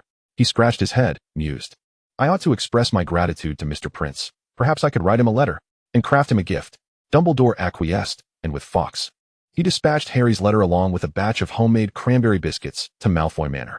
Severus, however, ultimately responded with a brief note and, out of courtesy, sampled one of the cranberry biscuits prepared by Potter. "Ah, quite delightful. I shall have another." The thought of being catered to by James Potter's son was rather gratifying. Lucius, observing the smile on Severus's lips, quietly set about baking biscuits that evening. As he kneaded the dough following the house elf's instructions, he muttered with a tinge of jealousy, "Severus is the bravest person I have ever known." These were the words spoken by the savior of the previous life, contending for Severus's honor at the Wisengamot. Lucius had read them in a newspaper long ago. Time had dulled their significance, but now, the memory of those words resurfaced, accompanied by a sourness reminiscent of aged vinegar. In the Muggle world, novels are filled with stories of substitutes. That little brat possesses the same green eyes as Miss Lily. Humph, eyes as green as a toad. Before Lucius could sour himself further, the house elf, Dobby, summoned Severus to the kitchen. "Master Severus, if you do not return soon, I fear Master Lucius may blow up the kitchen." Listening to Lucius's grumbling, Severus cleaned his hands and used a levitation charm to return Lucius to their master bedroom. Muggle novels also explore other themes. I believe you should give them a try, my dear Deputy Minister Lucius. With the collaboration between Dumbledore and Severus firmly established, Fudge was unceremoniously ousted. Recently dismissed from his position due to embezzlement, Fudge's role as deputy minister fell to Lucius. Naturally, to accommodate the family's international business, he retained his title as director of the Department of International Magical Cooperation, the deputy role being merely an additional duty. At that moment, the newly appointed deputy minister of Malfoy, shackled and bound, found himself in a rather pitiable state. Under Severus's insistence, he was compelled to utter numerous humiliating titles. It was not until midday the following day that Lucius finally graced the Malfoy dining table with his presence. "Father, do you and Daddy not enjoy breakfast?" The young moon, though a prince of the sea, was still unaware of Lucius's true preferences. He innocently voiced his curiosity. "You are quite right, little moon. I have no fondness for breakfast," Lucius affirmed with unwavering certainty, secretly rubbing his waist. Severus, irked by his jealousy over Potter, declared that he would not possess such atrocious tastes. Unable to refuse Lucius's biscuits, Severus found himself indulging in an array of cookies crafted by Lucius himself. He truly wished to convey to Lucius that cakes were far superior in taste. Yet, under the weight of Lucius's eager gaze, he acquiesced to consume strawberry biscuits, milk biscuits, lemon biscuits, Bertie Bott's every flavor beans biscuits, and potion biscuits. Indeed, his palate began to grow increasingly peculiar. However, Severus was rendered dazed by Lucius's insinuations of sugar daddy, obediently nodding in approval of whatever Lucius presented. It was only when Abraxas twisted Lucius's ear in reprimand that Severus was liberated from the clutches of the biscuits. "Dobby, fetch some strawberry cakes." For the first time, Severus found himself captivated by the allure of a cake. "Lucius, look at the delightful mess you've created."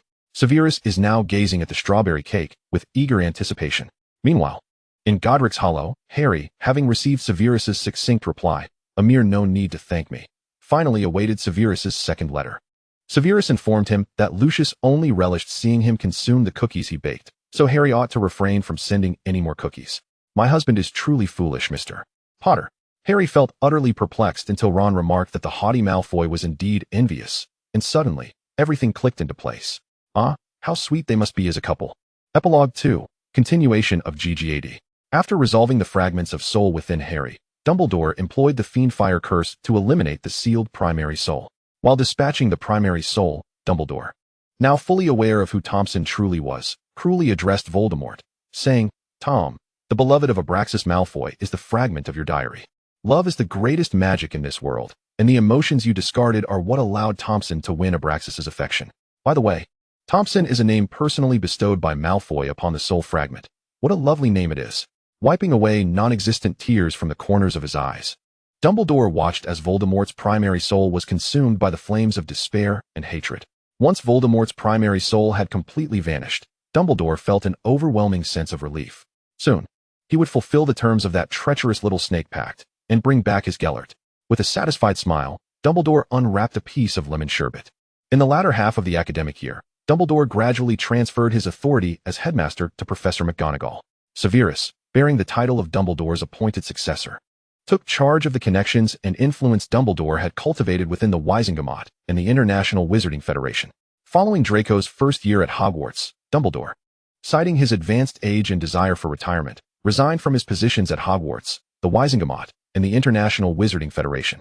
Leveraging the power he had amassed over the past decade and the resources transferred to him by Dumbledore, Severus ascended smoothly to the role of president of the International Wizarding Federation, while the chief warlock of the Wizengamot was also replaced by one of their own. Severus's relatively youthful attainment of the presidency can be attributed not only to his remarkable accomplishments in potion-making and Dumbledore's unwavering endorsement, but also to the extensive business alliances of the Malfoy family throughout the wizarding world. Regardless, Severus emerged as a president of considerable authority, likely to influence the International Wizarding Federation for half a century, or even longer. After Dumbledore's retirement, Professor McGonagall, having been unable to persuade him to stay, was appointed as the headmistress of Hogwarts, while Slughorn, bolstered by the support of the governors, became the deputy headmaster. Severus no longer had to worry about Dumbledore's influence at Hogwarts and felt secure in resigning from his position. Professor Slughorn was eager to retain Severus as the potions master. However, given Severus's numerous responsibilities outside and the multitude of pureblood families and dark wizards under his command, he would not have accepted the position of Slytherin head if not for his concern over Dumbledore. Having long since fulfilled his role as a professor, he found greater satisfaction in research rather than dealing with the troublesome young wizards who lacked common sense. if he desired to teach. He could simply take on a few apprentices at his research institute. Teaching gifted young potion makers was indeed an engaging prospect, though Lucius would likely grow envious. With Dumbledore's retirement, he finally extricated his Gellert from the luxurious prison fashioned by the Malfoy family. That day, Abraxas even threw a farewell party for them. Dumbledore himself was indifferent, but Grindelwald, who had often conversed with Angus over the years, readily accepted the arrangement. What else could Dumbledore do? Having frequently heard Gellert lament and witnessed him silently weeping by the window, Dumbledore found himself unable to refuse any of Gellert's entreaties. He felt a profound sense of guilt for having let Gellert down. Gellert's recent capture had been due to his attempt to rescue Dumbledore, leading to his ambush. Dumbledore's remorse for Gellert had reached an almost unbearable level. Angus winked at the grandfatherly Grindelwald. You see, the method I taught you works wonders. After drinking the antidote, which restored much of his magical prowess, Grindelwald waved his wand, conjuring a small rabbit that Angus adored. Indeed, it is remarkably effective. For the time being, I shall thank you with this little creature, and I promise a more substantial reward later. Satisfied with his understanding of Grindelwald's gaze, Angus happily cradled the rabbit and sought out Draco, eager to have his brother recount the tale of Princess Grindelwald and the old knight Dumbledore. As Dumbledore observed young Prince scampering away, he quietly unwrapped a lemon sherbet to savor. He recognized that Grindelwald was merely acting, a lesson learned from the young prince. Yet, he willingly chose to believe in the authenticity of it all, consciously ignoring any peculiarities. After consuming the antidote to the anti-magic potion, Gellert remained frail, his mental state poor, necessitating Dumbledore's care. Dumbledore felt a mix of tenderness and joy, eagerly anticipating the moments after the banquet, when he would return with Gellert to his home in Godric's Hollow. There, he had prepared a laboratory for Gellert to conduct his beloved magical experiments. He had also procured an array of champagne and whiskey flavors. Knowing Gellert enjoyed a drink before bed, and he had replaced the Gryffindor-colored hearth with one that Gellert favored. He could even knit sweaters and wool socks for Gellert. This was a happiness Dumbledore had never dared to dream of. After departing from the Malfoy estate, Dumbledore and Grindelwald apparat back to Dumbledore's house in Godric's Hollow. After dinner, Grindelwald dozed off in a rocking chair near the balcony. Dumbledore gazed at Grindelwald's graying hair and weathered features, finding him more sacred than Merlin himself. He draped a light blue blanket over Grindelwald and hesitated for quite some time before resolutely leaning down to gently kiss Grindelwald's forehead. Just then, Aberforth, returning home with a newborn goat to visit his retired brother, let out a sharp shriek. Dumbledore, quick to react, covered Grindelwald's ears and then cast a silencing charm on Aberforth. Aberforth, I knew it. The willing retiree, Albus, must have figured everything out. He is bound to transform into the Albus of his youth. Back then, that insufferable Albus enjoyed taking matters into his own hands, reprimanding his disobedient brother. And that old man lying in the chair, why did he seem so familiar? Was that rascal Albus attempting a prison break at Nurmengard? Young Prince and Malfoy surely wouldn't cause any trouble to send Aberforth to Azkaban, would they? Ariana had her merits, but her judgment of people was woefully lacking. Albus and Grindelwald were not a match made in heaven. In her view, Grindelwald was clearly a bane to Dumbledore. Extra 3. The dispute caused by the flamboyant wizard. This marked Draco's 1000th invitation to Blaise and Theodore to drink at the newly opened Malfoy family club after his marriage. As the waitstaff served flaming whiskey and champagne, Draco lamented over his drink, that wretched pansy. I merely opposed her watching flamboyant wizard, and now she is angry with me and out partying with Angus. Doma followed them and reported that they ordered 10 male waiters. 10 in total. Merlin, do you think it's too late for me to apply as a male waiter? My beautiful wife, my pure-hearted brother. After several drinks, Draco's eyes glistened with unshed tears, wishing he could smash the bar where Pansy and Angus were reveling. Upon hearing Draco's words, Blaise's expression darkened. This was utterly unacceptable. How could Pansy do such a thing? Blaise remarked. Theodore, unusually agreeing with Blaise, added, even if she's upset, she shouldn't have ordered so many male waiters. That's irresponsible. Draco was somewhat perplexed. Why were these two so agitated over his wife's night out? Theodore, who typically spoke in fragments, had surprisingly delivered a long sentence. Could they possibly have feelings for my wife? Having grown up together, it's not entirely out of the question. Cautiously, he inquired, what do you think of Pansy? She's wonderful. I've been married to Pansy for 2 years. Why haven't you two tied the knot yet? We're not in a hurry. Merlin, could it be that his dear friends have truly developed feelings for Pansy? They possess both looks and wealth, posing a greater threat than any of those male waiters. Pansy is the most exceptional and beautiful witch. Everyone adores her. And I understand that. But Theodore, Blaise, you must not covet your brother's wife. Draco Malfoy, cease your assumptions, exclaimed Theodore, his face flushed with frustration. Why does your intelligence plummet whenever you argue with Pansy? Draco, think about who we truly care for. This is Blaise, incensed by Draco's baseless conjecture, speaking without restraint. You do not care for Pansy, which is quite fortunate. Blaise, allow me to guess whom you and Theodore favor. Have you both developed affections for the same individual? Why? Then, did you react so animatedly when you heard Pansy and Angus ordering a male waiter at the bar? What does this have to do with you? Upon realizing that his close friends did not harbor feelings for his wife, Draco's foolishness dissipated, and the intellect of the Malfoy lineage reclaimed its prominence. A mutual affection for the same person, incited by the male server's ire, and a disdain for Pansy. Draco retrieved his wand, and cast a sobriety charm invented by Severus upon himself. He smoothed the creases of his clothing, sat upright, and lifted his gaze. A glimmer of lethal intent flickering in his deep blue eyes. The person you admire cannot possibly be Angus Malfoy, Prince, can it? And if so, what of it? We do indeed cherish him. Who wouldn't he wish to embrace the radiant moon? Theodore addressed Draco's perplexity, stating, I love him, and my affection for him is no less than yours for Pansy. Perhaps you have not observed, Draco, that since graduation, I have not sought after a paramour. My love for Angus compels me to remain chaste. I adore him to the extent that I would kneel to kiss the back of his hand. I could even tolerate Angus keeping mistresses as a sea king.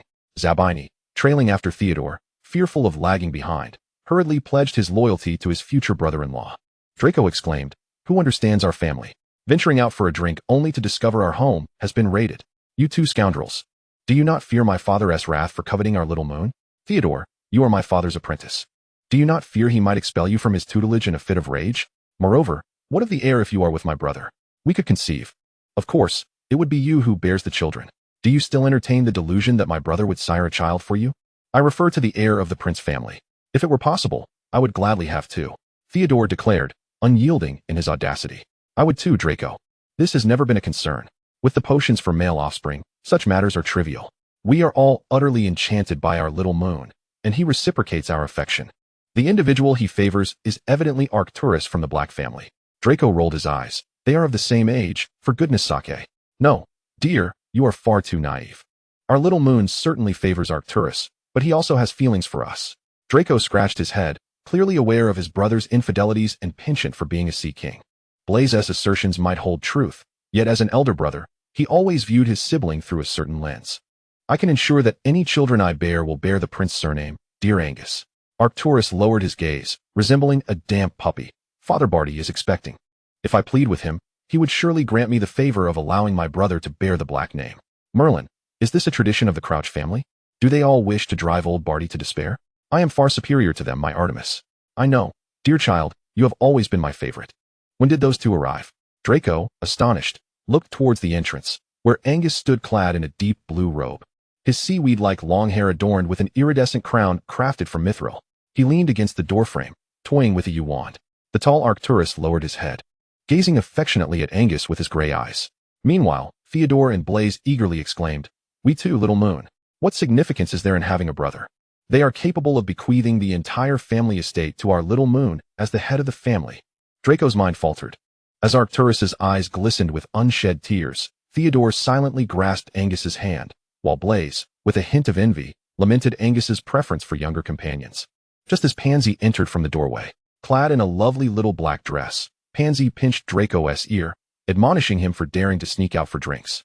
While rescuing her embroiled brother-in-law from the turmoil, Angus smiled brightly and waved at Pansy, who signaled to Angus to observe his several suitors. The delicate butterfly was on the verge of tears, the icy figure radiated dark energy, and the little black dog was even more duplicitous than his mad father. My dear brother, do take care, and do not capsize. Angus waved as you want. He could single-handedly take on 10, thus he had no fear of a misstep. Blaise, Theodore, and Arcturus were all easily ensnared within his grasp. After casting a locking charm, an obliviate spell, a silencing charm, and a confounding charm upon the door, Angus transformed the sofa and coffee table into a sumptuous bed. He grinned like a siren from the depths of the ocean. Did you not wish to bear me children? What are you waiting for? Is it that you do not fancy my moonlit iris? Extra 4 LVM, Past Life Extra. Upon encountering Tom Riddle in the Hogwarts Great Hall, Abraxas felt an instinctive kinship with this individual, certain that he was of his ilk. Thus, at the Slytherin table, the noble heir of the Malfoy family extended a hand of friendship to the seemingly mixed-blood, impoverished wizard, Tom Riddle. Abraxas regarded this as a preemptive investment. And Riddle responded with a docile and bashful smile. At that moment, neither Abraxas nor Riddle realized that Tom Riddle was a descendant of Slytherin. Nor could they foresee that this mixed-blood gaunt would incite a tempest within the wizarding community of Britain.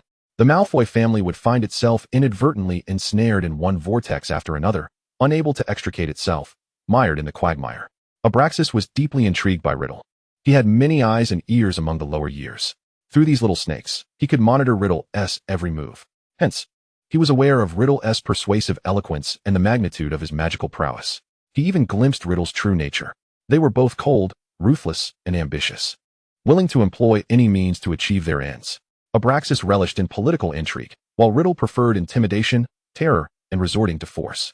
When Riddle revealed his talent for Parseltongue, insinuating his lineage from Salazar Slytherin, he garnered the support of many pureblood heirs. In fact, prior to this, Riddle had already garnered a multitude of followers through dark magic and rhetoric. Upon showcasing his strength, he solidified his status as the Lord among his adherents. Abraxas recognized Riddle's ambition. When Riddle confided in him about his desire to unite all possible forces under the banner of pureblood ideology to attain the utmost power. When Riddle asserted that he would master various ancient magics and even transcend death, Abraxas felt his obsidian eyes glimmering with excitement. At that time, Riddle resembled the very embodiment of Dionysus on earth. Abraxas felt that those dark eyes ensnared him. Yet at that time, he did not acknowledge that he had fallen for Riddle. Years later, he would still recall his first love from his school days. She was a half-blood witch with long black hair, pale skin, diligent in her studies, and hailing from a humble background. Aside from lacking the ability to charm others and devoid of ambition, she was essentially a gender-swapped version of Riddle. After he began a romance with that witch, Riddle appeared quite irate. Riddle accused Abraxas of betraying the family's expectations and the principles they upheld, questioning why he would choose to associate with a half-blood witch. Abraxas, at that time, felt a twinge of delight. He gazed intently at Riddle, asserting that it was merely a romance, one that might not culminate in marriage. He mentioned that if he so desired, a half-blood was not out of the question. Yet, Riddle later chose to understand him, to embrace him, to accept his affection. Abraxas should have felt elated, but instead, he found himself devoid of joy. He could not fathom the reason behind it, nor dare to contemplate further. He merely endeavored to be a good boyfriend, as if seeking atonement. As time passed, Abraxas faced yet another blow. Upon learning of his first love, his father swiftly took action. The young half-blood witch, having garnered the support of the Malfoy patriarch, was soon whisked away by the Malfoys to study abroad. Thus, Abraxas's first romance met a swift and sorrowful end. The half-blood witch was practical. She understood that marriage with Abraxas was an impossibility, and the dark-haired friend of Abraxas instilled fear in her. Hence, she opted for the olive branch extended by the Malfoys. After a brief spell of melancholy, Abraxas was enveloped in a profound sense of relief. Riddle appeared pleased as well, congratulating him for relinquishing a foolish romance and welcoming him back into the ranks of the Knights of Walpurgis. It seemed as though he had forgotten something. Or perhaps he had not. Abraxas could not deny that he had become more captivated by Riddle. He observed Riddle practicing dark magic, standing before members of the Knights of Walpurgis to deliver speeches, swiftly mastering social etiquette, and dancing with other girls. He had fallen for Riddle.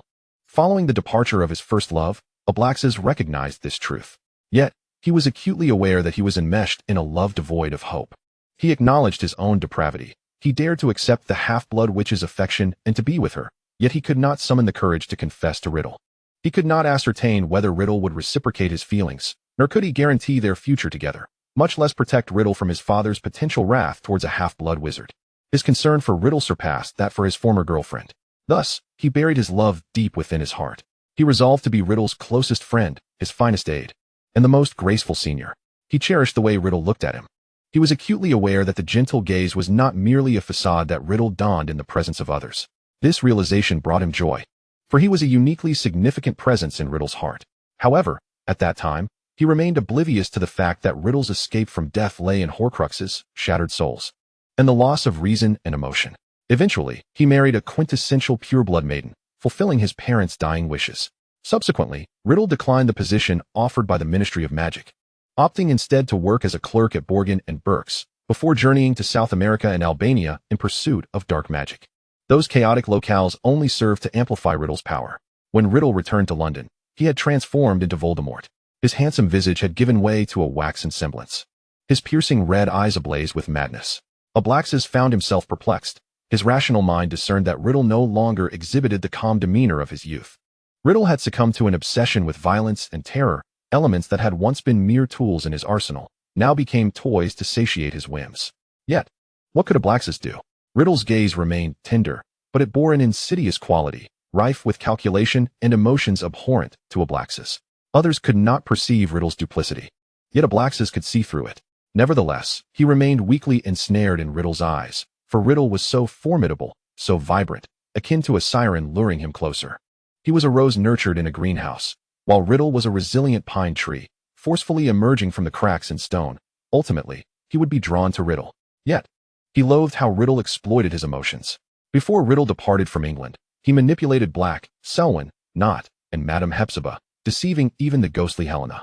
Through these machinations, Riddle amassed his initial fortune in Knockturn Alley, acquiring the Slytherin locket, the Hufflepuff cup, the Ravenclaw diadem, and countless legacies of dark magic. Ablaxis was fully aware of these endeavors, having listened to Riddle boast about them with great pride. They were both cold-hearted, selfish, and morally corrupt. Thus, Ablaxis poured Riddle a glass of fire whiskey to celebrate his newfound success. At that moment, Riddle possessed numerous stratagems, yet he never employed them against Ablaxis. However, upon Riddle's return, everything changed. The crimson depths of his eyes betrayed a scrutinizing gaze towards the Malfoy family, and the formidable dark magic invoked a sense of trepidation within Ablaxis. The pale hands that had lifted Lucius instilled in him an overwhelming urge to intervene. He had an inkling that, without his presence, Riddle would undoubtedly strangle Lucius. This was an affront that Ablaxis could not tolerate. When Voldemort branded him with the Dark Mark, Ablaxis understood that he could no longer love Riddle. Even though his wife had passed, and no one could obstruct him from pursuing his love, he could not allow himself to love one who was destined to exploit him. A Malfoy could never make such a foolish choice. From that moment on, he ceased to be Ablaxis. He was merely Malfoy, the head of the Malfoy family. Yes, he held affection for Riddle, but what significance did that affection hold? If Riddle were to meet with failure, then this half-blood wizard would certainly not be worth the sacrifice of everything. If Riddle were to achieve unprecedented success, Ablaxis could never assume the role of his favored consort. He could not willingly descend into depravity, tarnishing the Malfoy name, becoming Riddle's canary. Thus, he retracted his probing tendrils, confining his relationship with the Dark Lord to that of former friends, former mentors, and the best of subordinates. Even if Riddle was as enchanting as opium, Ablaxis reminded himself that opium was an addictive poison. He utilized time to cure his own affliction. He relinquished the allure that Riddle held over him, forsaking his yearning for love, and thus maintained his existence. Should Riddle endure, the Malfoy family would remain his steadfast ally. At this juncture, Ablaxis felt as though his heart had withered. Yet, he could not have anticipated that despair would only deepen in the days to come. The repercussions of creating Horcruxes gradually manifested. Voldemort grew increasingly volatile, commanding his Death Eaters to kneel and kiss his robes, and Ablaxis was not exempt.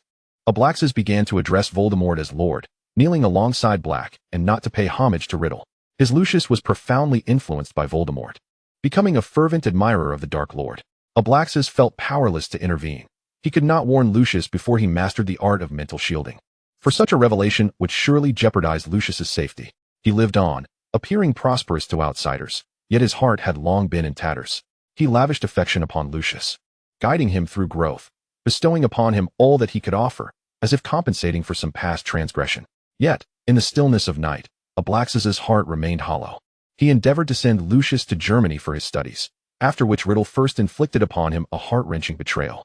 Ablaxis's heart was irrevocably shattered, and he descended into a life of hedonistic indulgence, surrounded by the pleasures of life, opulent revelries, exquisite carriages, and enchanting companions. He seemed to be enacting a form of revenge, albeit he was unaware of whom this vengeance was directed at. Riddle? Yet, he had never uttered a word of love to Riddle himself. But Riddle had never declared his affection for Abraxas, either. Abraxas was lost, unable to comprehend these convoluted matters. With love extinguished, he was left solely with the Malfoy family. He began to invest his heart and soul into managing his household, not merely out of obligation, but because it had become the singular motivation for his existence. Parents, wife, first love, Tom. His life had been a series of losses. Now, all that remained were Lucius and the Malfoy lineage. In time, Abraxas discerned Voldemort's peculiarities and contemplated securing an escape route for Lucius.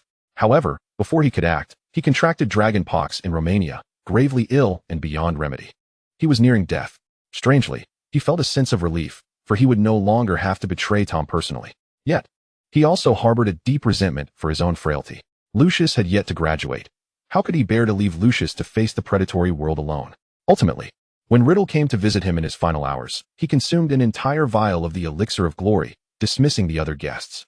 Alone with Riddle, he confessed, "My lord, I love you. This has been the secret I harbored my entire life. Regrettably, I could not accompany you in conquering death." In Riddle's anguished gaze, Abraxas relinquished his mortal coil. In his final moments, he reflected that he had, at last, been true to himself. He revealed to Riddle the love buried deep within him. Although his motives were not entirely altruistic, he wished for Voldemort to treat Lucius kindly. His love was genuine. Perhaps he had briefly fancied others, or perhaps he had indulged in a life of excess, but his truest affection remained with the youthful Riddle. That Riddle, ambitious and radiant, embodied the very essence that Abraxas adored. That Riddle would bow his head, allowing Abraxas to caress his soft hair, was the Dionysian figure of Abraxas's dreams, bringing him joy and confusion. Abraxas recalled the names they had called each other during their school days. He referred to Riddle as Tommy, while Riddle called him up. They had once shared a profound bond. Alas, they could never return to those days, and he was now on the brink of death. To witness Riddle mourn his passing was enough for Abraxas to feel a sense of closure. Extra 5. LVM, Past Life Epilogue. The first time Tom Riddle encountered Abraxas, he was utterly entranced. The young master of the Malfoy family possessed platinum blonde hair and gray-blue eyes, exuding an intoxicating allure that ignited an insatiable desire within Riddle. He had not anticipated that the noble Malfoy heir would extend a hand of friendship to him, a destitute orphan. When Riddle grasped that pale, slender, warm hand, he felt as though the air around them was suffused with the scent of roses. He suppressed his possessive urges, donning the guise of an obedient junior admiring his senior. Innocuous and gentle, he addressed Abraxas, "Thank you, Malfoy-senpai." Leveraging his exceptional magical talent and persuasive eloquence, Riddle swiftly established his authority within Slytherin. Initially, extreme pureblood advocates attempted to undermine this exceptionally gifted boy who incited their envy, but eventually, all would stand respectfully behind him, addressing him as their leader. He acknowledged himself as a cold, ruthless serpent, engaging in these endeavors solely for his own betterment. He was resolute in his belief that he would ascend to greatness. Yet, he found joy in Abraxas's smile and was enraptured when Abraxas declared Tommy to be the finest, even though he loathed his own Muggle name. Riddle was aware that Abraxas's eyes were upon him, scrutinizing his every move. While he felt a sense of affront, he also felt an unseemly thrill. Unconsciously, he strove to excel in front of those watchful eyes, wishing for Abraxas to hear of his remarkable achievements. He did not comprehend the reason behind this. He believed he could never fall in love, thus he interpreted it as a display of his superiority over Abraxas. "Look, the half-blood me is no different from the pure-blood you. In fact, I am even more talented, more suited to Slytherin's rules." However, he failed to realize that he had never felt such inclinations towards anyone else. Never. Riddle sometimes found it peculiar, pondering how the young master of the Malfoy family perceived him. Before the pure-blood heirs he had subdued bowed to him, Abraxas was the first to extend a hand of friendship. That platinum-haired, ethereal senior would lend him precious tomes of magic, fill his Christmas gift boxes with much-needed items, and flash a beautiful smile, asking him, "May I call you Tommy? You can call me Riddle." Thus, he treated Malfoy differently, merely because their bond had been forged in humble beginnings, and because Abraxas was the first to show him kindness. He took these as the reasons for all the anomalies, deliberately overlooking the true answer hidden within the mists.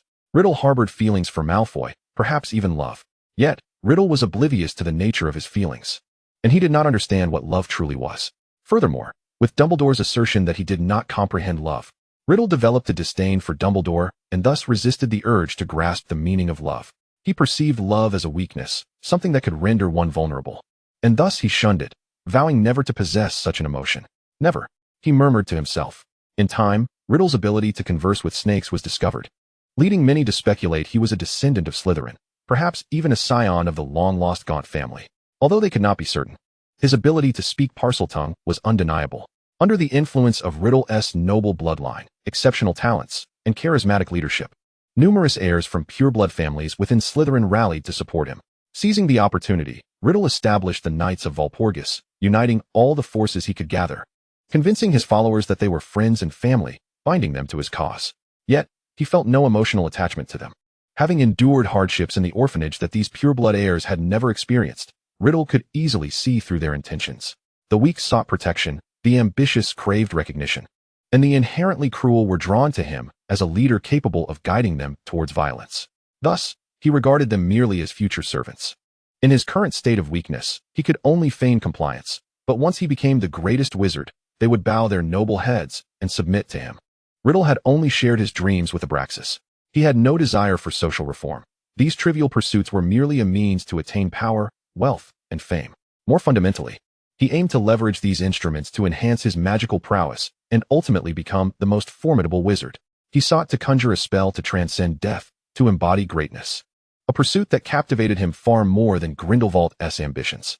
Abraxas did not perceive Riddle as a deluded romantic. Rather, he admired his thoughts as exceptionally brilliant. He regarded Riddle as a valiant warrior, akin to a resilient pine tree standing tall against the winds of adversity. Riddle relished Abraxas's gaze whenever those gray-blue eyes, glimmering with mirth, were cast upon him. He was transported to visions of the sea, his only glimpse of grandeur transcending the dismal reality of the orphanage. Abraxas remained oblivious to the profound beauty that the sea symbolized for Riddle, for he was a precious and beautiful rose, accustomed to witnessing countless breathtaking sights, and thus could hardly appreciate that mere fragment of ocean. Abraxas Malfoy, like the platinum roses cultivated by his family, thrived only under the most opulent conditions. He was a wizard nurtured amidst wealth and privilege. Yet Riddle believed that this was precisely how Abraxas ought to be. He was deserving of such splendor. As time unfurled, Riddle gradually became Abraxas's closest confidant. However, he was not content. He longed to be Abraxas's eternal friend, even aspiring to be his sole companion. He harbored disdain for the buzzing flies that surrounded Abraxas, yearning to extinguish the filthy wizards who coveted the platinum rose. Those male and female wizards, pureblood and half-blood alike, swarmed around Abraxas like a vexing swarm. The impulse to eliminate them all consumed him. Nevertheless, Abraxas had never shown any mercy towards those filthy wizards who coveted him, which kept Riddle from acting on his impulses. He still held a favorable view of Hogwarts, the institution that promised to alter his mundane fate within the orphanage, and he did not wish to jeopardize his education through rash actions. Yet, it was not long before Riddle's fleeting relief was shattered by Abraxas's revelation. To his utter dismay, Abraxas had entered into a romantic relationship with a half-blood witch, a girl with long black hair, striking features, pale skin, a diligent nature, and a humble background. Abraxas had accepted her confession and boldly proclaimed his affection for her. Riddle felt an overwhelming urge to eliminate this witch. He deemed her unworthy, possessing a lowly bloodline that could never match Abraxas's grandeur. Just look at her toad-like emerald eyes. She was utterly repugnant. One day, George Lestrange remarked to Lucius Black, "Isn't a peculiar? Malfoy's girlfriend bears a striking resemblance to our head." At that moment, Riddle, who had yet to be hailed as the Dark Lord but was merely the head of the Knights of Walpurgis, felt a tremor of unease. He ceased his sardonic remarks towards Abraxas and abandoned his malevolent glances directed at Abraxas's girlfriend, no longer incensed by Abraxas's romantic entanglement. He accepted Abraxas's embrace and, with genuine warmth, said, "Abraxas, I support your pursuit of love." Abraxas responded with a radiant smile, though a dull ache stirred within him. This matter, however, would ultimately remain a secret unknown to Riddle. As time passed, that foolish girl was lured away by old Malfoy's petty schemes. Abraxas appeared despondent, leaning against Riddle for solace. Riddle offered silent comfort, yet his pale, slender hand rested upon the neck of the inebriated man. He yearned to strangle this man, who had become so influenced by another woman. For the first time, he recognized that the bed he was born into had stripped him of any aspirations for greatness. In old Malfoy's eyes, how did he differ from that half-blood girl? No, he was even inferior to her. At least she stood a greater chance of producing an heir. He tightened his grip around Abraxas's neck, yet ultimately found himself powerless to act. Just as he was about to depart, Abraxas murmured, "Riddle, Tommy, I really like you." Riddle halted in his tracks, turning back to press his lips against Abraxas's pale ones for the first time. Then he raised his wand and, with a strained voice, uttered, "Obliviate." Subsequently, Riddle delved into the Chamber of Secrets, uncovered the basilisk, discovered the tome entitled Secrets of Darkest Magic, and explored the gaunt family home in Godric's Hollow. He finally grasped that his name had been bequeathed by his loathsome Muggle father, whom he murdered after the man had insulted him as a wretched bastard. He replaced his blood with morphines and framed his uncle, who had derided him, to be imprisoned in Azkaban. A secret delight flickered within him as he uncovered the secret to immortality. He killed old Riddle and fashioned a Horcrux using the Resurrection Stone ring. He cleansed himself of his revolting Muggle lineage and felt an unprecedented sense of liberation. He was a Gaunt. No, he was a Slytherin. Perhaps he was worthy of nurturing roses. Yet, at that moment, the already graduated Abraxas announced his impending marriage to the daughter of a pure-blood family. It was said that old Malfoy and his wife, on their deathbeds, had wished to see Abraxas wed before they departed. Riddle gazed at the invitation from the Malfoy family, his expression a tempest of emotions. He observed Abraxas Malfoy's name alongside another's, scoffing softly. Indeed, love was a luxury that had never belonged to him. He locked away the weaknesses and resentments born during his time at the orphanage within the confines of the Horcrux, confining his overwhelming possessiveness towards Abraxas within the pages of his diary, the only remnant he had salvaged from the orphanage. After severing those unwarranted emotions, Riddle discovered a newfound clarity. His magical prowess, too, blossomed, growing ever stronger as recorded in Salazar's manuscripts. It was the manuscripts of Salazar that solidified Riddle's resolve to create Horcruxes. Mere knowledge from secrets of darkest magic could not have compelled him to make such a decisive commitment. Having cast aside love and weakness, Riddle entered Borgin and Berks. There, he employed deception and treachery, earning even Borgin's acknowledgement of his dark heart. Eventually, upon mastering the intricacies of the magical shop, he used legilimency to extract the whereabouts of the Slytherin locket from Borgin. Uncovering an unexpected surprise, the Helga Hufflepuff's cup and Slytherin's locket were in the possession of the same individual. Riddle swiftly ensnared Hepzibah Smith, and after acquiring both the Slytherin and Hufflepuff relics, he attacked Hepzibah, framing her house elf for the crime. Thereafter, he traveled to South America and Albania, crafting a Horcrux from Ravenclaw's diadem, before returning to England to seek employment with Dumbledore. He cradled the young Lucius in his arms, casting a glance at Abraxas, his eyes now shimmering with a seductive allure. He observed Lucius's adoration for him and Abraxas's submission. When he branded the dark mark upon Abraxas's fair forearm, he felt an inexplicable sense of satisfaction. The Knights of Walpurgis had transformed into Death Eaters, and Abraxas had become his right-hand man, alongside others who called him Lord. He should have felt fulfilled. However, every time he beheld Abraxas's obedient countenance, a discontent lingered within him. He favored Malfoy, and all spoke of how Malfoy garnered the Dark Lord's special affection, as he was unwilling to subject Abraxas to the most harrowing punishments. However, when Abraxas attempted to send Lucius to Durmstrang, he found an excuse that led to the first painful and cruel punishment inflicted upon him. He held firmly onto the rope that bound Abraxas by the neck, refusing to allow the platinum-haired man to escape his control. Following this incident, Abraxas ceased to mention his deceased wife. He began to indulge in a life of excess, while Lucius entered Slytherin. Riddle, who had already adopted the name Voldemort, was quite pleased with this outcome. He eliminated those who opposed him and scorned his pureblood ideals, transforming the youth into his fervent devotees. He allied with werewolves, fairies, vampires, and giants, and he mastered the Dementors using Salazar's methods. Glory had already bowed before him, and he was poised to seize the world. Just when he believed he was on the brink of acquiring everything, Abraxas, en route to Romania, contracted dragon pox and fell gravely ill. It was then that Abraxas met him for the final time. Abraxas confessed, "My lord, I love you. This has been the secret I have harbored my entire life. Alas, I could not accompany you in conquering death." Riddle's rational mind told him that this was Abraxas providing an escape route for Lucius and the Malfoy family. Yet, the remnants of his emotions ignited an overwhelming desire for the diary. With Abraxas's passing, Riddle experienced unprecedented anguish as he pressed the diary to his chest. The only temptation he had endured throughout his barren life had now been cast into the embrace of death, never to return.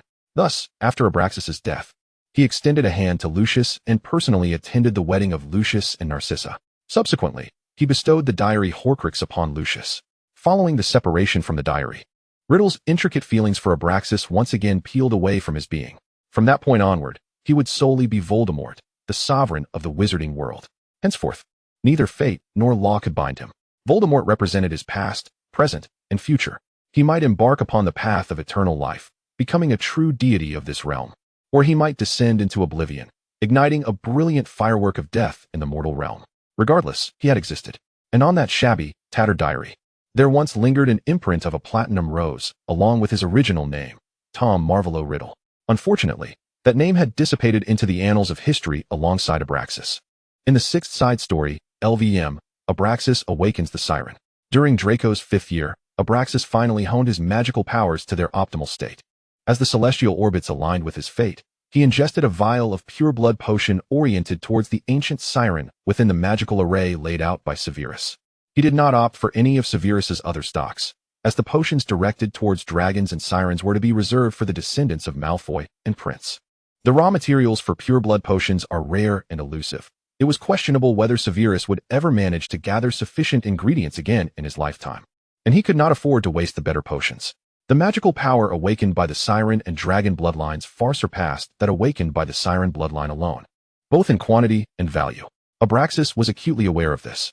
At his age, he certainly wished to reserve the finest for future generations. His consumption of the siren-oriented pureblood potion was merely to prolong his life a couple more years, sparing Lucius from sadness. Were it not for this, he would not have touched the potion at all. As for Thompson, due to the resurrection potion crafted from his beloved's bones, he had become bound to Abraxas in life and death. Thus, if Abraxas succeeded, Thompson would also gain a prolonged lifespan, one that Voldemort would envy for a century. After drinking the pureblood potion, Abraxas channeled the magic within him through the Malfoy family's magical array. Thanks to his meticulous preparations, Abraxas's awakening proceeded remarkably smoothly. On the 5th day post-ingestion, Abraxas's long hair cascaded down to his ankles, and his once gray-blue eyes transformed into a resplendent silver. He appeared as he had in his youth. Lucius and Severus, being soulmates, remained impervious to Abraxas's internal and external allure. Yet Severus was certain that should Abraxas venture out, he would undoubtedly captivate a multitude of wizards. Abraxas, with a flushed complexion and watery eyes, gazed at Thompson standing nearby, his voice trembling as he uttered, "Tommy." Thompson was utterly enchanted by his beloved, eager to whisk Abraxas away to the bedroom. However, his reason kept him grounded, and he grasped Severus's arm. "You are the potion master. You must check on Abraxas." Severus, feeling a jolt of anxiety, relayed the basic situation. "Mr. Thompson, you should perhaps take your father to the bedroom. He has awakened the ancient siren bloodline and requires the comfort of a soulmate." Severus placed particular emphasis on the word comfort, subtly implying that Abraxas only needed to be with him, rather than any potion master's intervention. At that moment, for Abraxas, Thompson Stewart was more valuable than the entirety of St. Mungo's. Upon hearing Severus's instructions, Thompson felt utterly relieved. He released Severus and hurried to Abraxas' side, lifting him effortlessly. I love you. You know I will always love you." With the departure of the father and his husband, Severus buried his face in Lucius's embrace. Honestly, that was terribly awkward. Surely, he could not disclose to the 1/7 Voldemort that merely bringing happiness to Abraxas would resolve all issues. Meanwhile, the oblivious Lucius dared to jest with Severus. "I somewhat regret not trying the siren potion, Severus. I'm a bit tempted. Oh, don't pinch my waist, that hurts." I was wrong. Severus withdrew his hand from someone's voluminous wizarding robe. "I warn you, my dearest Lucius, by the end of this month, I will assess your progress in learning magic. If you haven't mastered all the new offensive spells devised by Grindelwald, you shall face dire consequences." Lucius gazed at the retreating figure of his beloved, lamenting silently as he tapped his forehead with his serpent-headed wand. He seized the opportunity to request a reward for learning magic. Severus was an excellent teacher, at least a gentle one to him. Had he asked, Severus would likely have obliged. He had been coveting the swing beneath the wisteria tree for quite some time. "Lucius, you truly are a fool." Meanwhile, in Abraxas's bedroom, Thompson left mark after mark upon Abraxas's pale skin. He incessantly professed his love to Abraxas, having perused ancient tomes that revealed the siren's profound yearning for affection. Abraxas's heart soared at Thompson's declarations, yet he remained uneasy. Sensing his distress, Thompson transformed into his animagus form. The black python coiled around Abraxas, presenting its tail to him. Should Abraxas desire, he could end Thompson's life in an instant. The immense black serpent embraced the snow-white siren, and Abraxas loosened his grip on Thompson, instead seizing the tip of his tail. With gentle nibbles, he bit the tip of Thompson's tail, and Thompson's dark eyes deepened, aflame with desire. He entwined himself around Abraxas, leaving an array of marks upon him. Then Thompson transformed back into a youthful wizard, cherishingly kissing the luscious crimson petals of his beloved's lips. The bond between the enchanting Abraxas and his soulmate was forged, as ancient silver totems blossomed upon the hearts of Thompson and Abraxas, resembling treasures ensnared by vines. Abraxas entwined himself around Thompson like a tendril of mistletoe, dragging him down like the underwater seaweed ensnares a drowning soul, and Thompson relished every moment of it. Under the influence of Abraxas's nature, a sense of unease gripped him whenever Thompson was out of sight. Thompson, in turn, willingly indulged Abraxas, savoring the sensation of his complete attention. For 7 days and nights, they languished in the throes of desire, never once stepping beyond the confines of their bedroom. Only the glimpse of a delicate, alabaster calf peeked from beneath the bed curtains, while black and white robes lay scattered across the floor. The vibrant morning glory flourished by the window, swaying alongside the lilacs on the ground. Meanwhile, in the Malfoy family's game room, Angus, with a deft stroke, won Theodore's gentle admiration. Tossing the cue stick to the house elf, he stretched languidly. The Muggle game of billiards was indeed delightful, yet he had lost the wager, which meant he must forego his trip to Germany and instead accompany Little Ice to Norway to witness the auroras. As for the wager, it was, of course, regarding how many days the charmingly elegant and noble grandfather and Mr. Thompson would remain in the bedroom. Angus, who casually declared a month, undoubtedly lost the bet. Yet he bore no distress over it, for Little Ice was equally delightful, and they could still engage in brotherly games. Epilogue 7. Flowering Illness. Setting 1. A world without Voldemort. Setting 2. Lucius and Narcissa are not engaged. Setting 3. Lucius is merely 2 years ahead of Severus. 1. Upon awakening one morning, Severus felt a feverish heat radiating from his forehead. Residing now in the dilapidated home on Spinner's End, he mourned the loss of Tobias and Eileen, who had passed during his last semester, leaving the house steeped in an air of decay. Sunlight poured upon Severus, causing beads of cold sweat to break forth. His head felt heavy and clouded, and he was plagued by a relentless cough. Unbeknownst to him, with each cough, a petal fell upon his blanket. 2. Severus soon discerned the peculiar affliction that had beset him. After his arrival at Hogwarts, he had enjoyed ample nutrition and had honed the craft of potion-making to great effect. Consequently, he rarely fell ill. Even when he did, a single vial of potion would restore him to health. Yet this time, he coughed incessantly, and even the cough remedy proved futile. In desperation, he resorted to purchasing Lemsip from a Muggle pharmacy, but to no avail. Moreover, he was not merely coughing. He was expelling rose petals, the most common of the red variety. Severus collected the petals in a glass vial, poring over the ancient potion books left by Eileen, which belonged to the Prince family, rare tomes filled with knowledge not taught in schools, nor found in libraries. Alas, the scarcity of these books left him unable to uncover the cause of his floral expulsion. 3. The petals Severus coughed up multiplied, and he began to run a low fever. At night, he dreamt of Eileen, calling out for his mother, his tears soaking the side of his face, rendering him pitiable. Lucius had been unable to reach Severus for half a month, and his concern led him to command a house elf to bring him to Spinner's End. Upon entering the squalid abode, he was met with the sight of his friend, tear-streaked and flushed, a woeful visage. Anxiously, he approached and touched Severus's forehead, feeling a tightening in his chest. Why was Severus's forehead so hot? He hurriedly took him to St. Mungo S. for the physician at St. Mungo S. informed Lucius that Severus was afflicted with a peculiar illness known as the flowering illness, which only those who had harbored unrequited love for far too long would contract. Once stricken, the patient could not speak without expelling petals. Furthermore, unless they received the true love's kiss from the object of their affection, recovery was unattainable. The patient would gradually succumb to their hopeless longing. Lucius felt overwhelmed. Was it not Lily Evans whom Severus secretly adored? If a single kiss would suffice, he could summon Miss Evans immediately. But the doctor had stressed the necessity of a true love's kiss. If only Severus's affections were not for Lily. A flicker of hope ignited within Lucius. He began pacing the room until Severus awakened, at which point he rushed forward, gripping Severus's hand with fervor. Sev, tell me, do you no longer harbor feelings for Lily Evans? 5. In a daze, Severus replied, I once held affections for her, but I have since moved on.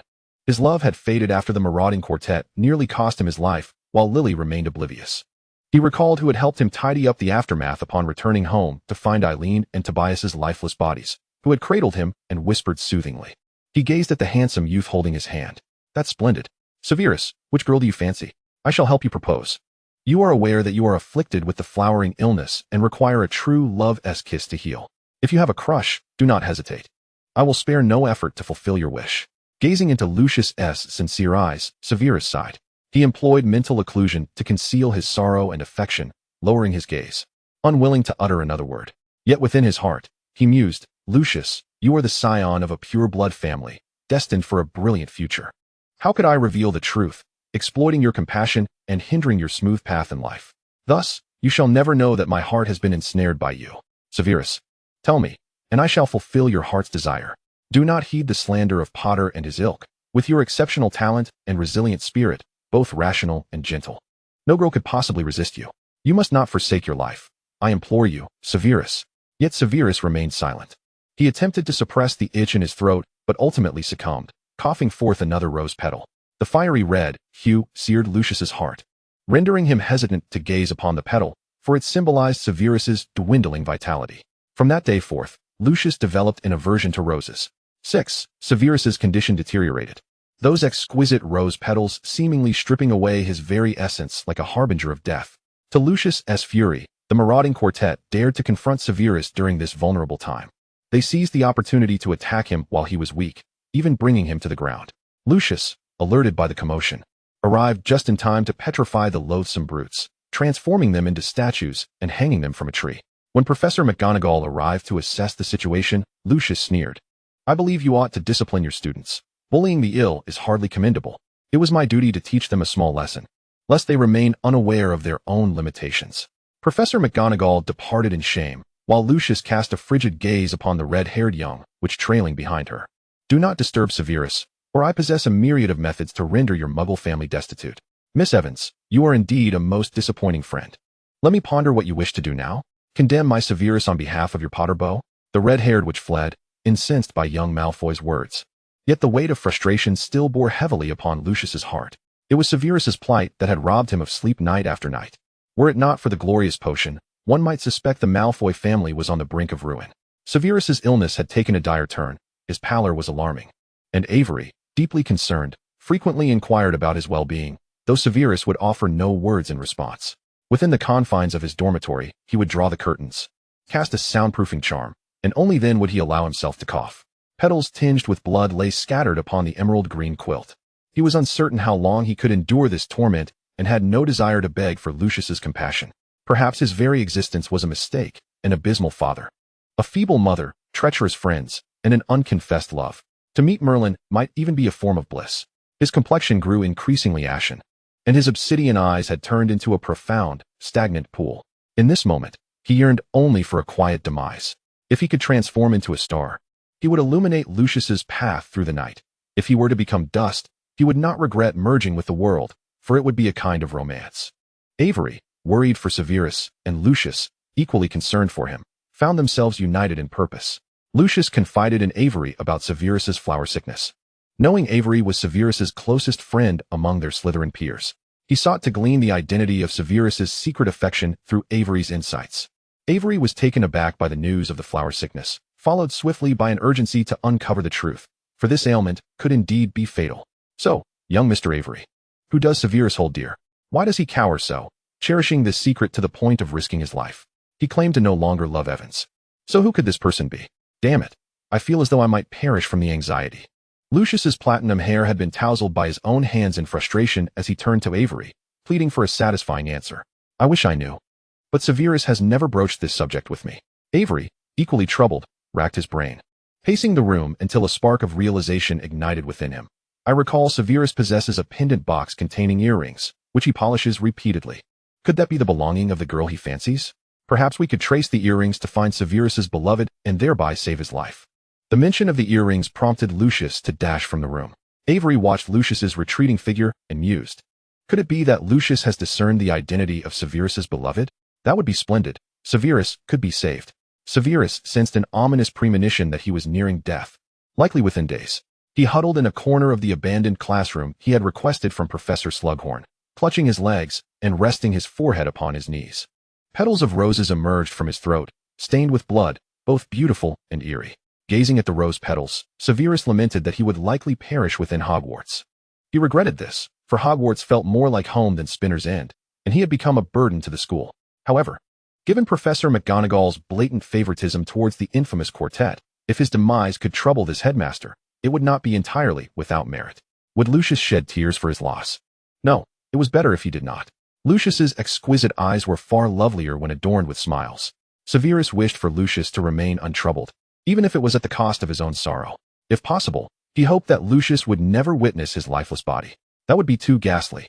He did not want Lucius's last memories of him to be of an unsightly corpse.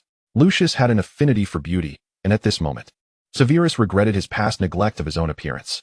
A bitter taste lingered in his mouth. He was indeed somewhat afraid of death. Yet he did not wish to coerce Lucius into loving him through the threat of mortality. Tears streamed from the corners of his eyes, and as his heart twisted in agony, he finally uttered the love he had buried deep within. "I love you, Lucius." When Severus awoke once more, he was greeted by the sight of a man's pale, firm chest. The scent of laurel perfume enveloped him, and as he lifted his gaze, he beheld Lucius's striking visage. Dark circles adorned Lucius's eyes, and he held Severus in his warm embrace. Severus's face flushed crimson as he tugged at Lucius's robe, attempting to shield Lucius's chest from view. In that moment, Lucius's gray-blue eyes slowly opened, and he pressed a gentle kiss upon Severus's forehead. "Sev, are you hungry, Lucius?" Severus exclaimed, startled as he bolted upright. "How did I end up here? Where's this place? No, wait, are you truly Lucius?" His throat still ached. Yet he had not coughed up any petals. He was alive. Had his flower sickness truly been cured? Had St. Mungo's developed an antidote? Or had Lucius's kiss wrought the healing? No, a mere kiss would not suffice. It must be a kiss of true love. So did Lucius love him? Lucius regarded Severus with earnestness. "Severus, I am indeed Lucius. And this, my dear, is the Malfoy Manor bedroom." Lucius's voice, though slightly hoarse, remained as refined and melodious as ever. Severus gazed into his gray-blue eyes, feeling an overwhelming softness within. His heart raced, and his limbs felt weak. He lacked the strength to push Lucius away. "Sev, I learned from Avery that you cherished my earrings."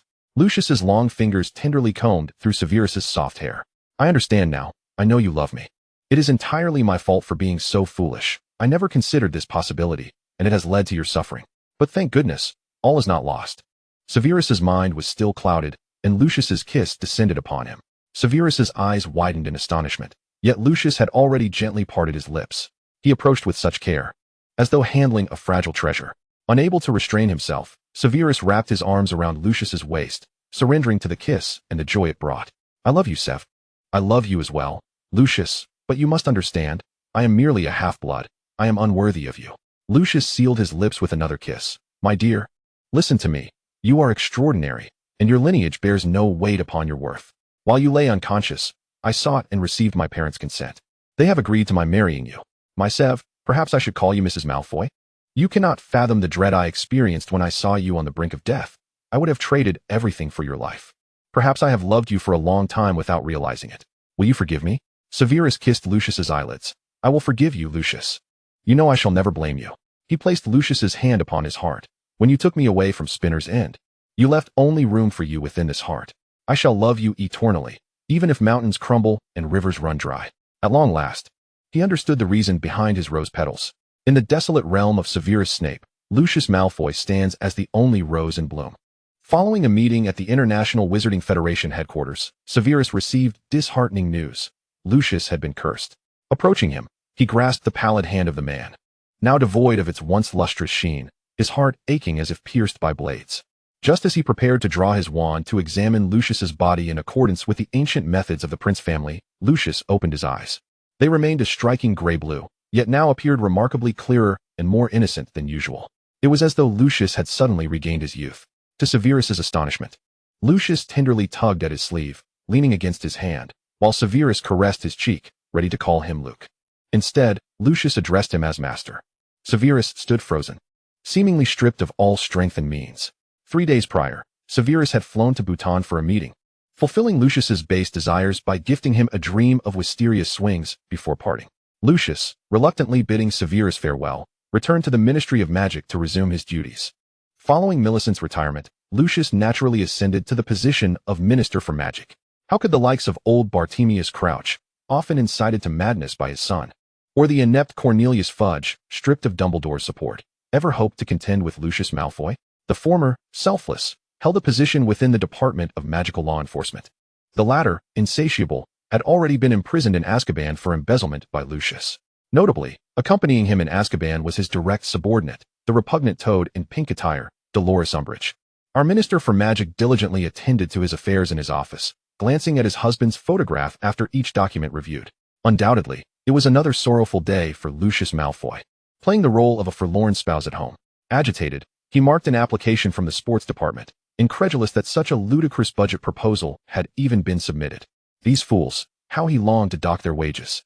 Angus privately confided in Draco, suggesting that had their father not been in nightly communication with Severus through the two-way mirror, he might have flown to Asia in search of him long ago. Draco nodded in agreement, aware that only Severus could tame his father. He had refrained from displaying affection in front of his father, and even writing to Pansy had become a clandestine task. He had grown weary of such days. Despite Draco and Angus's hopes for Severus's swift return to England, none desired the reason for such a return to be Lucius's curse-induced unconsciousness. The backstory was as follows. As previously mentioned, Cornelius Fudge had been incarcerated in Azkaban by Lucius for embezzlement. The day after Severus departed England, Fudge perished in prison. A month later, David Fudge, a 7th-year student at Bubotuber Academy and Fudge's nephew, covertly attacked Lucius. Lucius, having awakened his magical creature lineage with formidable magical resistance and adorned with several alchemical protective amulets, thwarted David's deadly intentions. However, an alchemical item imbued with an ancient curse, purchased in the French wizarding black market, activated. After David was vanquished by Lucius, a cloud of smoke erupted, and our minister was struck, momentarily stunned before collapsing. Healers at St. Mungo's were unable to identify the curse's origin, while Abraxas and Dumbledore diligently sought ways to rescue Lucius. Meanwhile, Severus, high in the Himalayas, received a tearful message from Draco and Angus, jolting him to activate the intercontinental key purchased from the Department of Mysteries and return to the wizarding world of England. He was determined to see Lucius. Upon arriving at St. Mungo's, Severus anxiously grasped Lucius's hand. Just as he was about to assess Lucius's condition, the latter opened his eyes. However, before Severus could conduct his examination, Lucius called him master. Severus's hand, clasped around the silver linden wood, trembled slightly as he gazed into Lucius's glistening eyes. Perceiving him as a newborn fox cub, "I am your lover. I am Severus Snape. You are the Minister for Magic. Do you remember these things, Lucius?" "I remember you are my lover, but you are also my master." Lucius knelt on the bed, resting against Severus's shoulder. "Why do you ask me this? Do you no longer desire me, master?" Severus silently thanked the galleons. Without them, Lucius would not have been in a private room. Had Lucius not occupied a single room, the scandal of Severus Snape being a pervert would have spread throughout the streets of the wizarding world. "Of course not. You are my beloved Luke. Now, shall we check your health?" "All right," Lucius obediently replied.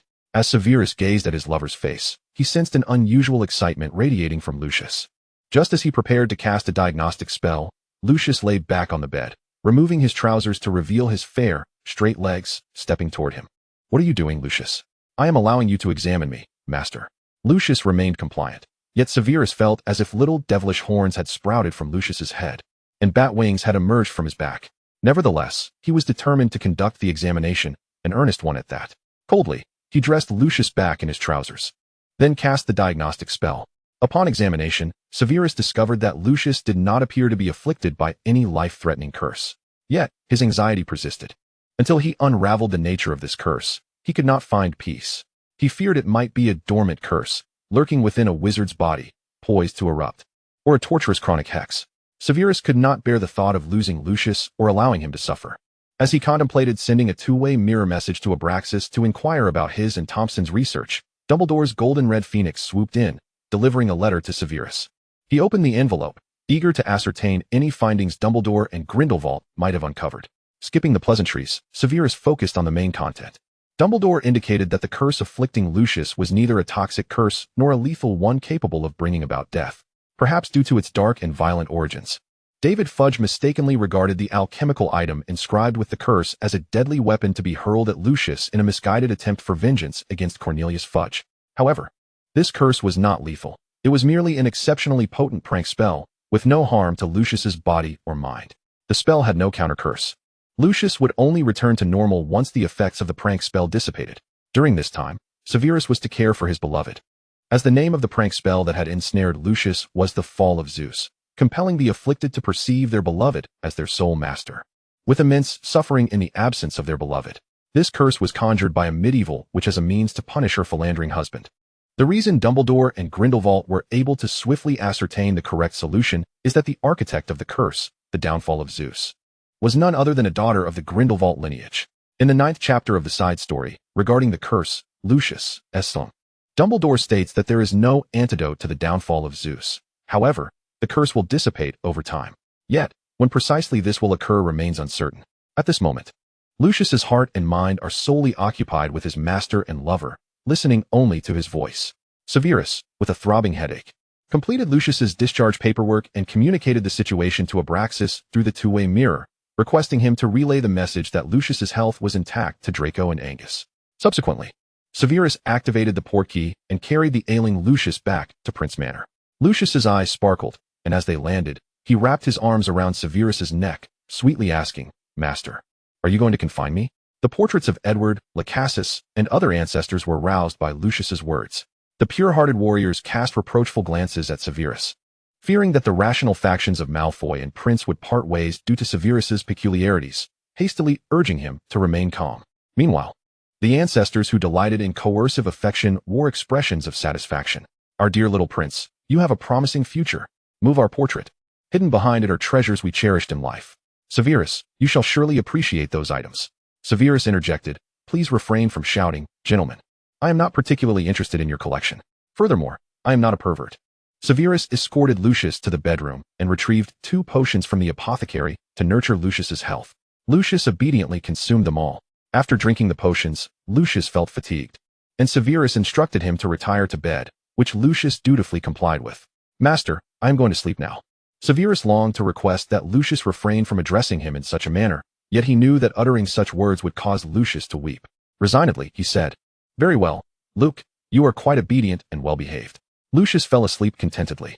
The house elf prepared a delectable dinner, and after completing his tasks, Severus called Lucius to dine with him. They walked together to the dining room adorned with beautiful green irises wallpaper, where Severus graciously pulled out a chair for Lucius. He pondered that this curse of the downfall of Zeus would not only transform his lover into a puppet, but would also render him foolish. He resolved to care for Lucius diligently when that day arrived. Severus sat down, burdened with thoughts, and just as he anticipated Lucius would take the seat he had offered, Lucius instead settled onto his lap. His pale fingers gently traced Severus's chest. Master, allow me to serve you your meal. No, please return to your seat. Dine there. My dear Luke. Upon witnessing Lucius's pitiable expression of abandonment, Severus's heart softened. He hastily attempted to rectify his refusal, but Lucius rebuffed his goodwill, tears dripping onto Severus's neck.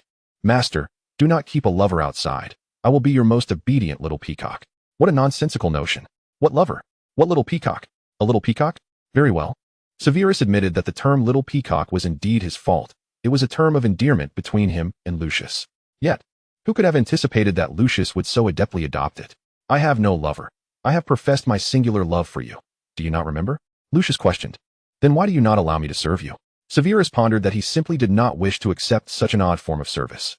Yet, Lucius's tears were scaldingly warm, seeping into his very soul, and he resignedly replied, well, my dear little peacock, I shall accept your service. Dinner was manageable, albeit somewhat sticky. However, after the meal, Lucius, under the influence of the downfall of Zeus, made Severus realize that his prior imagination had not been sufficiently vivid. While Severus was engrossed in reading a book on curses, Lucius announced his intention to take a hot bath. Severus wholeheartedly supported this idea and even procured a bottle of his favorite fragrance for Lucius. An hour later, Lucius, draped in a bathrobe, appeared before Severus. Just as Severus was pondering what Lucius might wish to convey, Lucius untied his bathrobe. The dark green fabric slipped to the floor, exposing his alabaster skin to the air. Lucius wore nothing at all, save for a collection of antiquated Gothic accessories that appeared to be relics from a bygone era. Severus gazed at Lucius in disbelief. Luke, tell me, are these the items those old scoundrels concealed behind the portrait? Lucius blinked his slate blue eyes innocently. Yes. The princes assured me that master would surely appreciate these treasures. Severus was rendered speechless. But this silence stemmed not from incredulity, but from the sheer beauty of Lucius adorned in those items. The stark contrast of black and white captivated Severus's gaze.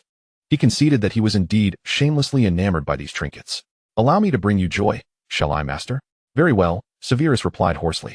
He swept Lucius into his arms, allowing Lucius's legs to wrap around his waist, and carried him back to the bedroom, caressing Lucius's smooth back and whispering against his earlobe. Grant me pleasure, my beloved little peacock. The following morning, Severus awoke feeling somewhat amiss.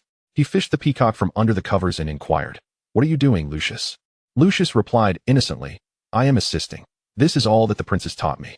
Severus regarded the innocent Lucius alongside the sinister Gothic items on the floor, contemplating that Lucius, in his ailing state, was akin to a child. How could he possibly lie? Thus, the nefarious portraits downstairs were condemned to a month of confinement in the little black room. Before being imprisoned by the house elf, they vehemently defended themselves. We truly taught him nothing. We merely gifted those toys to Lucius.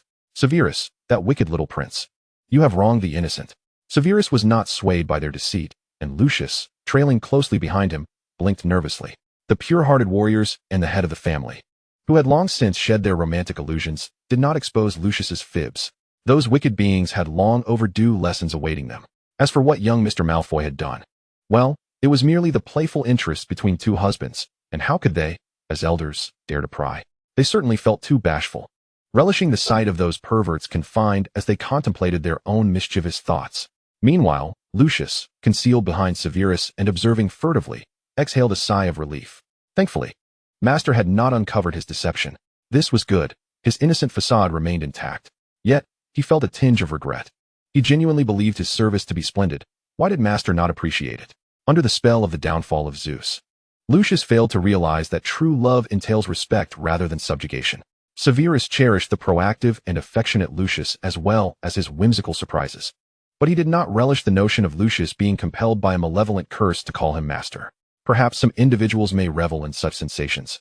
Yet Severus does not. The treasure he holds dear in his heart should not be subjected to humiliation by anyone, not even by himself.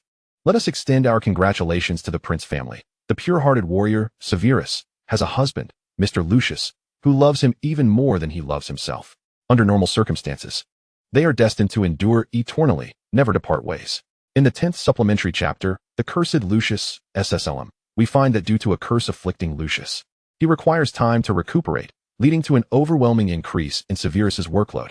In such circumstances, Regulus has no choice but to entrust his younger son, Aquila, to Narcissa, while he rushes off to assist his esteemed senior. It seems the German wizarding world has recently encountered some turbulence, and this matter must be entrusted to you and young Barty. I cannot rely on anyone else. Just then, Regulus suddenly heard Lucius's voice, but he could not comprehend the language being spoken, leaving him uncertain whether the voice truly belonged to Lucius.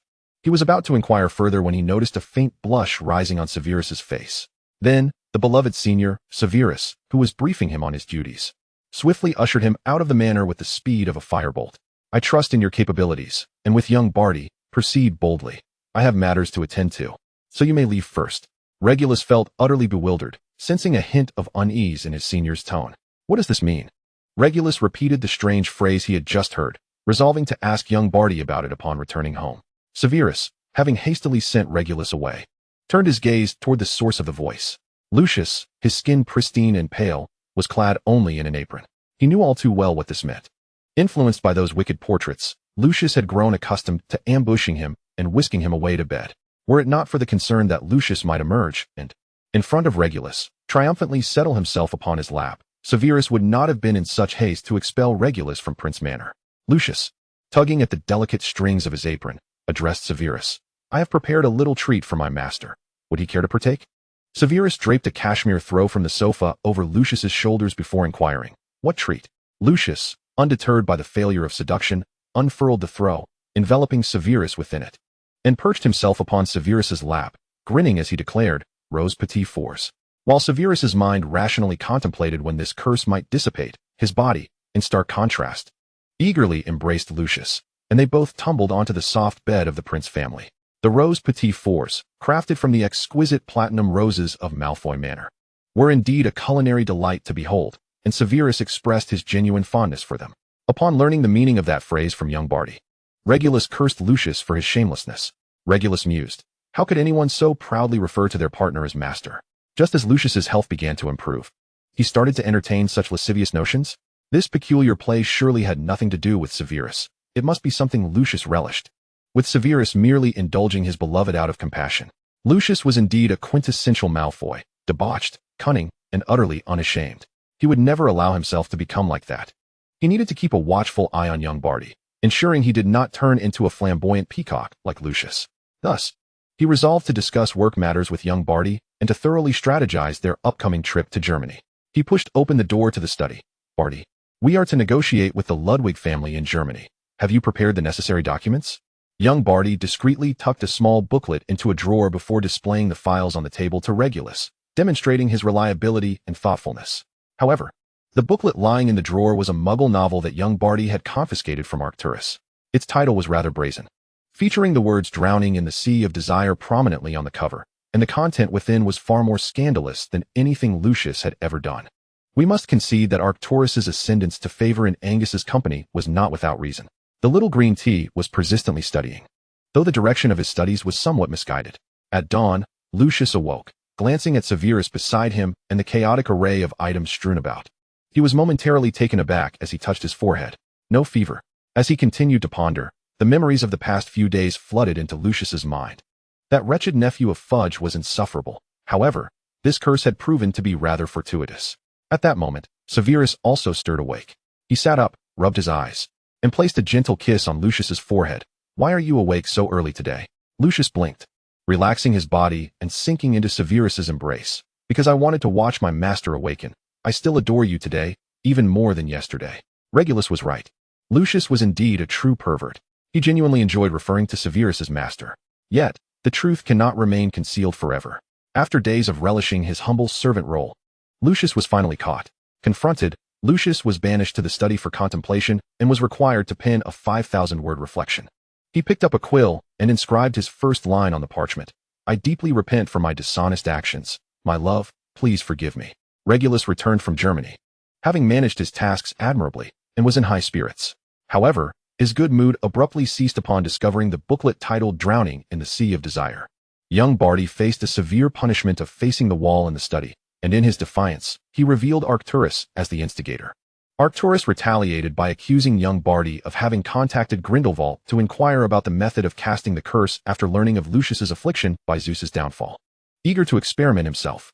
Thus, both father and son found themselves subjected to the same punishment of facing the wall in the study, along with a deduction of 5,000 words from their reflections. Arcturus felt unfairly blamed, yet his spirits remained high, as he could still lament to Angus about his plight. Angus, with utmost sincerity, consoled him and even promised to take him to explore the mysterious lands of the East. Meanwhile, young Barty was confined to write his reflection under the watchful eyes of Regulus and little Aquila. Regulus would hold Aquila and tell their little eagle, "You must be obedient when you grow up. Do not follow in your father's or your brother's footsteps, or you shall meet the same unfortunate fate." Aquila nodded earnestly, wrapping his arms around Regulus's neck, sweetly asking, "Can little eagle sleep with daddy while father stays up late writing his reflection?" "Of course, my dear little eagle. The troublesome scion, the blood of the Crouch family has indeed been passed down to you." Young Barty averted his gaze from Regulus, glaring at his son in frustration. To his dismay, the little one raised his tiny hand to complain, "Daddy, father is glaring at me." Young Barty could only think, this child is utterly unmanageable. Tomorrow, he would inquire with Walburga about whether she could take this rebellious child away. If she agrees, he would send this wayward youth to Crouch Manor. How could the Black family harbor such a miscreant? A child like Aquila ought to be sent to old Barty, where he could showcase his talents, driving the old man to despair while absconding with all the Crouch family wealth back to the Black family. In the parallel universe of the original Draco, after awakening, Draco found himself transformed into a small black snake, with his tail entwined around none other than the young Dark Lord himself. Oh, the enchanting stockings of Merlin. What an extraordinary beginning this is. When Draco was becoming a Death Eater, the Dark Lord had already transformed his handsome visage into that of a serpent. He had never witnessed the true form of the Dark Lord in his youth, thus he could not fathom why Aunt Bella was so utterly captivated by him. The couple, Bellatrix and Rodolphus, were infatuated with the Dark Lord, often lying in bed back to back, lost in their fantasies of him. However, such macabre matters were not divulged to Draco by Narcissa and Lucius. It was only after Harry Potter vanquished the Dark Lord and the Daily Prophet published the Savior's autobiography that Draco chanced upon a photograph of young Tom Riddle within its pages. Aunt Bella's taste was evidently exquisite. No wonder she adored the Lord, for the youthful Tom Riddle was undeniably more handsome than Uncle Rodolphus. Indeed, infinitely so. As Draco pondered this revelation, Thompson had already sensed something amiss with the little black snake. His pet snake had never possessed such a lively gaze. This creature exhibited an intelligence surpassing even that of Nagini, and something was certainly afoot. Indeed, Nagini. Thompson had begun to reclaim fragments of his memory before Voldemort's complete dissolution. And after the Dark Lord's demise, he had retrieved his entire recollection. Yet, he chose not to revert to Voldemort or Riddle. He remained the amnesiac Thompson Stewart. The new name bestowed upon him by Abraxas was Melodious. Tom, from his Muggle father, sounded rather casual. However, Thompson felt that his name resembled that of a young gentleman, a testament to Abraxas' affection for him. Even after regaining his memories, he implored Abraxas to host a secret wedding, and Thompson Stewart's name now graced the Malfoy family tapestry. Perhaps it could be said that, while crafting his Horcruxes, Tom Riddle had severed all his love for Abraxas and cast it into the diary. Therefore, the diary Horcrux inevitably harbored a profound love for Abraxas, compounded by the effects of the lover's bone potion. Thus, it was no wonder that Thompson had become infatuated. After all, Abraxas was a master of allure. Yet, these matters were not the most pressing at this moment. Thompson needed to ascertain why the little black snake had become so peculiar. He could sense that the creature, which had just been coiled around his calf in slumber, now possessed a significantly heightened soul power, far beyond that of his former dim-witted pet. Before he could investigate further, he heard the little black snake hissing words. It turned out to be a wizard who had accidentally transformed into the little black snake, or rather, had inadvertently supplanted the snake's body. No wonder this little serpent had forgotten to remain silent, thus revealing its secret. He listened as the snake uttered names like Bella, Rodolphus, the Dark Lord, and the Savior, even referring to itself as Draco Malfoy. A time traveler, perhaps? Draco surveyed his surroundings and recognized that he was still in Malfoy Manor.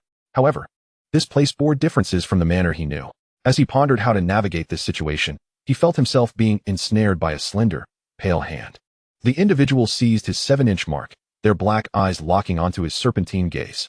Before long, he felt a surge of powerful soul energy invade his mind. It was the wizard who bore a striking resemblance to the young Dark Lord. Or perhaps it was the Dark Lord himself. Draco lamented his unfortunate luck. After finally defeating those avaricious muggles and restoring the Malfoy family to its former glory, he encountered such an unexpected turn of events while vacationing in Nice with his ailing wife. How could Draco's spirits possibly lift? Yet, what puzzled Draco was the unexpected gentleness exhibited by this figure, who resembled the Dark Lord, while attempting to extract his soul. Why was this so? He distinctly remembered the Dark Lord as a merciless entity, capable of heart-wrenching cruelty. How could he possibly show tenderness to a mere snake? Thompson pondered. Although this Draco was from another timeline, he was nonetheless Abraxas' grandson, thus it was prudent to exercise caution during the soul extraction. If he rendered the lad foolish, Abraxas would surely take his life. Thompson's soul energy projected into Draco's mind, but Draco's mental barriers were exceptionally adept. With Thompson's careful consideration, he swiftly intercepted Thompson's probing of his mind. Thompson withdrew from Draco's consciousness. "Who are you?" he inquired in Parseltongue, transformed into a little black snake. Draco could comprehend the serpentine language. Realizing he could no longer feign ignorance, he replied, "I am Draco Malfoy." "Greetings, sir. Are you a time traveler? How is Abraxas on your side?" The little black snake version of Draco fell silent. "Abraxas? Abraxas Malfoy? He is my grandfather. He passed away in the 1970s. "Passed away?" Draco inquired softly. "What of Tom Riddle or Voldemort?" "In 1997, he was slain by the Savior," Draco responded. Thompson asked, "How did your grandfather meet his end?" He did not even inquire about Voldemort's demise. "Due to dragonpox in Romania, my grandfather passed away before my father graduated. I know little of the specifics. He was already gone by the time I was born. My father often reminisces about him, and I too yearn for the life my grandfather lived." Recognizing the profound connection between Abraxas and the individual before him who bore a striking resemblance to the Dark Lord, Draco added this last remark. Upon hearing Draco's words, Thompson's gaze towards the little black snake softened considerably. Draco, emboldened, asked, "Sir, what year is it?" Thompson raised an eyebrow, employing a time-related enchantment. Draco felt a dizzying sensation as the silver-green figures of 1995 floated in the air. This gentleman had mentioned being a time traveler, thus this could not be their past. "Mr. Thompson, my father instructed me to bring you some refreshments." Suddenly, Draco heard his father's elegant voice resonating from outside the door, and tears cascaded down his cheeks. Thompson glanced at the little black snake before addressing Lucius outside. "Come in, my dear stepson." In the parallel world of the original Draco, tears welled in his eyes as he gazed intently at the door. Lucius' refined tone transported him into a dream. It was a remarkable blessing that his father was alive in this timeline. Just as Thompson and Draco fixed their eyes upon the ancient, intricately carved door, Lucius entered. With his platinum hair and gray-blue eyes, the way he wielded his serpent staff felt profoundly familiar to Draco. He involuntarily exclaimed, "Are you my father?" Draco felt a pang of disappointment. Now merely a snake, his father would have no knowledge of his presence here. Would the gentleman, who resembled the Dark Lord, extend kindness to facilitate their reunion? Moreover, was this Lucius truly his father, or merely another version from a different timeline? "Are you a little dragon?" The hissing voice of Parseltongue echoed within the room, and Draco initially looked at Lucius with delight. However, an overwhelming wave of pain and despair soon enveloped him. His father could not possibly speak Parseltongue. Lucius seemed to perceive the thoughts of others. He approached and set the plate of refreshments intended for Thompson upon the table. His warm, dry palm caressed the cold little serpent, awakening the lineage of forest sprites within him. Lucius, who had meticulously honed his mastery of soul magic, could perceive that this was his son, another Draco. Together, they traversed the realms of pain and despair. In the aftermath of war, Draco upheld the Malfoy name amidst the storm. The frailty that once enveloped him gradually crumbled to dust, transforming him into an indomitable warrior and a dependable head of the family. This was his son, a source of pride. Tears of elation streamed from Lucius's gray-blue eyes as he tenderly kissed the little black serpent on its forehead. "I am your father, Draco." Thompson exited the room, bearing the heartwarming treats that Abby had prepared for him. Meanwhile, Lucius, cradling the Draco serpent, began to narrate the tale of his temporal journey. Upon learning that his father, mother, and godfather had found happiness in this timeline, Draco felt a bittersweet solace wash over him. He coiled around Lucius's arm, his tail gently brushing against Lucius's thigh. It had been many years since he had felt such ease, and even longer since he had allowed himself to be vulnerable with his father. Lucius spoke. "I know, my dear little dragon, you have done remarkably well. After Severus's passing, he became a specter, always watching over you." At these words, Draco felt a wave of emotion threatening to spill over. The consecutive losses of his godfather and father had forced him to bear the weight of the Malfoy legacy alone. Following his godfather's demise, his father's spirit too had become tainted by dust. His father had witnessed the decline of the Malfoy family, bearing the title of the Dark Lord's son while being ostracized. Longing for his deceased godfather, and enduring the torment of a weakened body from Azkaban. How deeply he must have suffered, grappling with self-loathing. Draco understood that his father had long desired to escape this existence. Yet, he lingered, determined to accompany Draco through the most arduous of times, imparting the skills befitting the head of the Malfoy family, all while clinging to life through potions. Ultimately, however, his father succumbed to the realm of death. Draco vividly recalled the devastation of his tears on the day of his father's passing, and afterward, he vowed never to show weakness again. He donned the cold, formidable mask of stoicism, gradually morphing into an embodiment of his father and mother. Only when Scorpius faced injustice, or when Astoria's health worsened, would he unmask himself, seeking solace in his mother's secluded estate, weeping in her skirts. Then he would seize the Malfoy serpent staff and continue to fight on the battlefield. He never perceived life as arduous. No matter how painful or unjust, he would grit his teeth and persevere. For he was no longer Lucius's son, but rather Scorpius's father. With his wife and son behind him, he must shield them from the tempest. Lucius's foresight proved accurate. The rise of the half-bloods heralded a fervent oppression of pure-bloods. Had Voldemort not descended into madness due to the splintering of his soul, the Malfoys would undoubtedly have made the most judicious choice. Muggles posed a threat, and indeed, among half-blood wizards, there existed those with nefarious intentions, as the illustrious Salazar had predicted. Within their ranks were elites like Granger, devoted to the wizarding world, and countless traitors betraying their own kind for the safety of loved ones or the wealth and status promised by Muggle hierarchy, wielding blades against the magic-infused Hogwarts. After sending his wife and child abroad, Draco resolutely marched onto the battlefield. He felt no panic. He was no longer the child of the Second Wizarding War. Moreover, as a pure-blood wizard, he had no retreat. The cunning of Muggles was beyond the grasp of wizards, and the Saviors had suffered significant setbacks. With his intellect, Draco ascended to high ranks within the wizarding community. His unwavering stance as a pureblood garnered him the trust of all wizards. The former Death Eater brazenly emerged as a hero. Draco found this profoundly ironic. Simultaneously, he recalled the words of one of his ancestors, Septimus Malfoy. From the enchanted portraits within Malfoy Manor, chaos is a ladder. Through chaos, he restored the Malfoy legacy, utilizing the treasures left by the four founders. They repelled the Muggle elite with a spirit of mutual destruction, forging a magical blood pact of non-aggression and eternal peace. Once stability returned to the wizarding world, Draco finally had the leisure to take his wife and child on vacation. With Astoria's frail health, time was of the essence before the blood curse of the Greengrass family took its toll. He yearned to show his wife the wonders of the world before it was too late. Yet, upon awakening from a dream, he found himself transformed into a little black serpent. Then, he encountered his father, learning of the monumental legacy they had forged. "We shall love you eternally. The emergence of this world's Draco will not diminish our love for the Draco of yore. My dear little dragon, both Severus and I cherish you equally.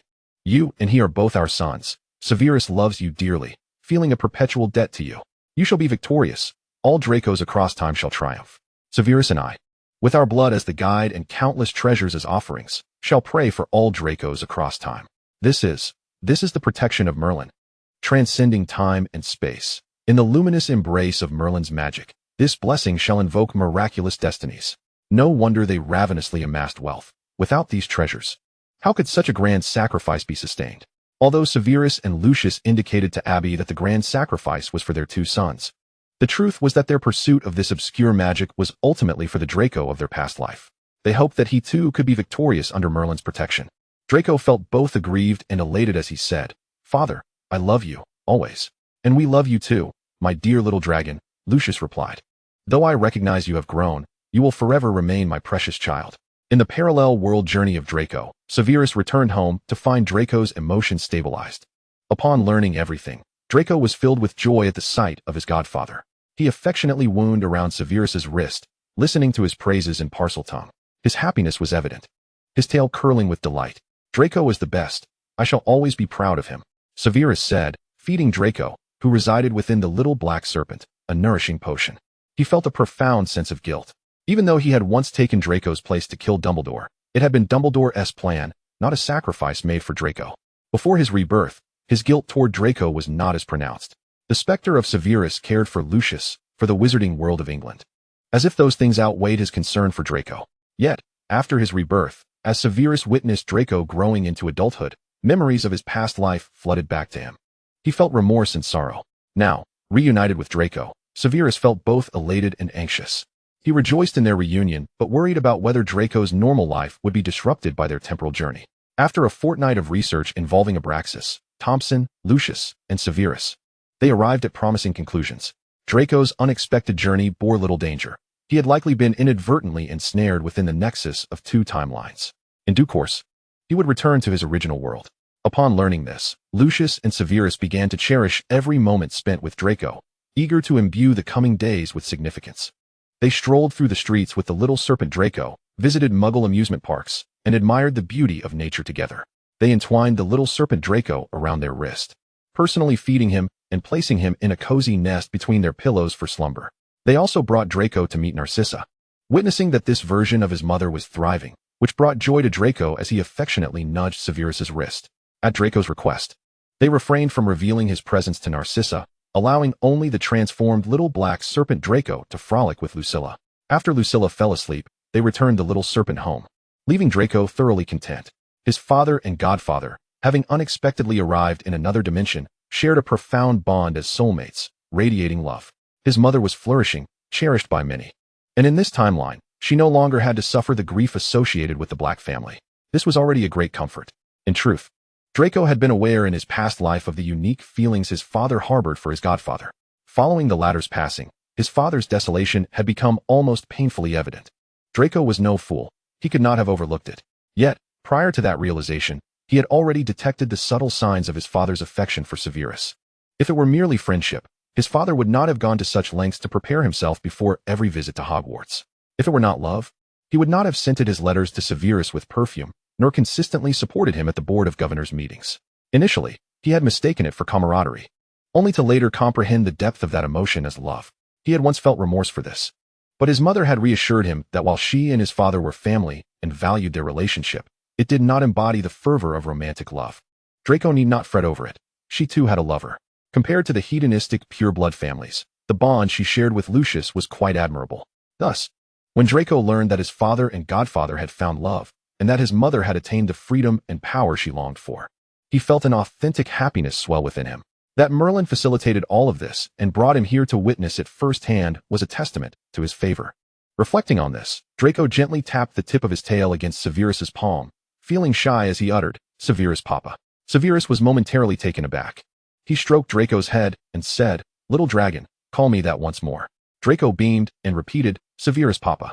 Tears fell from Severus's eyes onto Draco's small form, quickly wiped away. He spoke, though somewhat evasively, "Little dragon, you know that like your father, I will always love you. Severus Papa, you will forever be my dearest family." The tip of Draco's tail once again tapped against Severus's palm. Like Lucius, Draco, having learned the language of snakes through meditation, emerged from behind the door with Angus. "We love you too, dear brother." After glancing at his own azure eyes and the striking dark-haired boy beside him, Draco softly addressed them as his brothers. Subsequently, the ones who would take Draco to explore this world and narrate the love story and great endeavors of Severus and Lucius would be his brothers from another timeline. Draco and Angus felt a deep sympathy for their elder brother, the little serpent, who suffered in another dimension. To accompany little Draco, they set aside all their other pursuits, wholeheartedly seeking joy for their serpent brother. Pansy, ever understanding, agreed to Draco's request, while regarding the likes of Actress, they dared not to be anything less than accommodating, fearing Angus might leave them to fend for themselves. Meanwhile, Severus and Lucius initiated a crucial experiment. This was a direction Severus had contemplated before, but had not prioritized. However, now, Draco required the results of this experiment. In the original timeline, Astoria Greengrass shared a good relationship with Draco, but cursed by the blood malediction. She was perilously close to death. The focus of Severus and their team was to create an antidote capable of curing the blood curse. Even if they could not eradicate the curse, they aimed to develop a potion to alleviate the suffering it caused and extend Astoria's life. The Malfoys valued family, and they hoped for Draco to return to his timeline and live happily with his wife and child, without facing loss again. Abracadabra was in full agreement with this sentiment. Although the Draco of the original timeline was not in the same dimension as him, he regarded the gray-blue-eyed Draco as his grandson. After listening to Lucius recount their tale, Abracadabra eagerly joined the research team alongside Thompson. With the relentless efforts of the four most remarkable wizards of the age, Severus finally succeeded in developing the antidote before Draco returned to his original timeline. This triumph was significantly aided by the cooperation of Astoria in this timeline, who, although willing to serve as a volunteer, was essentially gambling on a desperate hope. Nevertheless, without her collaboration, Severus's research would have encountered far more obstacles. Upon witnessing the potion's formula and seeing Astoria's complexion brighten after consuming the elixir, Draco joyfully traversed among every member of the Malfoy family, nuzzling their faces to express his delight and gratitude. It was only after he had nuzzled his grandfather that he hesitated. Should he nuzzle the 1/7 of Voldemort? Just as he pondered this, Abracadabra lifted him up, holding the tip of Draco's tail and affectionately rubbing Thompson's face. The dark-haired Mr. Thompson offered a resigned smile. Abracadabra. The latter erupted in boisterous laughter, cradling the little serpent as he said, "Tommy, don't be so serious, it's not becoming." Meanwhile, Draco's carefree little brothers nodded in agreement, exclaiming, "Grandfather is right. Mr. Thompson is far too serious." Under Abracadabra's watchful gaze, Thompson indulged in a smile, conceding, "All right, I will heed Abracadabra. You two little rascals are nowhere near as charming as your brother." Draco the little serpent pondered, if only the Voldemort of that timeline were this 1/7 Voldemort. If that were the case, then all subsequent tragedies could have been averted. He could hardly believe that this 1/7 Voldemort was, in fact, a henpecked husband. Meanwhile, his grandfather Abracadabra skillfully managed all the emotions of this 1/7 Voldemort. After successfully developing the antidote for the blood curse, Severus held little Draco and began to instruct him on how to brew the potion, meticulously detailing the origins of the precious ingredients contained within the recipe, as well as how to process them upon acquisition. Little Draco toiled for 5 days and nights, finally committing all of Severus's teachings to memory, firmly embedding the recipe and related brewing techniques in his mind. He skillfully coiled his tail around a cup of tea and presented it to Severus, who gratefully accepted the drink and affectionately patted little Draco's head. The little serpent began to sleep more frequently, a sign that Severus and the others recognized as Draco's impending return to his original world. Severus and Lucius found it difficult to part with little Draco, yet they understood the necessity of not being selfish. Draco was a wizard. He could not remain forever within the body of a little black serpent. In his original world, he had a wife, Astoria, and a son, Scorpius. They could not allow them to be eternally separated. Thus, they increasingly cherished the moments spent with Draco, embarking on adventures far and wide, with everyone cradling little Draco in their hands. Through the accounts of Severus and Lucius, Draco, Angus, and Abraxas were acutely aware of the tribulations endured by the Draco of another realm, the dawn that could not rise and the dusk that could not fall. During the obscure days of his student life, he suffered immensely. Among the purebloods, anxiety prevailed, while the half-bloods harbored ambitious aspirations. In an era marked by the downfall of purebloods, he lost both his godfather and his father, along with his power and glory. His wife fell ill, and his son faced bullying. Although he aided Scorpius in exacting revenge, he could not fathom such indignities during his own youth. The insatiable greed of Muggles coveted immortality, and the impending war between wizards and Muggles left him with no escape, a pureblood with nowhere to turn. He recalled the spells taught by his godfather and the chaos that his father had described as a staircase. Thus he emerged as the new savior of the wizarding world. Relying on the legacy of the 4 founders of Hogwarts, they repelled the Muggles and signed a treaty of equality and non-aggression. Thereafter, the Malfoy family regained power. Yet he remained unable to cure Astoria's ailment. His life was steeped in suffering. Apart from a brief taste of sweetness in his childhood, bitterness pervaded his existence. All felt sympathy for him, especially the Draco of this world who had never endured any hardship. "Brother, we all love you," Draco whispered to his little serpent as it drowsily nestled in his warm pocket. The little serpent nodded in bliss and succumbed to slumber. If only all this were true. The little serpent always believed that such beauty was merely a dream. Upon awakening, he would return to the hotel in Nice, facing a gravely ill wife, and the tombstones of his grandfather, godfather, and father. Had his mother also passed away? Had he and Astoria not given birth to little Scorpius, he feared he would have long since succumbed to despair. A wave of exhaustion and drowsiness emanated from his soul, and he fell into a deep sleep. The little serpent entered hibernation, while Draco returned to his original timeline. Severus's detection spell fell upon the little black serpent, its eyes glistening with unshed tears. Lucius murmured, "Draco has returned home."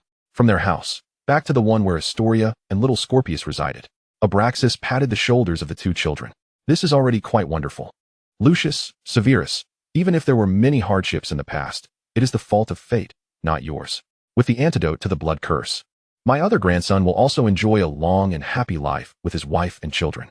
Thompson hid in a corner, sensing that Abraxas would not look kindly upon him at such a moment. Draco and Angus gazed at the little serpent, their hearts heavy. Their brother in another world had matured into a smart, knowledgeable, and dependable individual, imbued with the pride of the Malfoy lineage, yet harboring a softness and kindness deep within. The two little wizards adored their serpent brother, yet he had to return to seek his beloved and little Scorpius. Just as grandfather said, this is already quite wonderful. Perhaps this was all part of Merlin's design. As the family silently gathered their emotions, in a hotel in Nice, France, Draco opened his eyes. He stared at the talisman engraved with the Malfoy and Prince family crests in his hand, a faint smile gracing his lips. He had not anticipated that this object would accompany him back to his original world. He strode out of the bedroom and embraced his wife, who was perusing a magazine in the living room. "Leah, I met with my godfather and father." Astoria wrapped one arm around Draco's neck, playfully ruffling his hair with the other. Her pale lips curved into a gentle smile. "To see your father and Professor Snape in a dream is indeed a splendid thing. I speak the truth, my dear. You are saved, I promise." Astoria merely thought Draco was trying to console her, having heard countless benevolent lies before. However, unbeknownst to her, this time Draco spoke the truth, not a mere white lie. After recounting his dream, Draco swiftly returned with Astoria and Scorpius to Malfoy Manor. After 3 days and nights of toil, Draco finally formulated the potion. Severus's potion had been designed specifically to counter the blood curse afflicting the Greengrass family, and upon consuming it, Astoria was freed from the curse within her body. Under Draco's attentive care, she rapidly regained her health. Henceforth, she could cast spells demanding substantial magical energy, join her husband and son in playing Quidditch, and accompany Draco through a long and fulfilling life. Tears of joy streamed down Astoria's face as Draco kissed away her tears. "Leah, I will love you forever. The Malfoy family shall flourish. Leah, I have always feared losing you." Meanwhile, little Scorpius, with his gray-blue eyes and platinum hair, tugged at Draco and Astoria's hands. "Daddy, will Mommy no longer cough up blood, or have to go to St. Mungo's?" Draco nodded, and Scorpius cheered, while Astoria kissed Draco's cheek and then Scorpius's forehead. They would be a happy family, and in the future, their happiness would endure. Draco's heart settled completely, for he was surrounded by love. His mother, father, godfather, Leah, little Scorpius. They all cherished him. Even his grandfather and brothers from another timeline loved him, and even the fragment of Voldemort harbored goodwill towards him. He had never been devoid of everything. After traversing countless trials, the dawn of Malfoy finally ascended. And Draco, he was the radiant sun rising in the sky. The end. If you enjoyed this, please like, comment, and subscribe. Thank you for your support.